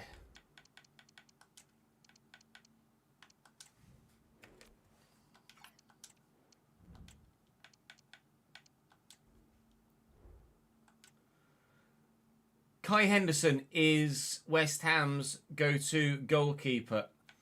I believe Kai is actually a Patreon player as well, actually. Let me just double check. I'm pretty sure Kai is a Patreon player. Hang on. That's the wrong one, Ches, you moron. Yeah. Kai's Patreon player. I thought so. Let's start again. Another Patreon player goalkeeper, this time 81 rated. Kai Henderson is West Ham's best offering. Andrea Cambiasso, Bitsiabu is a player maybe we keep an eye on and see how well he plays, and he might be a Palacio replacement. Gonzalo Inacio at 87 rated, and Vanderson at left back. Bruno Guimaraes, Jeremy Frimpong, Sanabria, Vifa and Savinho, with Vitor Roque up top. On the bench they don't have much other than a Savinho regen, but with our full strength side and Palacio's sadly, seemingly, probably, most likely, last game for us, we shall try and get a clean sheet and a win for him, because he's been a great servant for us. He's not been here long. Well, he's been here a while, though, actually. He's been here long enough, I think, Palacios. It might be his 3rd season or 4th season. So, yeah, he's definitely earned his step up in the world of football, because we haven't been able to get to the level to match it for him. Unfortunately. If we'd have been challenging at the top end of the table this season, then I could have maybe justified keeping hold of him against Arsenal, but no. Our progression has slowed this year, hasn't it? That was meant for Agbenon, and I've lost it. Good. Will we lose the clean sheet that we're trying to get? No, we won't. Maybe we will. We could do. Maybe. Frimpong back. Frimpong announced now as a Liverpool player, I think, in real life. 35 million euro. No clean sheet for us. Vitor Roque buries in the 10th minute. West Ham lead.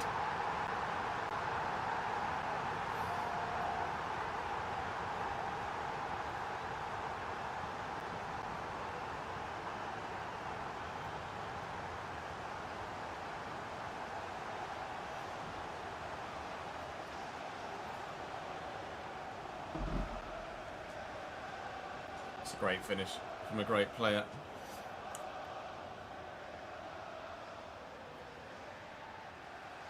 Ten seconds to go in F3 qualifying.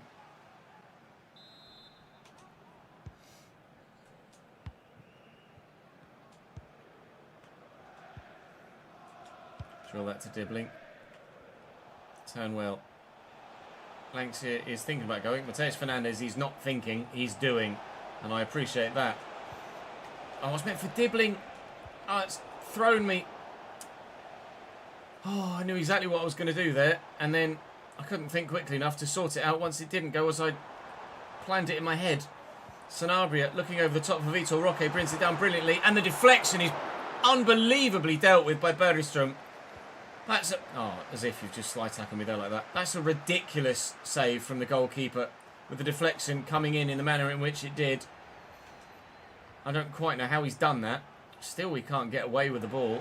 Savinho now trying to get away from, and doing so, if Josh Ashempong... Ah, it's a poor pass from Ashempong. There's definitely the opportunity to get that to Dibbling that time around. Bruno Guimaraes, then the midfielder, then Vitor Roque, and then... Oh my lord, what on earth just happened to you, Lucas? Very be. Got caught on the net and went crazy. Savinho with the corner for West Ham. And Bitsiabu with a header, but that's well wide.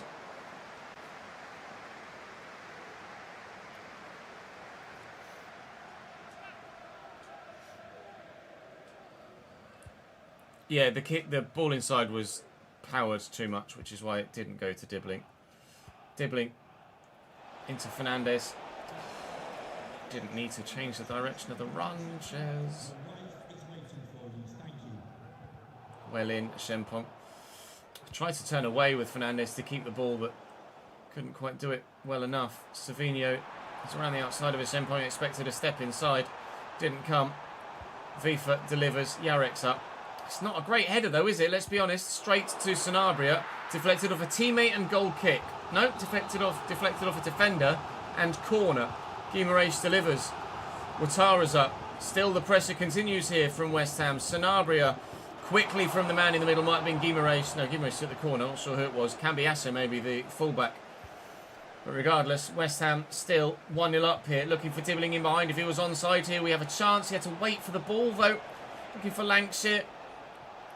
Mateus Fernandes needed to make a run sooner than that. And then he's really made a run I can use even when he has. Spin the man. Look for Sara. Sara looking to time this. Well, I thought I'd press pass. I hadn't. 10 to go in the first half. Still 1-0 down. And he's not clicking for us in the final third, rather evidently. Happens so much. He looks to close them down and then they just disappear around the corner.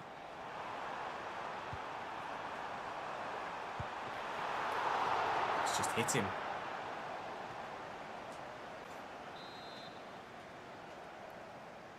Savinho with the corner short and Cambiasso well in. Sara does brilliantly. Savinho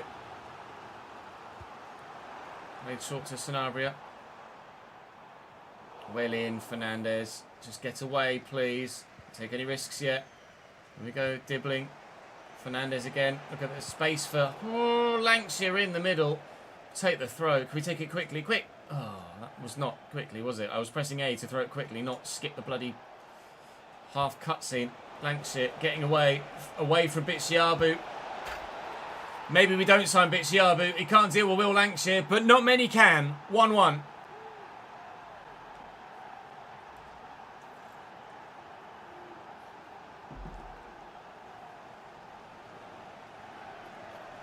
Let's fucking go, boys. Hooray.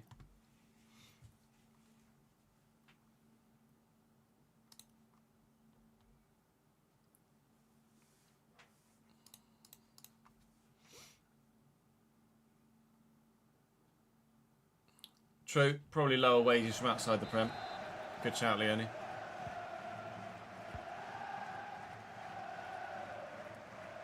Maybe someone from Bologna. Savinho into Vifa. Into the gap for Frimpong. Blocked well and away. Ooh, that's not away. Black referee's whistle anyway, thankfully.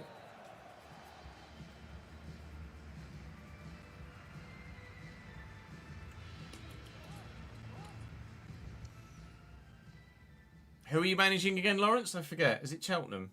No, that was someone else.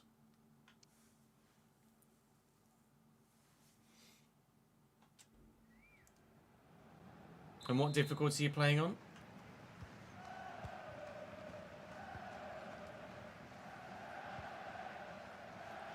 Notts County, nice.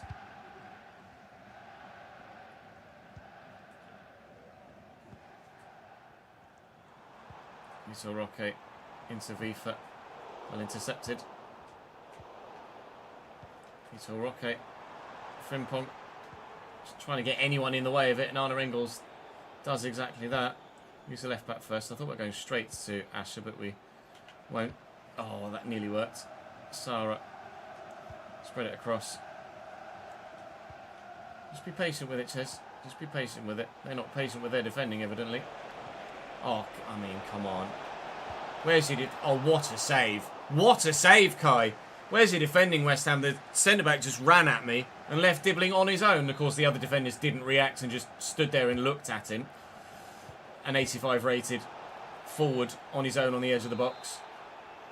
With nobody within 5 yards of him. If it weren't for Kai Henderson, West Ham would be losing this game. I think we might have used a hand there with Arna to win it back. We didn't. It was them using a hand trying to keep hold of it. Lancashire turns well. Dibbling on the run again, but Vanderson intercepts this time. Much closer to his opponent on this occasion.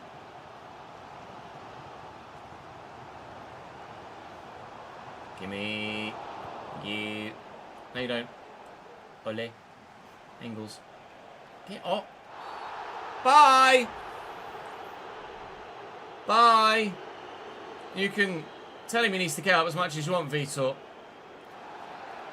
He doesn't need to get up. You need to get off. Red card for West Ham. Their striker dismissed. And I don't think they're going to make a change with regards to their personnel as a result. They're just going to play without the man up top and play with the midfield as it was. Dibbling here, waiting for the run of Fernandez, who arrives at the right time, looking for Lanks here in the middle, but can't find him. Maybe I should have used Dibbling again and taken it one person at a time. They were playing a 4-5-1, weren't they? Or 4-1-4-1 or something like that.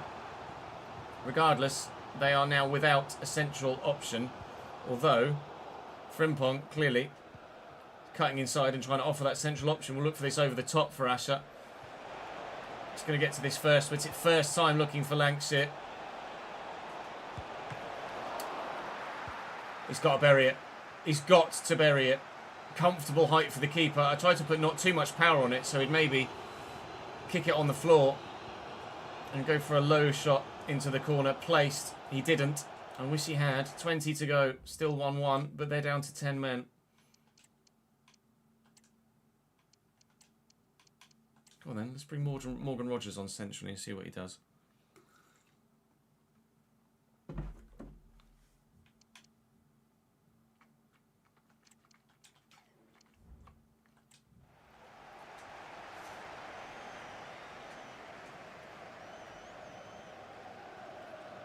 Sanabria.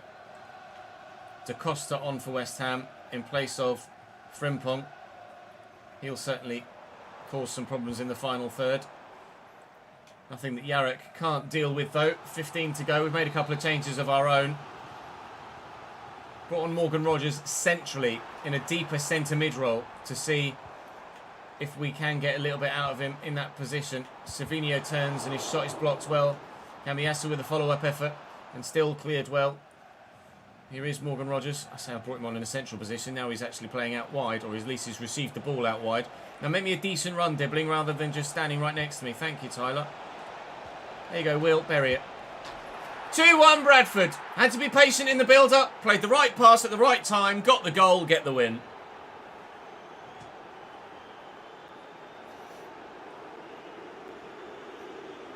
You can boo as much as you want. He should have got the red card. Your team is shite.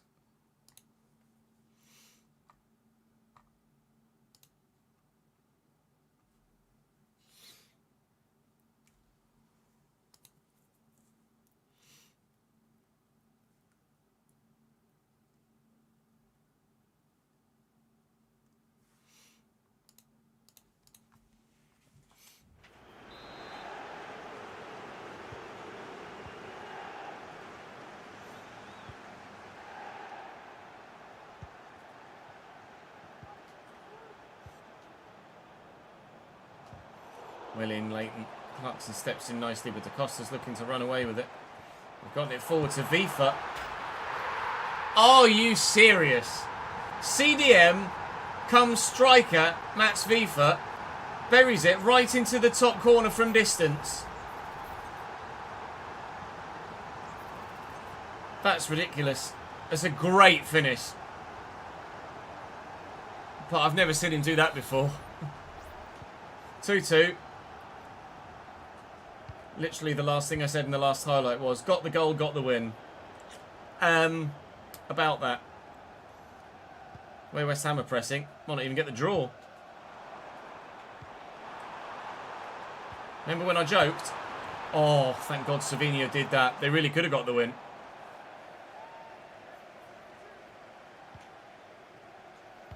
True, Raskin, if Raskin can do it. That's going to be their throw as well, isn't it? Fucking hell. If Raskin can do it, so can Vifa.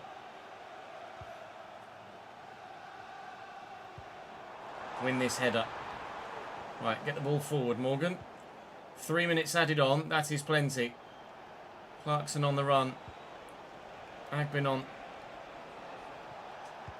Looking for Lancashire. Buries this time. 3-2. Gives it the big end to the West Ham fans. Lancashire scores again. Got the goal. Get the win. Don't look at the defender in the middle.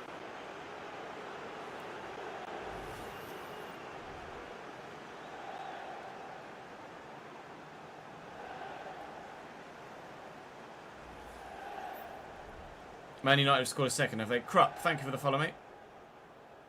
Or if the 15 are supposed to be letters, Kruppis. Or Krupis. Sunderland survival chances. Depends how much money they've got to spend. Not great. Last kick of the game. Lancashire does the business. Gets the match ball as we get 3 points to go with his 3 goals. Boos from the home fans. They are not happy here at West Ham right now. Not happy with the referee. Not happy with their players. Despite the fact they fought back valiantly from behind twice. Liverpool win. Fulham win. The rest drawing. So we should gain some ground on some. We're still 11th though. But we've really closed down the gap now. We were at one point kind of in a Wolves and Crystal Palace position where there's a bit of a jump to the teams above us. Now there is not. We are 4 points off 6th placed West Ham, having closed the gap on them. The European hunt begins again, ladies and gentlemen. After a really tough start to the season, we are turning things round. Interest in Jack Wimperney from Lille. £105.7 million is a lot of money.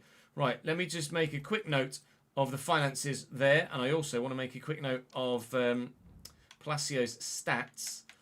Because, well, I was on the right bloody menu, wasn't I? I want to make a note of Palacio's stats because we believe he's about to leave us.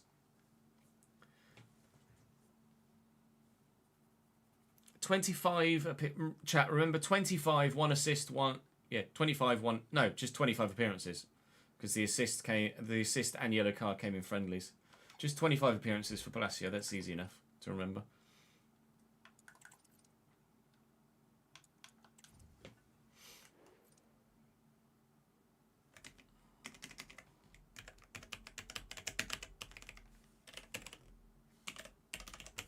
$14.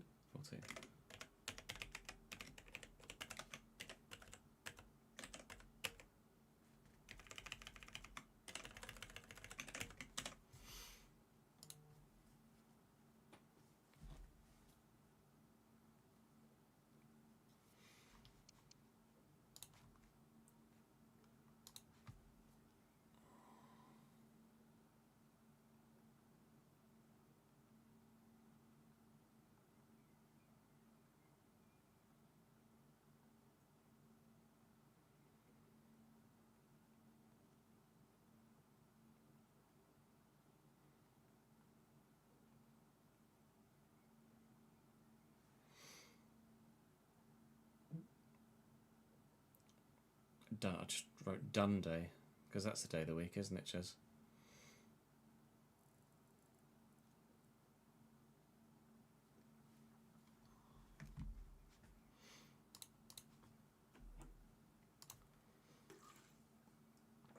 Oh, Arsenal came in for yours as well.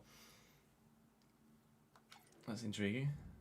But I like that though. If you try and match what we do, don't you? And to have actually got the exact same team as well. Who? Metz. Metz were like second in France, but if I can turn Bologna down, I'm definitely turning down fucking Metz. Is this the confirmation we've been waiting for?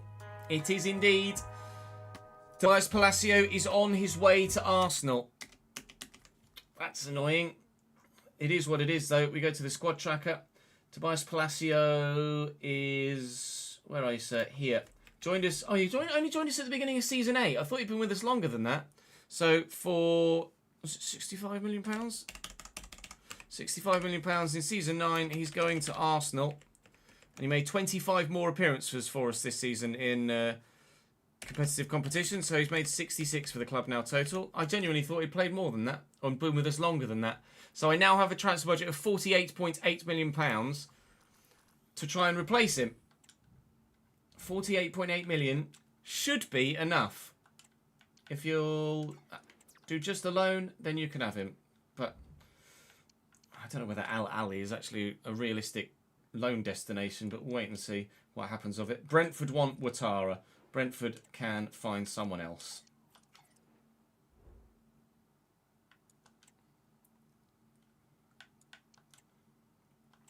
Bilbao want Ouattara. Yes, but well, to be fair, without knowing his background, he is French, and part of France is in the Basque region, a la Aymeric Laporte. So, Ouattara could be Basque. I would go out on a limb and say that he's probably got, or he is more likely to have, African heritage than he does Basque heritage, but he might well be from that area of France. I don't know. Well, we've arrived against Leeds, but we need to go and find a centre-back, don't we? Van der Haar's probably going to say, can I play? Van der Haar's going to probably, certainly receive a no. Sorry, mate, you can't. Now Tottenham want Ouattara. Tottenham's a different kettle of fish. City came in as champions and wanted him. We tried to negotiate. They wouldn't pay the fee. Oh. 15th Spurs. I forgot Spurs are not great in this save, are they? Did they get European football last season, Spurs? I don't know as they did they? They might have been really poor there as well. Not in the Conference League. Not in Europa League. Not in the Champions League. I'm sorry, Tottenham. In this save, you are not the club you once were. I'm turning you down. But what I do need to do is go and find another centre-back. And Yoshida is going on a short-term loan to Al Ahly.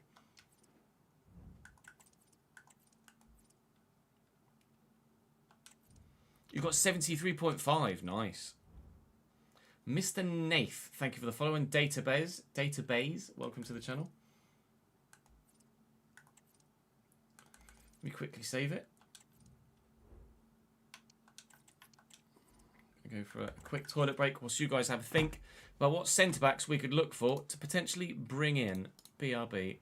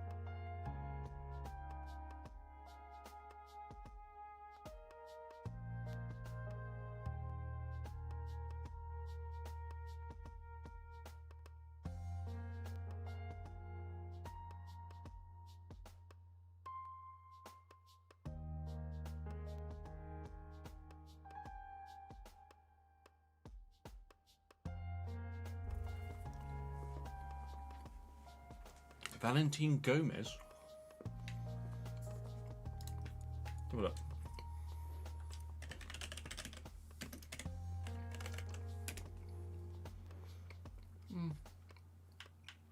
No, not quite. Great physicals. Really good in the pass. 72 defensive awareness is a bit rubbish though. Zizé. 83 AC Milan. I can't really justify that. Pietro Camuzzo. Nope. Ordonez. Which one, Jez? Carlos or Joel? Joel Ordonez.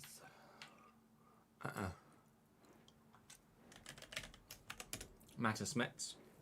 83 at Heidenheim.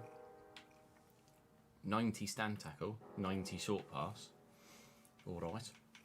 Calm your tits, mate. Finn Yelch. 83 at Norwich. Great defensive awareness. And ball control, weirdly. He's alright, but we can definitely do better. But Xiaobi wasn't great, was he, though? That's the thing. 48 acceleration, 91 sprint speed. And that's why he wasn't able to deal with Lancashire. 43 agility, 36 balance.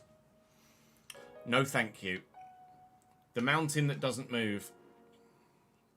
Branthwaite is too good. Yeah, he was 86.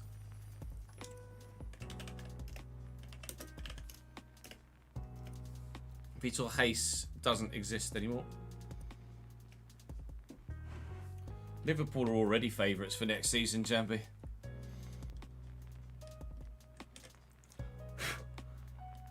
Even before they signed Frimpong and Wirtz.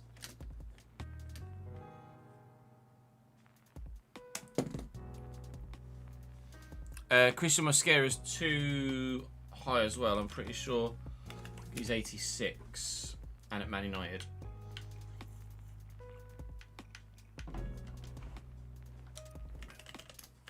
Leopold Kerfeld, 84 at Valencia. I can't help but feel like his passing and ball control boosts his overall a little bit. He's alright. Antonio Silva is going to be too good. Is it Brighton? Brighton, 87.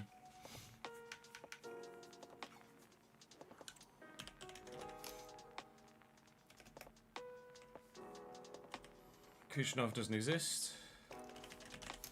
Zeno de Bast, 86. Too highly rated, unfortunately. We can only go as far as 85. Pau Kubasi is 88. And at Spurs.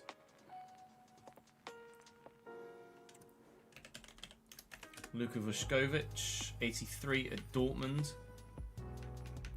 Not amazing, though.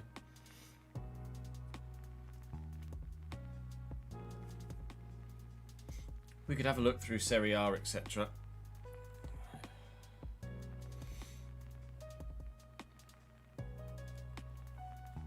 The Vandenbergs. Rav is 84 at Monza. Doesn't blow me away, though. Sepp is 83 at Mainz. Quansah, 83 at Bretois.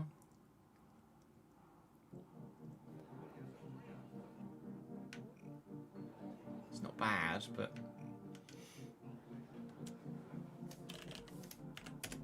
Can Kirkesh play? He's 5'11". 79 jumping. He's definitely a left back, not a centre back though, unfortunately. Tackling's not great. Raul Asensio, 78 at Lens.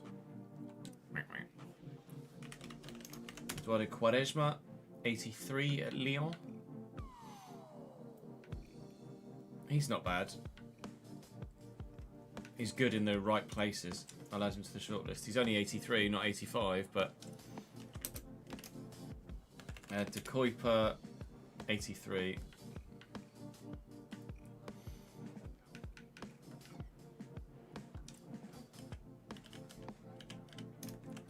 Konstantinios Gouliarakis is at Man United, so I can't justify that one. Yoro is too highly rated. Debast is too highly rated. Levi Colwill is 85 at Monaco. I could do Colwill. Doesn't look like an 85 rated player though, does he? Really? With only 3 stats above 85 other than aggression and strength. Interceptions 86, I guess. He doesn't blow me away though, Colwill.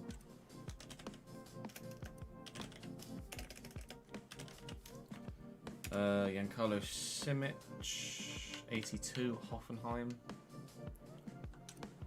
Heaven's not in this database, no. Yoel Harto, 88 at Wolfsburg. 88. I know. That's endgame levels. Flamingo we had in the Journeyman, and he was decent.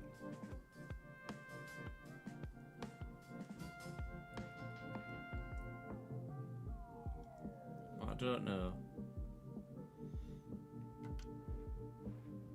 We've looked at Ordonez.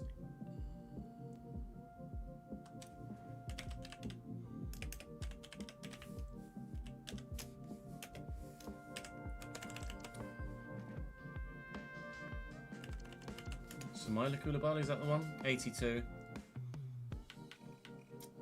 It's quick, but he can't defend.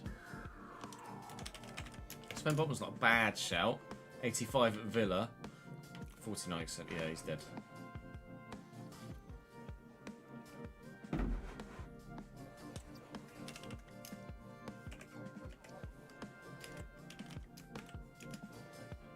Gustavol is 83.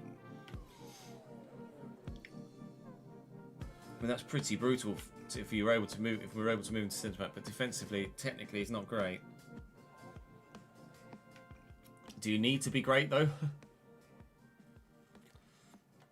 With stats like that. Oh, Baid for 6 months in advance. My guy, you didn't need to do that, my friend. You're on the Patreon. I'm supposed to gift your subscription. Tetralda's just a bit, just the go-to obvious one, isn't he? 84 at Juventus. I can't justify getting him from Juventus anyway. Thank you, Obi. It's very kind of you, mate. Odilon Kasunu's 86 and too good, unfortunately. Usman Diamande is 86 and too good, unfortunately.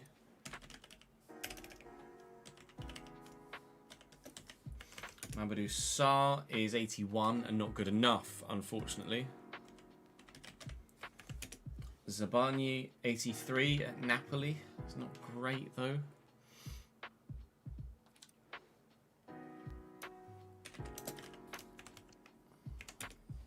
Van Ecker, 82. Branthwaite's 86 and too good. Perchuz is 83, but he's at table topping in France, Stade Rennais, and he's 33. Jonas Spiliers, 84 at Mönchengladbach. If his defensive awareness and stand tackle were better, that might have been a... I mean, he's an option. Tobias Palacio is the one that we sold Liam to be in this position.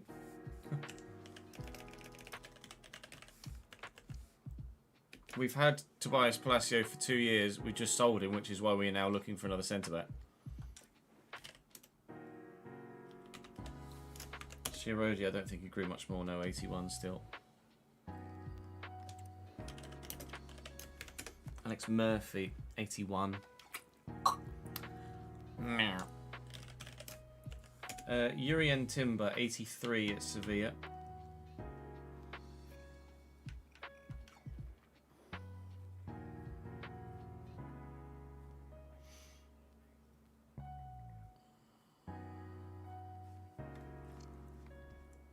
We've already played F1 today, Speedy. We did the full Bahrain Grand Prix.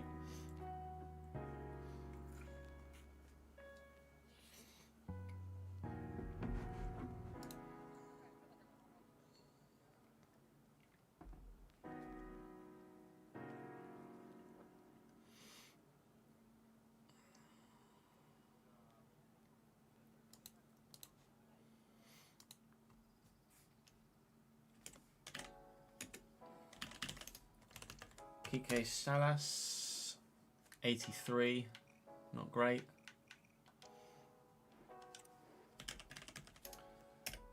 Noname doesn't exist anymore.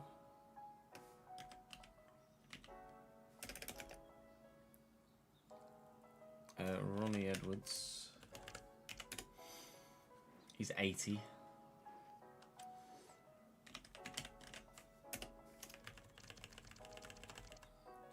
Presume you don't mean Ronald Araujo. Which Araujo do you mean? Javi, maybe? No.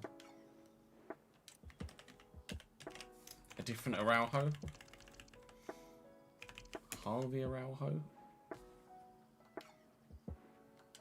Thomas Araujo. 84 at Benfica.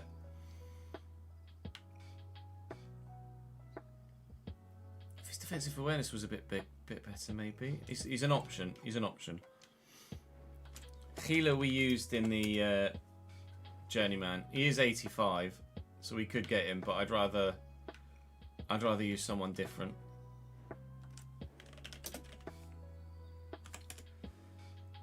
Garcia's 83 at Leeds. Yoro's 86.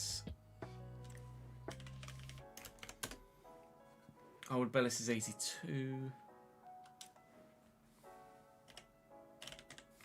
Tina Huysen is 83 at Crystal Palace.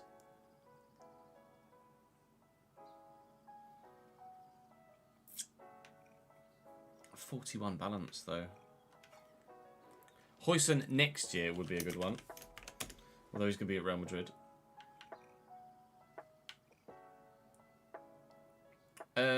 We might have a winner.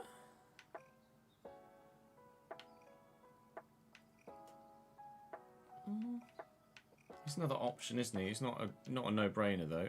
We did check Gomez yet. Flavian Enzo Bayomo, 83 at Real Sociedad.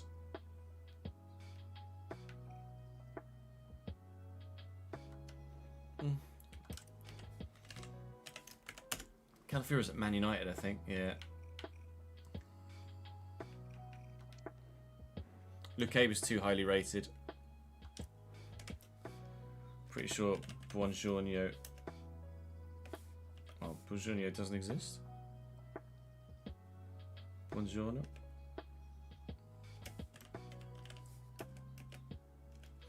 Must have retired.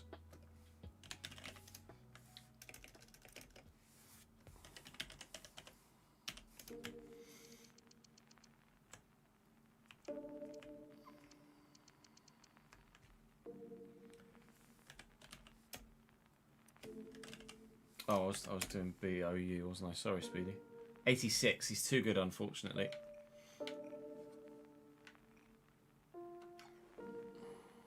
Viskovic isn't good enough.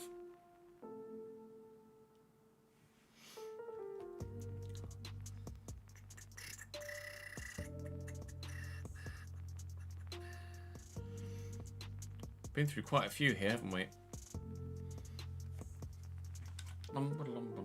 We could check the Prem.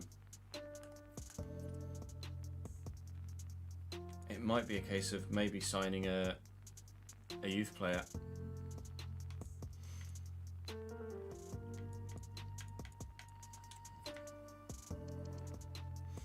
Leicester, Brentford, Bournemouth.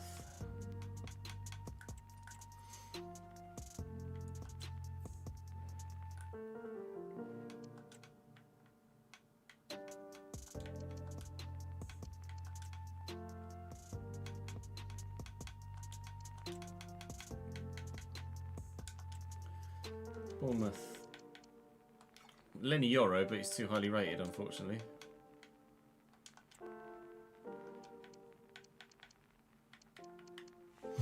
Look, Baday's just not quite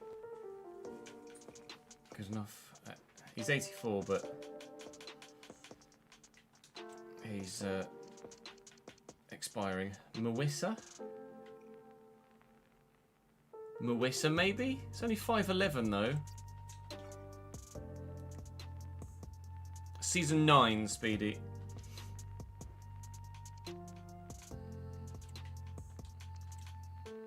Let's just start at the beginning and have a look through.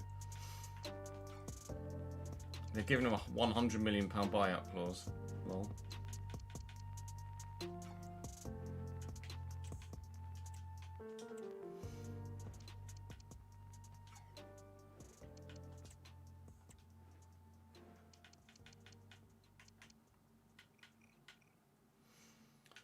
Mark Gay, he's 32, but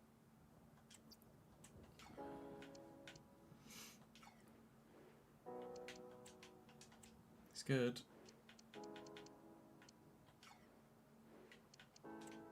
Could have done with losing Palacio like next season.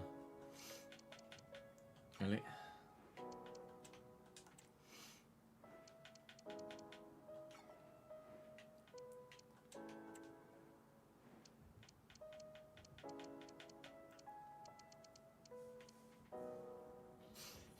Go Alonso. 93 strength. His defensive stats aren't great though.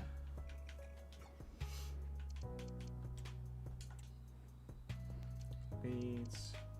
No. Leicester we looked at, didn't we? Yeah. Liverpool I can't justify getting anyone from anyway. No Man United, no Manchester City, nor Newcastle. Spurs maybe. Well, they've got anyone I can have anyway. But Van der Ven's like 90 rated, isn't it?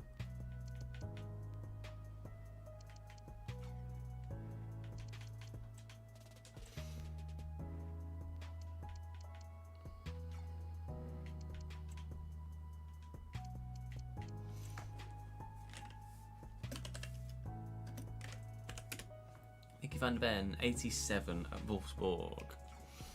Scalvini's 88. And Murillo is 86, I think. Diego Murillo. Not Diego Murillo. It's Jason. It's Jason Murillo. Jason or Jason? Not him. Sprint speed 1.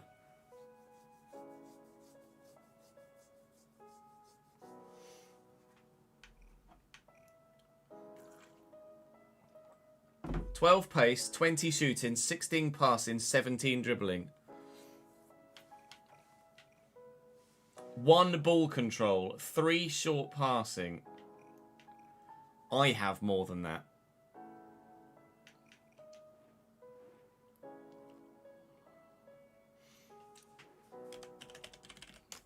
He's just a Murillo. 85 at Forest still in the Championship. We might have a winner. Forest de Champo, 87 reactions, 89 aggression, 84, 90 strength. Do we have a winner, chat? Do we have a winner?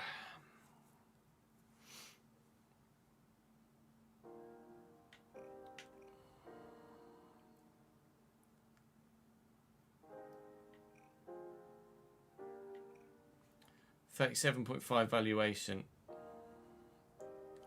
It's only 30. Did I actually add him to my shortlist? Yes.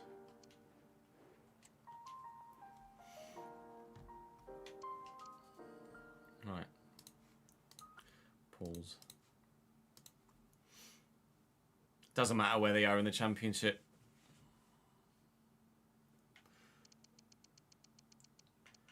So our options for centre-back.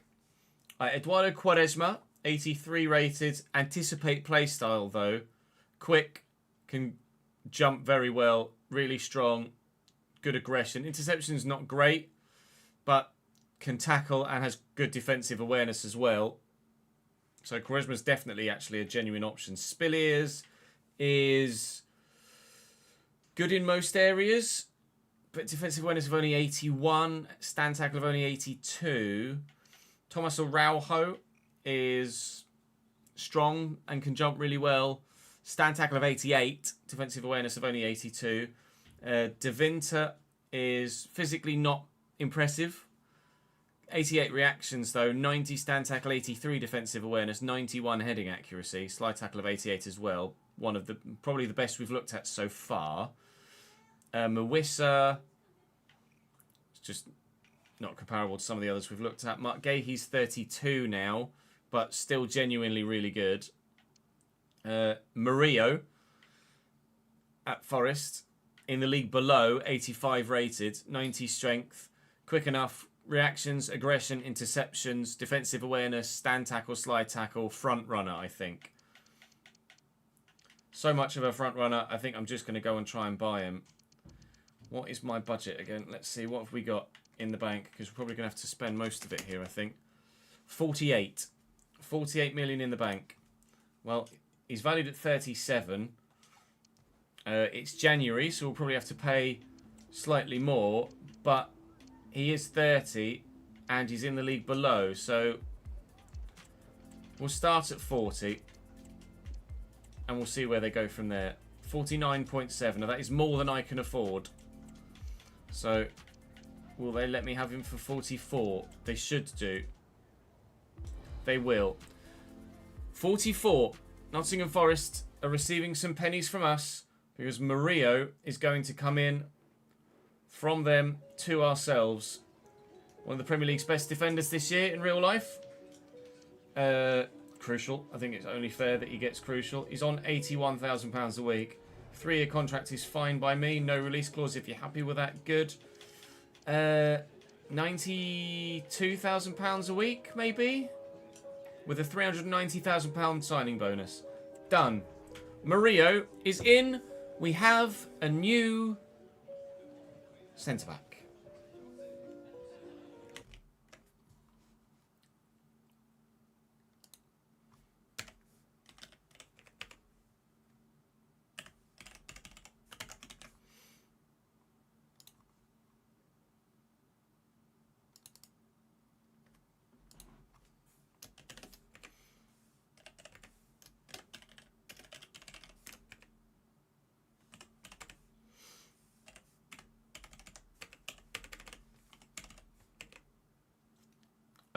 What did I pay? 44. Fine. Forest. Yes, would like to register him, please.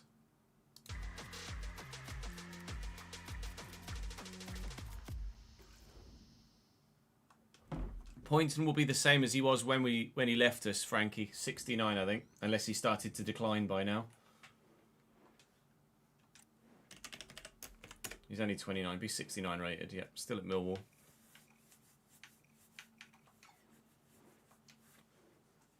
This is season 9, Sozzy.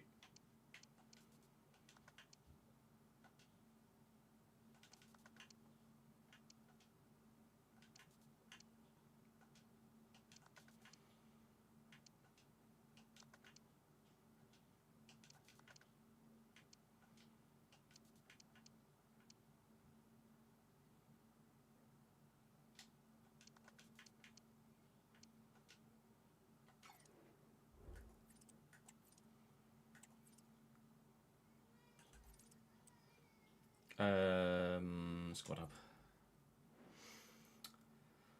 up. Palacio. Saints. Tobias Palacio. See who we sold.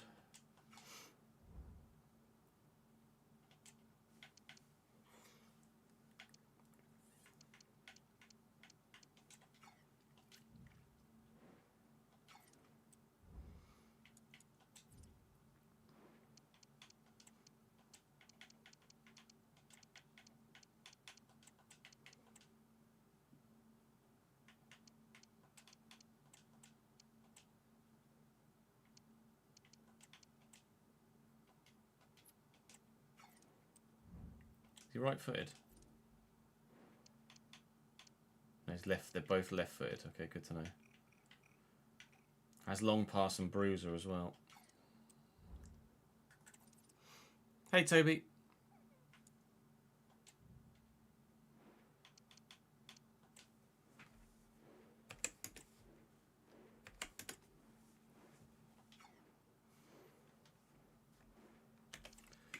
Fucking Bayer.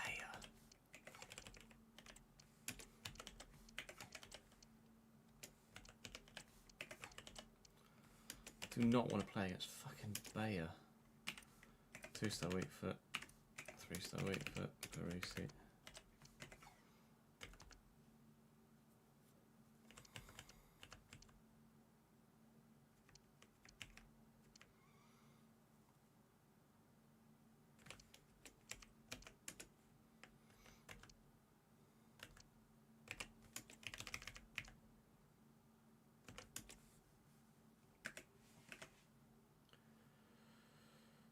Ugh. Fuck it.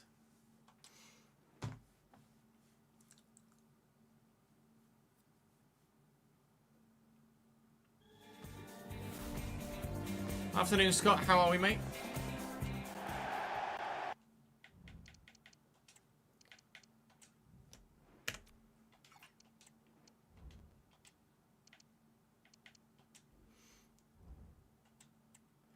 As Murillo makes his debut, it's against local rivals Leeds United. So into the deep end from a fan perspective. Dean Henderson in goal for them. Parisi, Garcia, Strauch and Vega. Cardoso and Adley.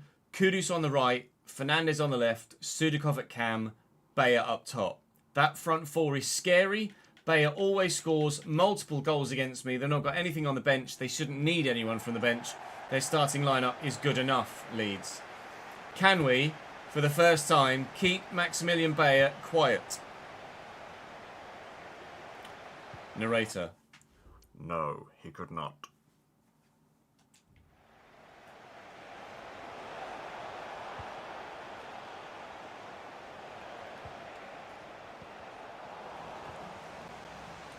Eric does well. Just around the corner. Slowly does it. Slara for Watara. I said Slara. Agbenon's away.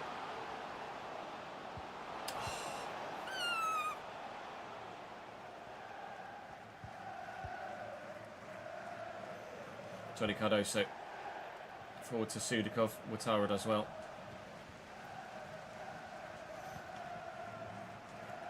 Murillo. And Fernandez. Angles. Ref. Thank you. Quick. Quick. Much for a quick free kick. Ref. Cool. Oh, fucking Roger Fernandez. He's so fast. I forgot how fast he was. Sudikov. Fernandez. Oh, his feet are tricky too. Kudus. Good block by Yarek. That is how you defend. Fernandez with the corner. And away, please. Murillo rises very well above everybody else. All out wide. And Roger Fernandez is going to get there ahead of a Senpai. I dangled a leg and I could quite easily have taken him down there. Straight up Bergström.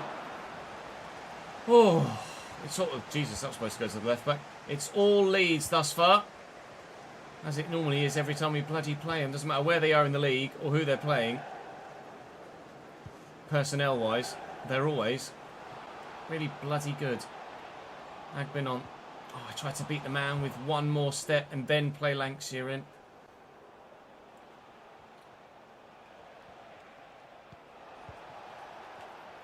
And forward. Parisi forward from fullback. Bayer delivers well. Roger Fernandez has got the overlap. Sudikov. Fernandez deflected. Corner Leeds. It's just non-stop. What is it about Leeds United, eh? Sudikov with the corner, short to Fernandez. Sharp turn, to say the least. Well in Watara, that was brilliantly done. It's not going to fall kindly for me though. Here's Kudus, Mohamed Kudus. Oh, Bayer's on his own. Brilliant save. Away, please. Advantage in our favour. The marking, or lack thereof, is beyond criminal. Colin, you've moved.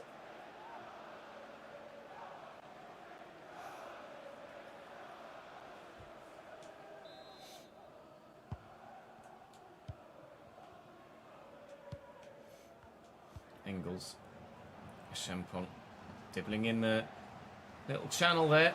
Strout trying to get to me. Giving up. Sarah's there. First time to Lancashire. At your feet and shoot.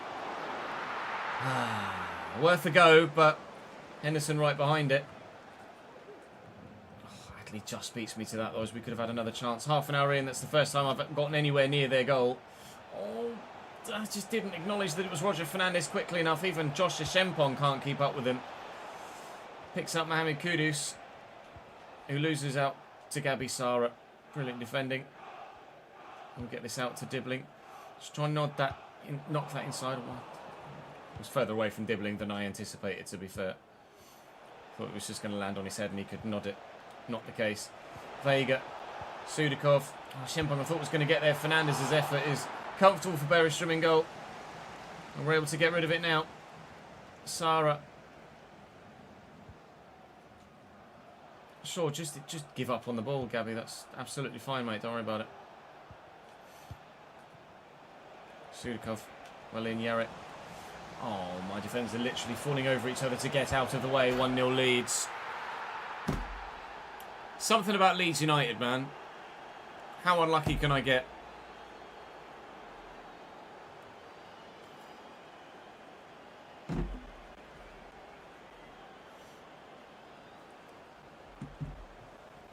That's not fair.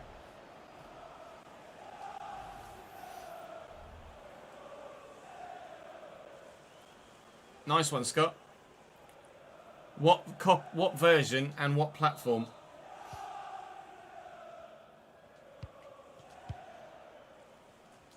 Engels into Fernandez. 2 minutes added on at the end of the half. Is there time? Is there time? Agbenon. That's not Agbenon. That's Agbenon. What has Lancashire done there? Where has Lancashire run there? Dibbling. Go on, Tyler. Go on, Tyler. Oh, fuck.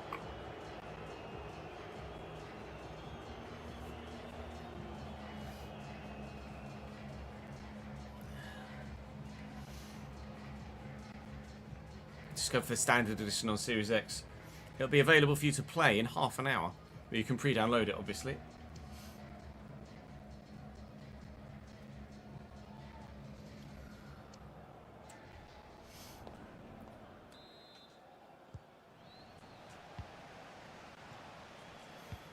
Shempon and Dibbling. A bit of frame rate like that, which is weird. Bayer, away from me.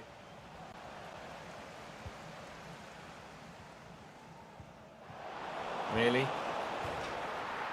Really? You're going to kick that straight to the Leeds man?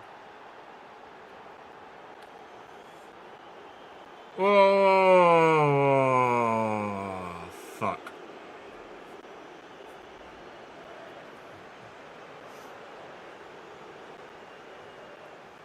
It's ridiculous.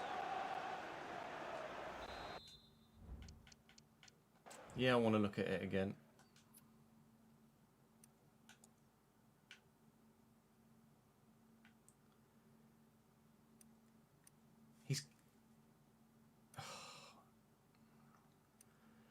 The Leeds man can't even see the ball. Can barely even see the ball. But apparently has that level of interceptions.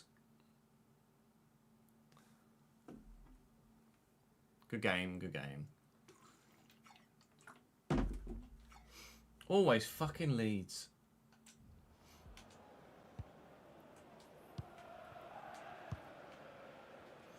Sara into Fernandez. Fernandez nearly called him then. Go on. Oh.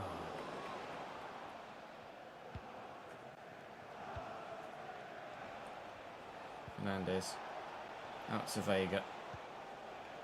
Don't let him run at you. Sudakov.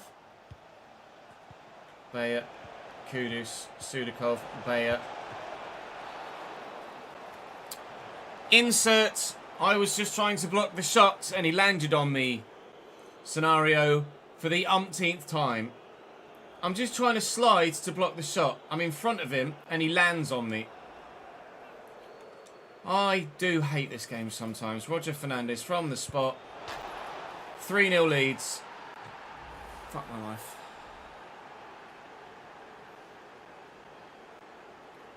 It shouldn't do, Millie. Because I updated it on Restream.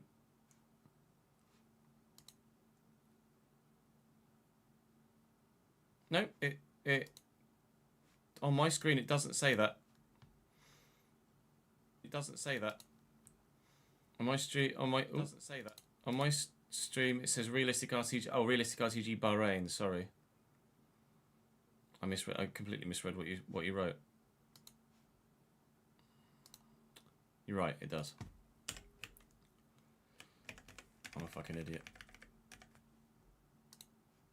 We've been on FC for like 2 hours. You're the first person to notice.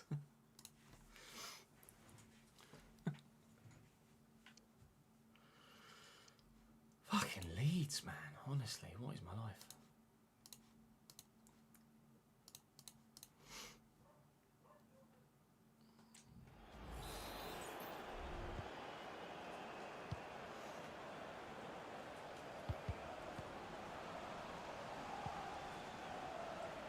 Play it.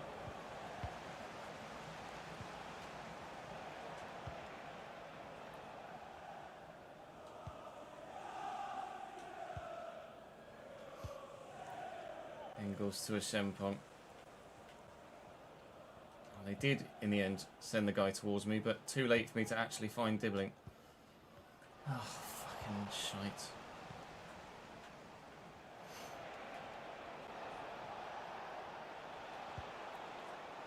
Quickly around the corner. He just hovered next to the ball for a little while there, which was not ideal. Cool story, bro.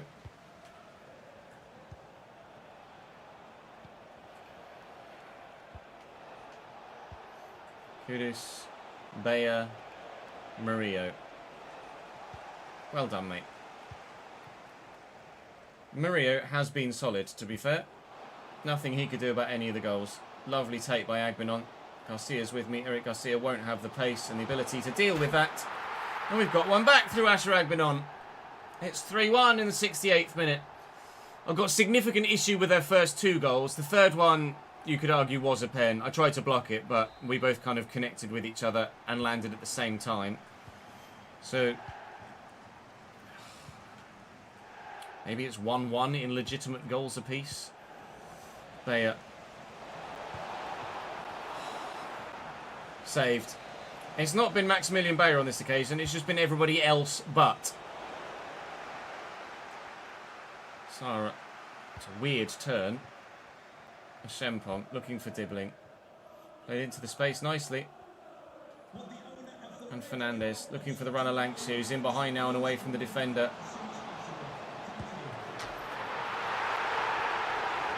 We have a second in the 75th minute.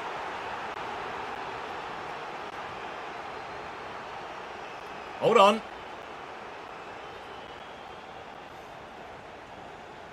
So they've done exactly what I did there, but they've caught me from behind after the ball has gone, rather than the player that took the shot landing on the man. Fernandez in the way, looking for Dibbling on the breakaway. Dibbling's away. Dibbling's away. Dibbling's away. Shit pass. Oh, give over with your fucking rebounds. Sudakov, Johnny Cardoso, Bayer. Christ. Bergstrom with a save.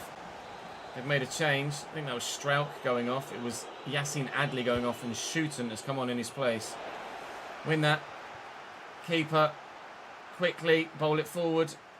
Lankshire's there. It's not Lankshire. Bayer. Good block by Murillo. Can Ouattara keep that in? Yes. There's time. There is time.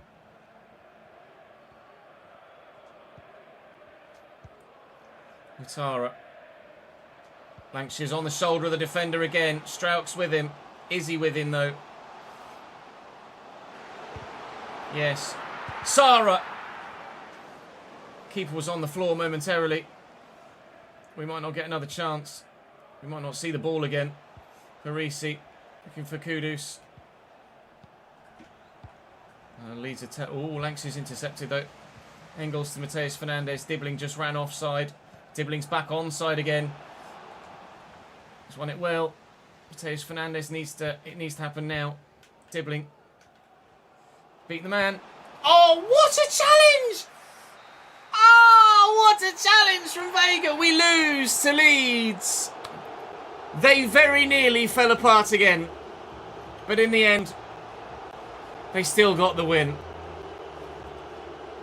Well, that almost makes it even more painful than just the 3-0 defeat would have been. By 3-2, we are bested by our local rivals again. Always bloody Leeds.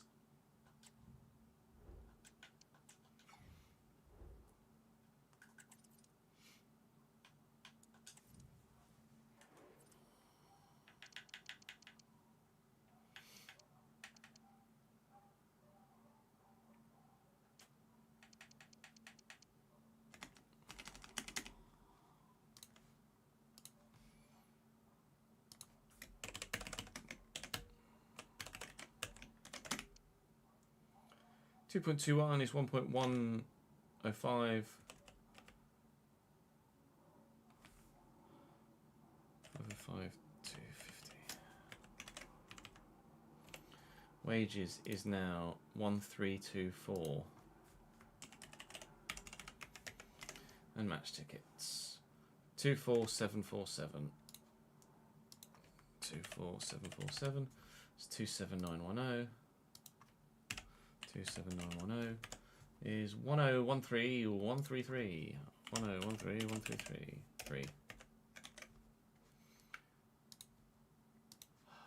Fucking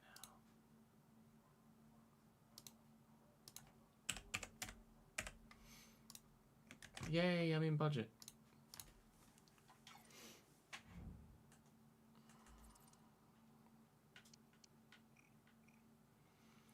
So deadline day sees us with not many big deals thus far, with 10 hours to, well, there you go, there's your first one. Evan Ferguson, first 3 in fact. Evan Ferguson to Bayern Munich for 65.7. Kusunu from Leipzig to AC Milan for 45.7. And after Brighton let go of Nicholas Jackson earlier in the season, they've now sold Bonnie as well, who is their, as far as I can recall, other only decent striker. So I think Brighton at the minute, unless they've signed someone else, have left themselves considerably short. They've signed Shane Aaron, Patreon player. Must have gone through in this window. But they're still playing Shane Aaron alongside someone that's not very good. Surprised to see them let Bonnie go. But let him go they have. Vitinha moves. Chelsea to Atalanta. Glad to see Vitinha not at Chelsea anymore. This is a youngster. Ryuki Yoshida going to Al Ali. We are paying all of his wages though, because I didn't negotiate that. We just did it very quickly. So Yoshida is a left mid or a cam. Yoshida, where are you? Yoshida. Yoshida. Yoshida. Yoshida. Yoshida. F. Yoshida. Al Ali. Got there in the end. There we go. Well done, Ches. You just had a moment. Were there any other big deals in that? Ow, there weren't. That is Yoshida going out on loan. So, moving forward. Šeško apparently coming to the Premier League for 60 odd £million-ish, presumably, or more. Curtis Thompson moves from Valladolid to Arsenal. That's a Patreon player. Lee Kang-in moves from Lazio to Bologna for £56.4 million. And Lima moves from Girona to Stuttgart.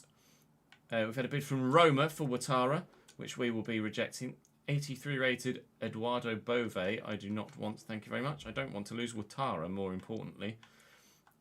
There you go. Šeško comes to the might be in the Premier League in real life soon, as we record this. Anyway, Arsenal supposedly making contact with Leipzig. It's Dortmund he's at the moment, or was, because now he's a Chelsea man for £79.2 million. Mikolenko still going at 33. off to Sunderland. Bid from Spurs for Dibbling. We've already been through Tottenham Hotspur already in this window. We know we can turn them down. Cordoba from Inter Milan to Liverpool for £74 million. Who are you, sir? Sara is leaving us at the end of the season. We're happy for him to leave us at the end of the season, and he might well be going to Manchester City as a squad player. Best of luck to you, Gabby. That's a great move for you, and we're pleased that you're going to be continuing on in the Premier League. Bid for Longors from West Brom. No. West Brom Championship, of course. Longors is not a Championship player. Thank you very much. I'm really intrigued by who that Cordoba is. Probably a regen of. Just loans going through with an hour to go, as this is Gabby Sara, confirmed as joining Manchester City at the end of the season. I'm pleased for him. It's a great move for him, and we didn't need him anymore. And that is how the transfer window will end. So we'll give you a full transfer window roundup, and of course let you know where all the Patreon players have ended up, some of which you've seen already throughout the course of that window, or that deadline day, but we shall go and finalise each spreadsheet accordingly, and of course as soon as the window ends, we then get bids for players. Leighton Clarkson you'd like me to offer a contract extension to. Brighton have come in for him, so I will go in and offer him a new deal, Leighton Clarkson, but I reiterate, I'm not paying him the money that he wants, or wanted last time we tried to negotiate. He wanted £85,000 a week. I'm not open to doing that. Open to a rotation role. 1 year extension, please, if you don't mind. He asked for 85 grand last time. 76 is a come down, but with those bonuses that I'm going to remove, he's still going to want a lot more. I can't remember what I offered him last time. 55, I think. Doesn't deserve 60 grand a week, but I'll offer him it. 85 again. No. You can go to Brighton, pal. You can go to Brighton. Clarkson and Sara will leave us. I am not paying that sort of money for a player that is not going to give me £85,000 a week's worth of worth. I'm going to go and sort the spreadsheets out, and then we shall give you a full season or full transfer roundup.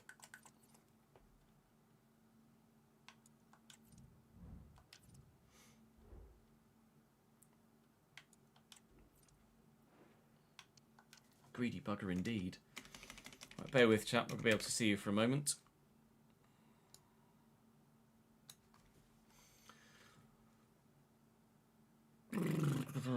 Barcelona, West Ham, Atleti, Atalanta. Oh no, AJ was at Annecy. Nice one, AJ. Atalanta. Leicester, Real Madrid, Bari, Leipzig. Leipzig? Thomas Nuss? Yeah, Leipzig. Did that in the summer. Rashida Joseph. Vicano. Dortmund, Coventry, Man United, Stuttgart, Real, Atalanta. Mike's not got a club yet. Chris Hogan to... Where are you? Chris. From Mainz to AC Milan. That's a move and a half. On his way up in the world. Aiden Hamburg.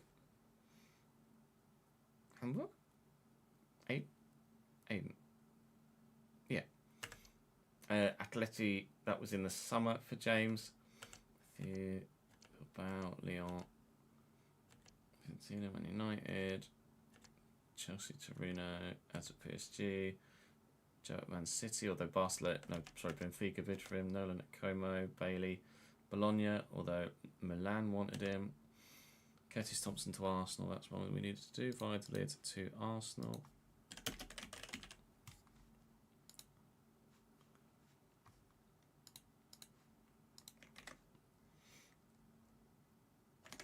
Benfica, that was in the summer though. Yeah.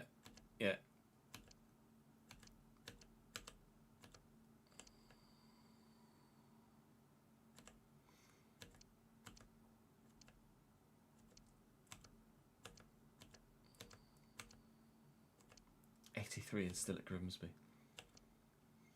Jack to Lille. Oops. Swaps into Milan for Lille.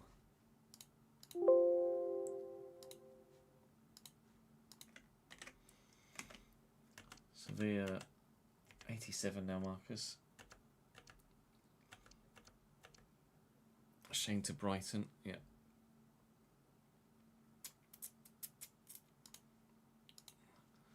Wasn't Metz. Brighton.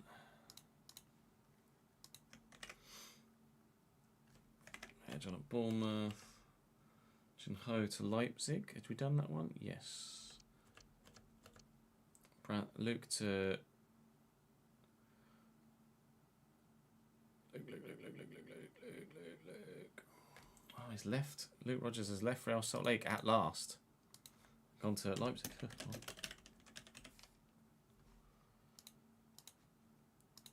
Luke started at Real Salt Lake.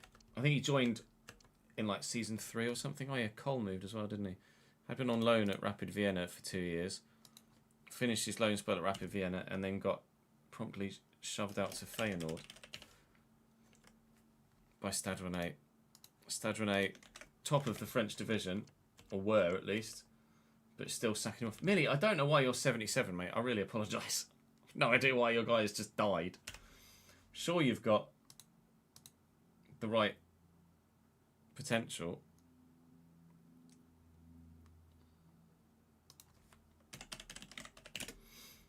Yeah, 92 potential. Your guy just doesn't want to grow.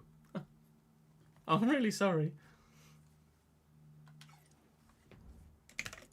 Oh, wrong one.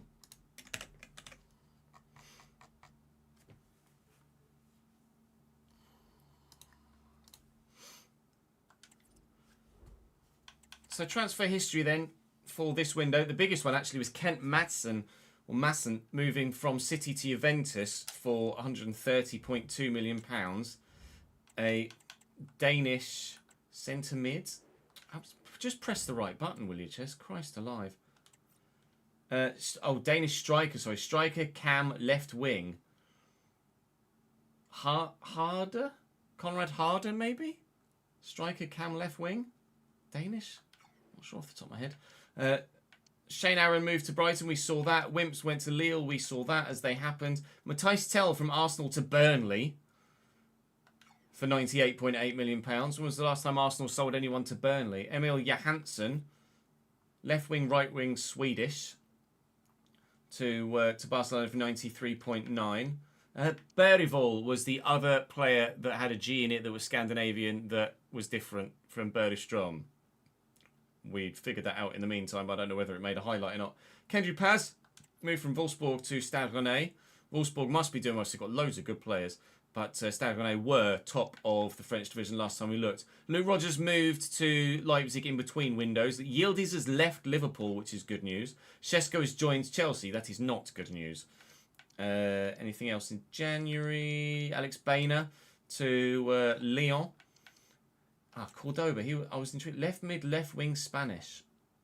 It's not as good as I thought he would be for £74 million at 23. Must have just insane potential.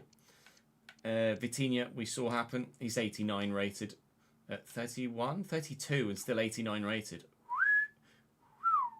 Chris Hogan from Mainz to AC Milan. Patreon player moves. Steps up in the world. Yannick Fischer, German centre-back at Chelsea, moves to Leipzig. Andre Santos has left Villa to go back to Chelsea. 86 rated as well. Evan Ferguson we saw. Courtney Thompson we saw. Palacio we were involved with. Nathan Lefebvre. 85 rated striker, left mid, French, from Wolfsburg to Villa. Wolfsburg letting a lot of talent go, but you can see how good they were. Nuno Mendes from Tottenham to Manchester United. Intriguing move for him. Alfonso Davies was the man that came in his place. 87 rated, replaces 87 rated. Francisco Perez, left mid, cam, left wing, Spanish youngster. Bischoff, Wolves to Juventus. Good move for him. Colin, Patreon player, Stade Rennais to Feyenoord. Had been out on a long loan spell, Colt, and then moves to Feyenoord as Stade Rennais deemed him surplus to requirements. Lee Kangin moved to Bologna. We saw that happen at the moment. Juan Carlos Luna Peruvian CDM centre mid, centre back. Don't know. Gone to City though. Fernandes was us. Nicholas Jackson went in the summer. Brighton just gutted themselves. Gravenberch leaves Tottenham to go to Atalanta. Javi Ramos, Uruguayan right mid, left mid, goes to Lille. We're down in the less than 50s now, so I'm not sure we really are that asked about any of these now, are we? So that's where we'll call it for now. And then the Patreon players. So there have been a couple of moves in January. We've seen Eze Knights, the goalkeeper, move from Annecy in France to Atalanta. We've seen, as you saw, Chris Hogan go to AC Milan. We've seen, as you saw, Curtis Thompson go to Arsenal. We've seen, as you saw, Inter Milan to Lille for Jack Wimperney. We've seen Metz to Brighton for Shane Aaron. We've seen Real Salt Lake to Leipzig, as you saw, for Luke Rodgers. And Cole swapped his loan spell at Rapid Vienna after he moved to Stade Rennais from Rangers. Now a Feyenoord player. And your stats are, as you will see them on screen momentarily. By all means, as ever, do come and drop by the stream if you want to see your stats in closer detail. If you'd like to have your own player in a save, then do check the Patreon and you can potentially do so. If you'd like to support the channel at a lesser tier on the Patreon, you don't have to go to the big one for this particular aspect of it. There are significantly lower tiers on the Patreon if you'd like to help contribute to the channel. Alternatively, continuing watching the content is certainly good enough. Thank you for your continued support on all of the content, whether that be on YouTube or rephrase on VOD or on stream on YouTube or Twitch. But for now, for today, that is all from me. I hope you've enjoyed your weekend. Hopefully you've had a good Monday as well. And I shall see you in the next one tomorrow, which will be Tuesday.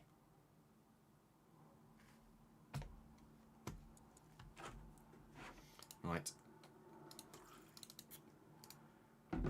Save that. RTG S9 9. Ladies and gentlemen, that is us for today. We shall send you on a raid, those of you on Twitch.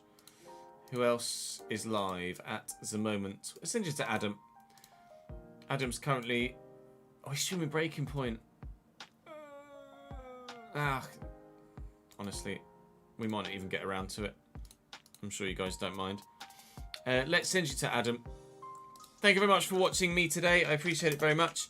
Go and join Adam, who, of course, not only is playing Breaking Point, but as we saw, he's in Breaking Point. You might recognise him.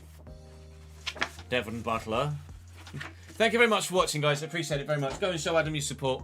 Wonderful human being. Deserves your support. I shall see you not tomorrow, but on Sunday, where we will be F1ing and RTGing again. And of course, the standard edition of F1 is available in 10 minutes time. So if you did have it pre-ordered or you wanted to buy it now, go for it. If you're going to buy it on PC, get it on the EA app or on EA.com with the code Chesnwood, and you'll either get a discount or just help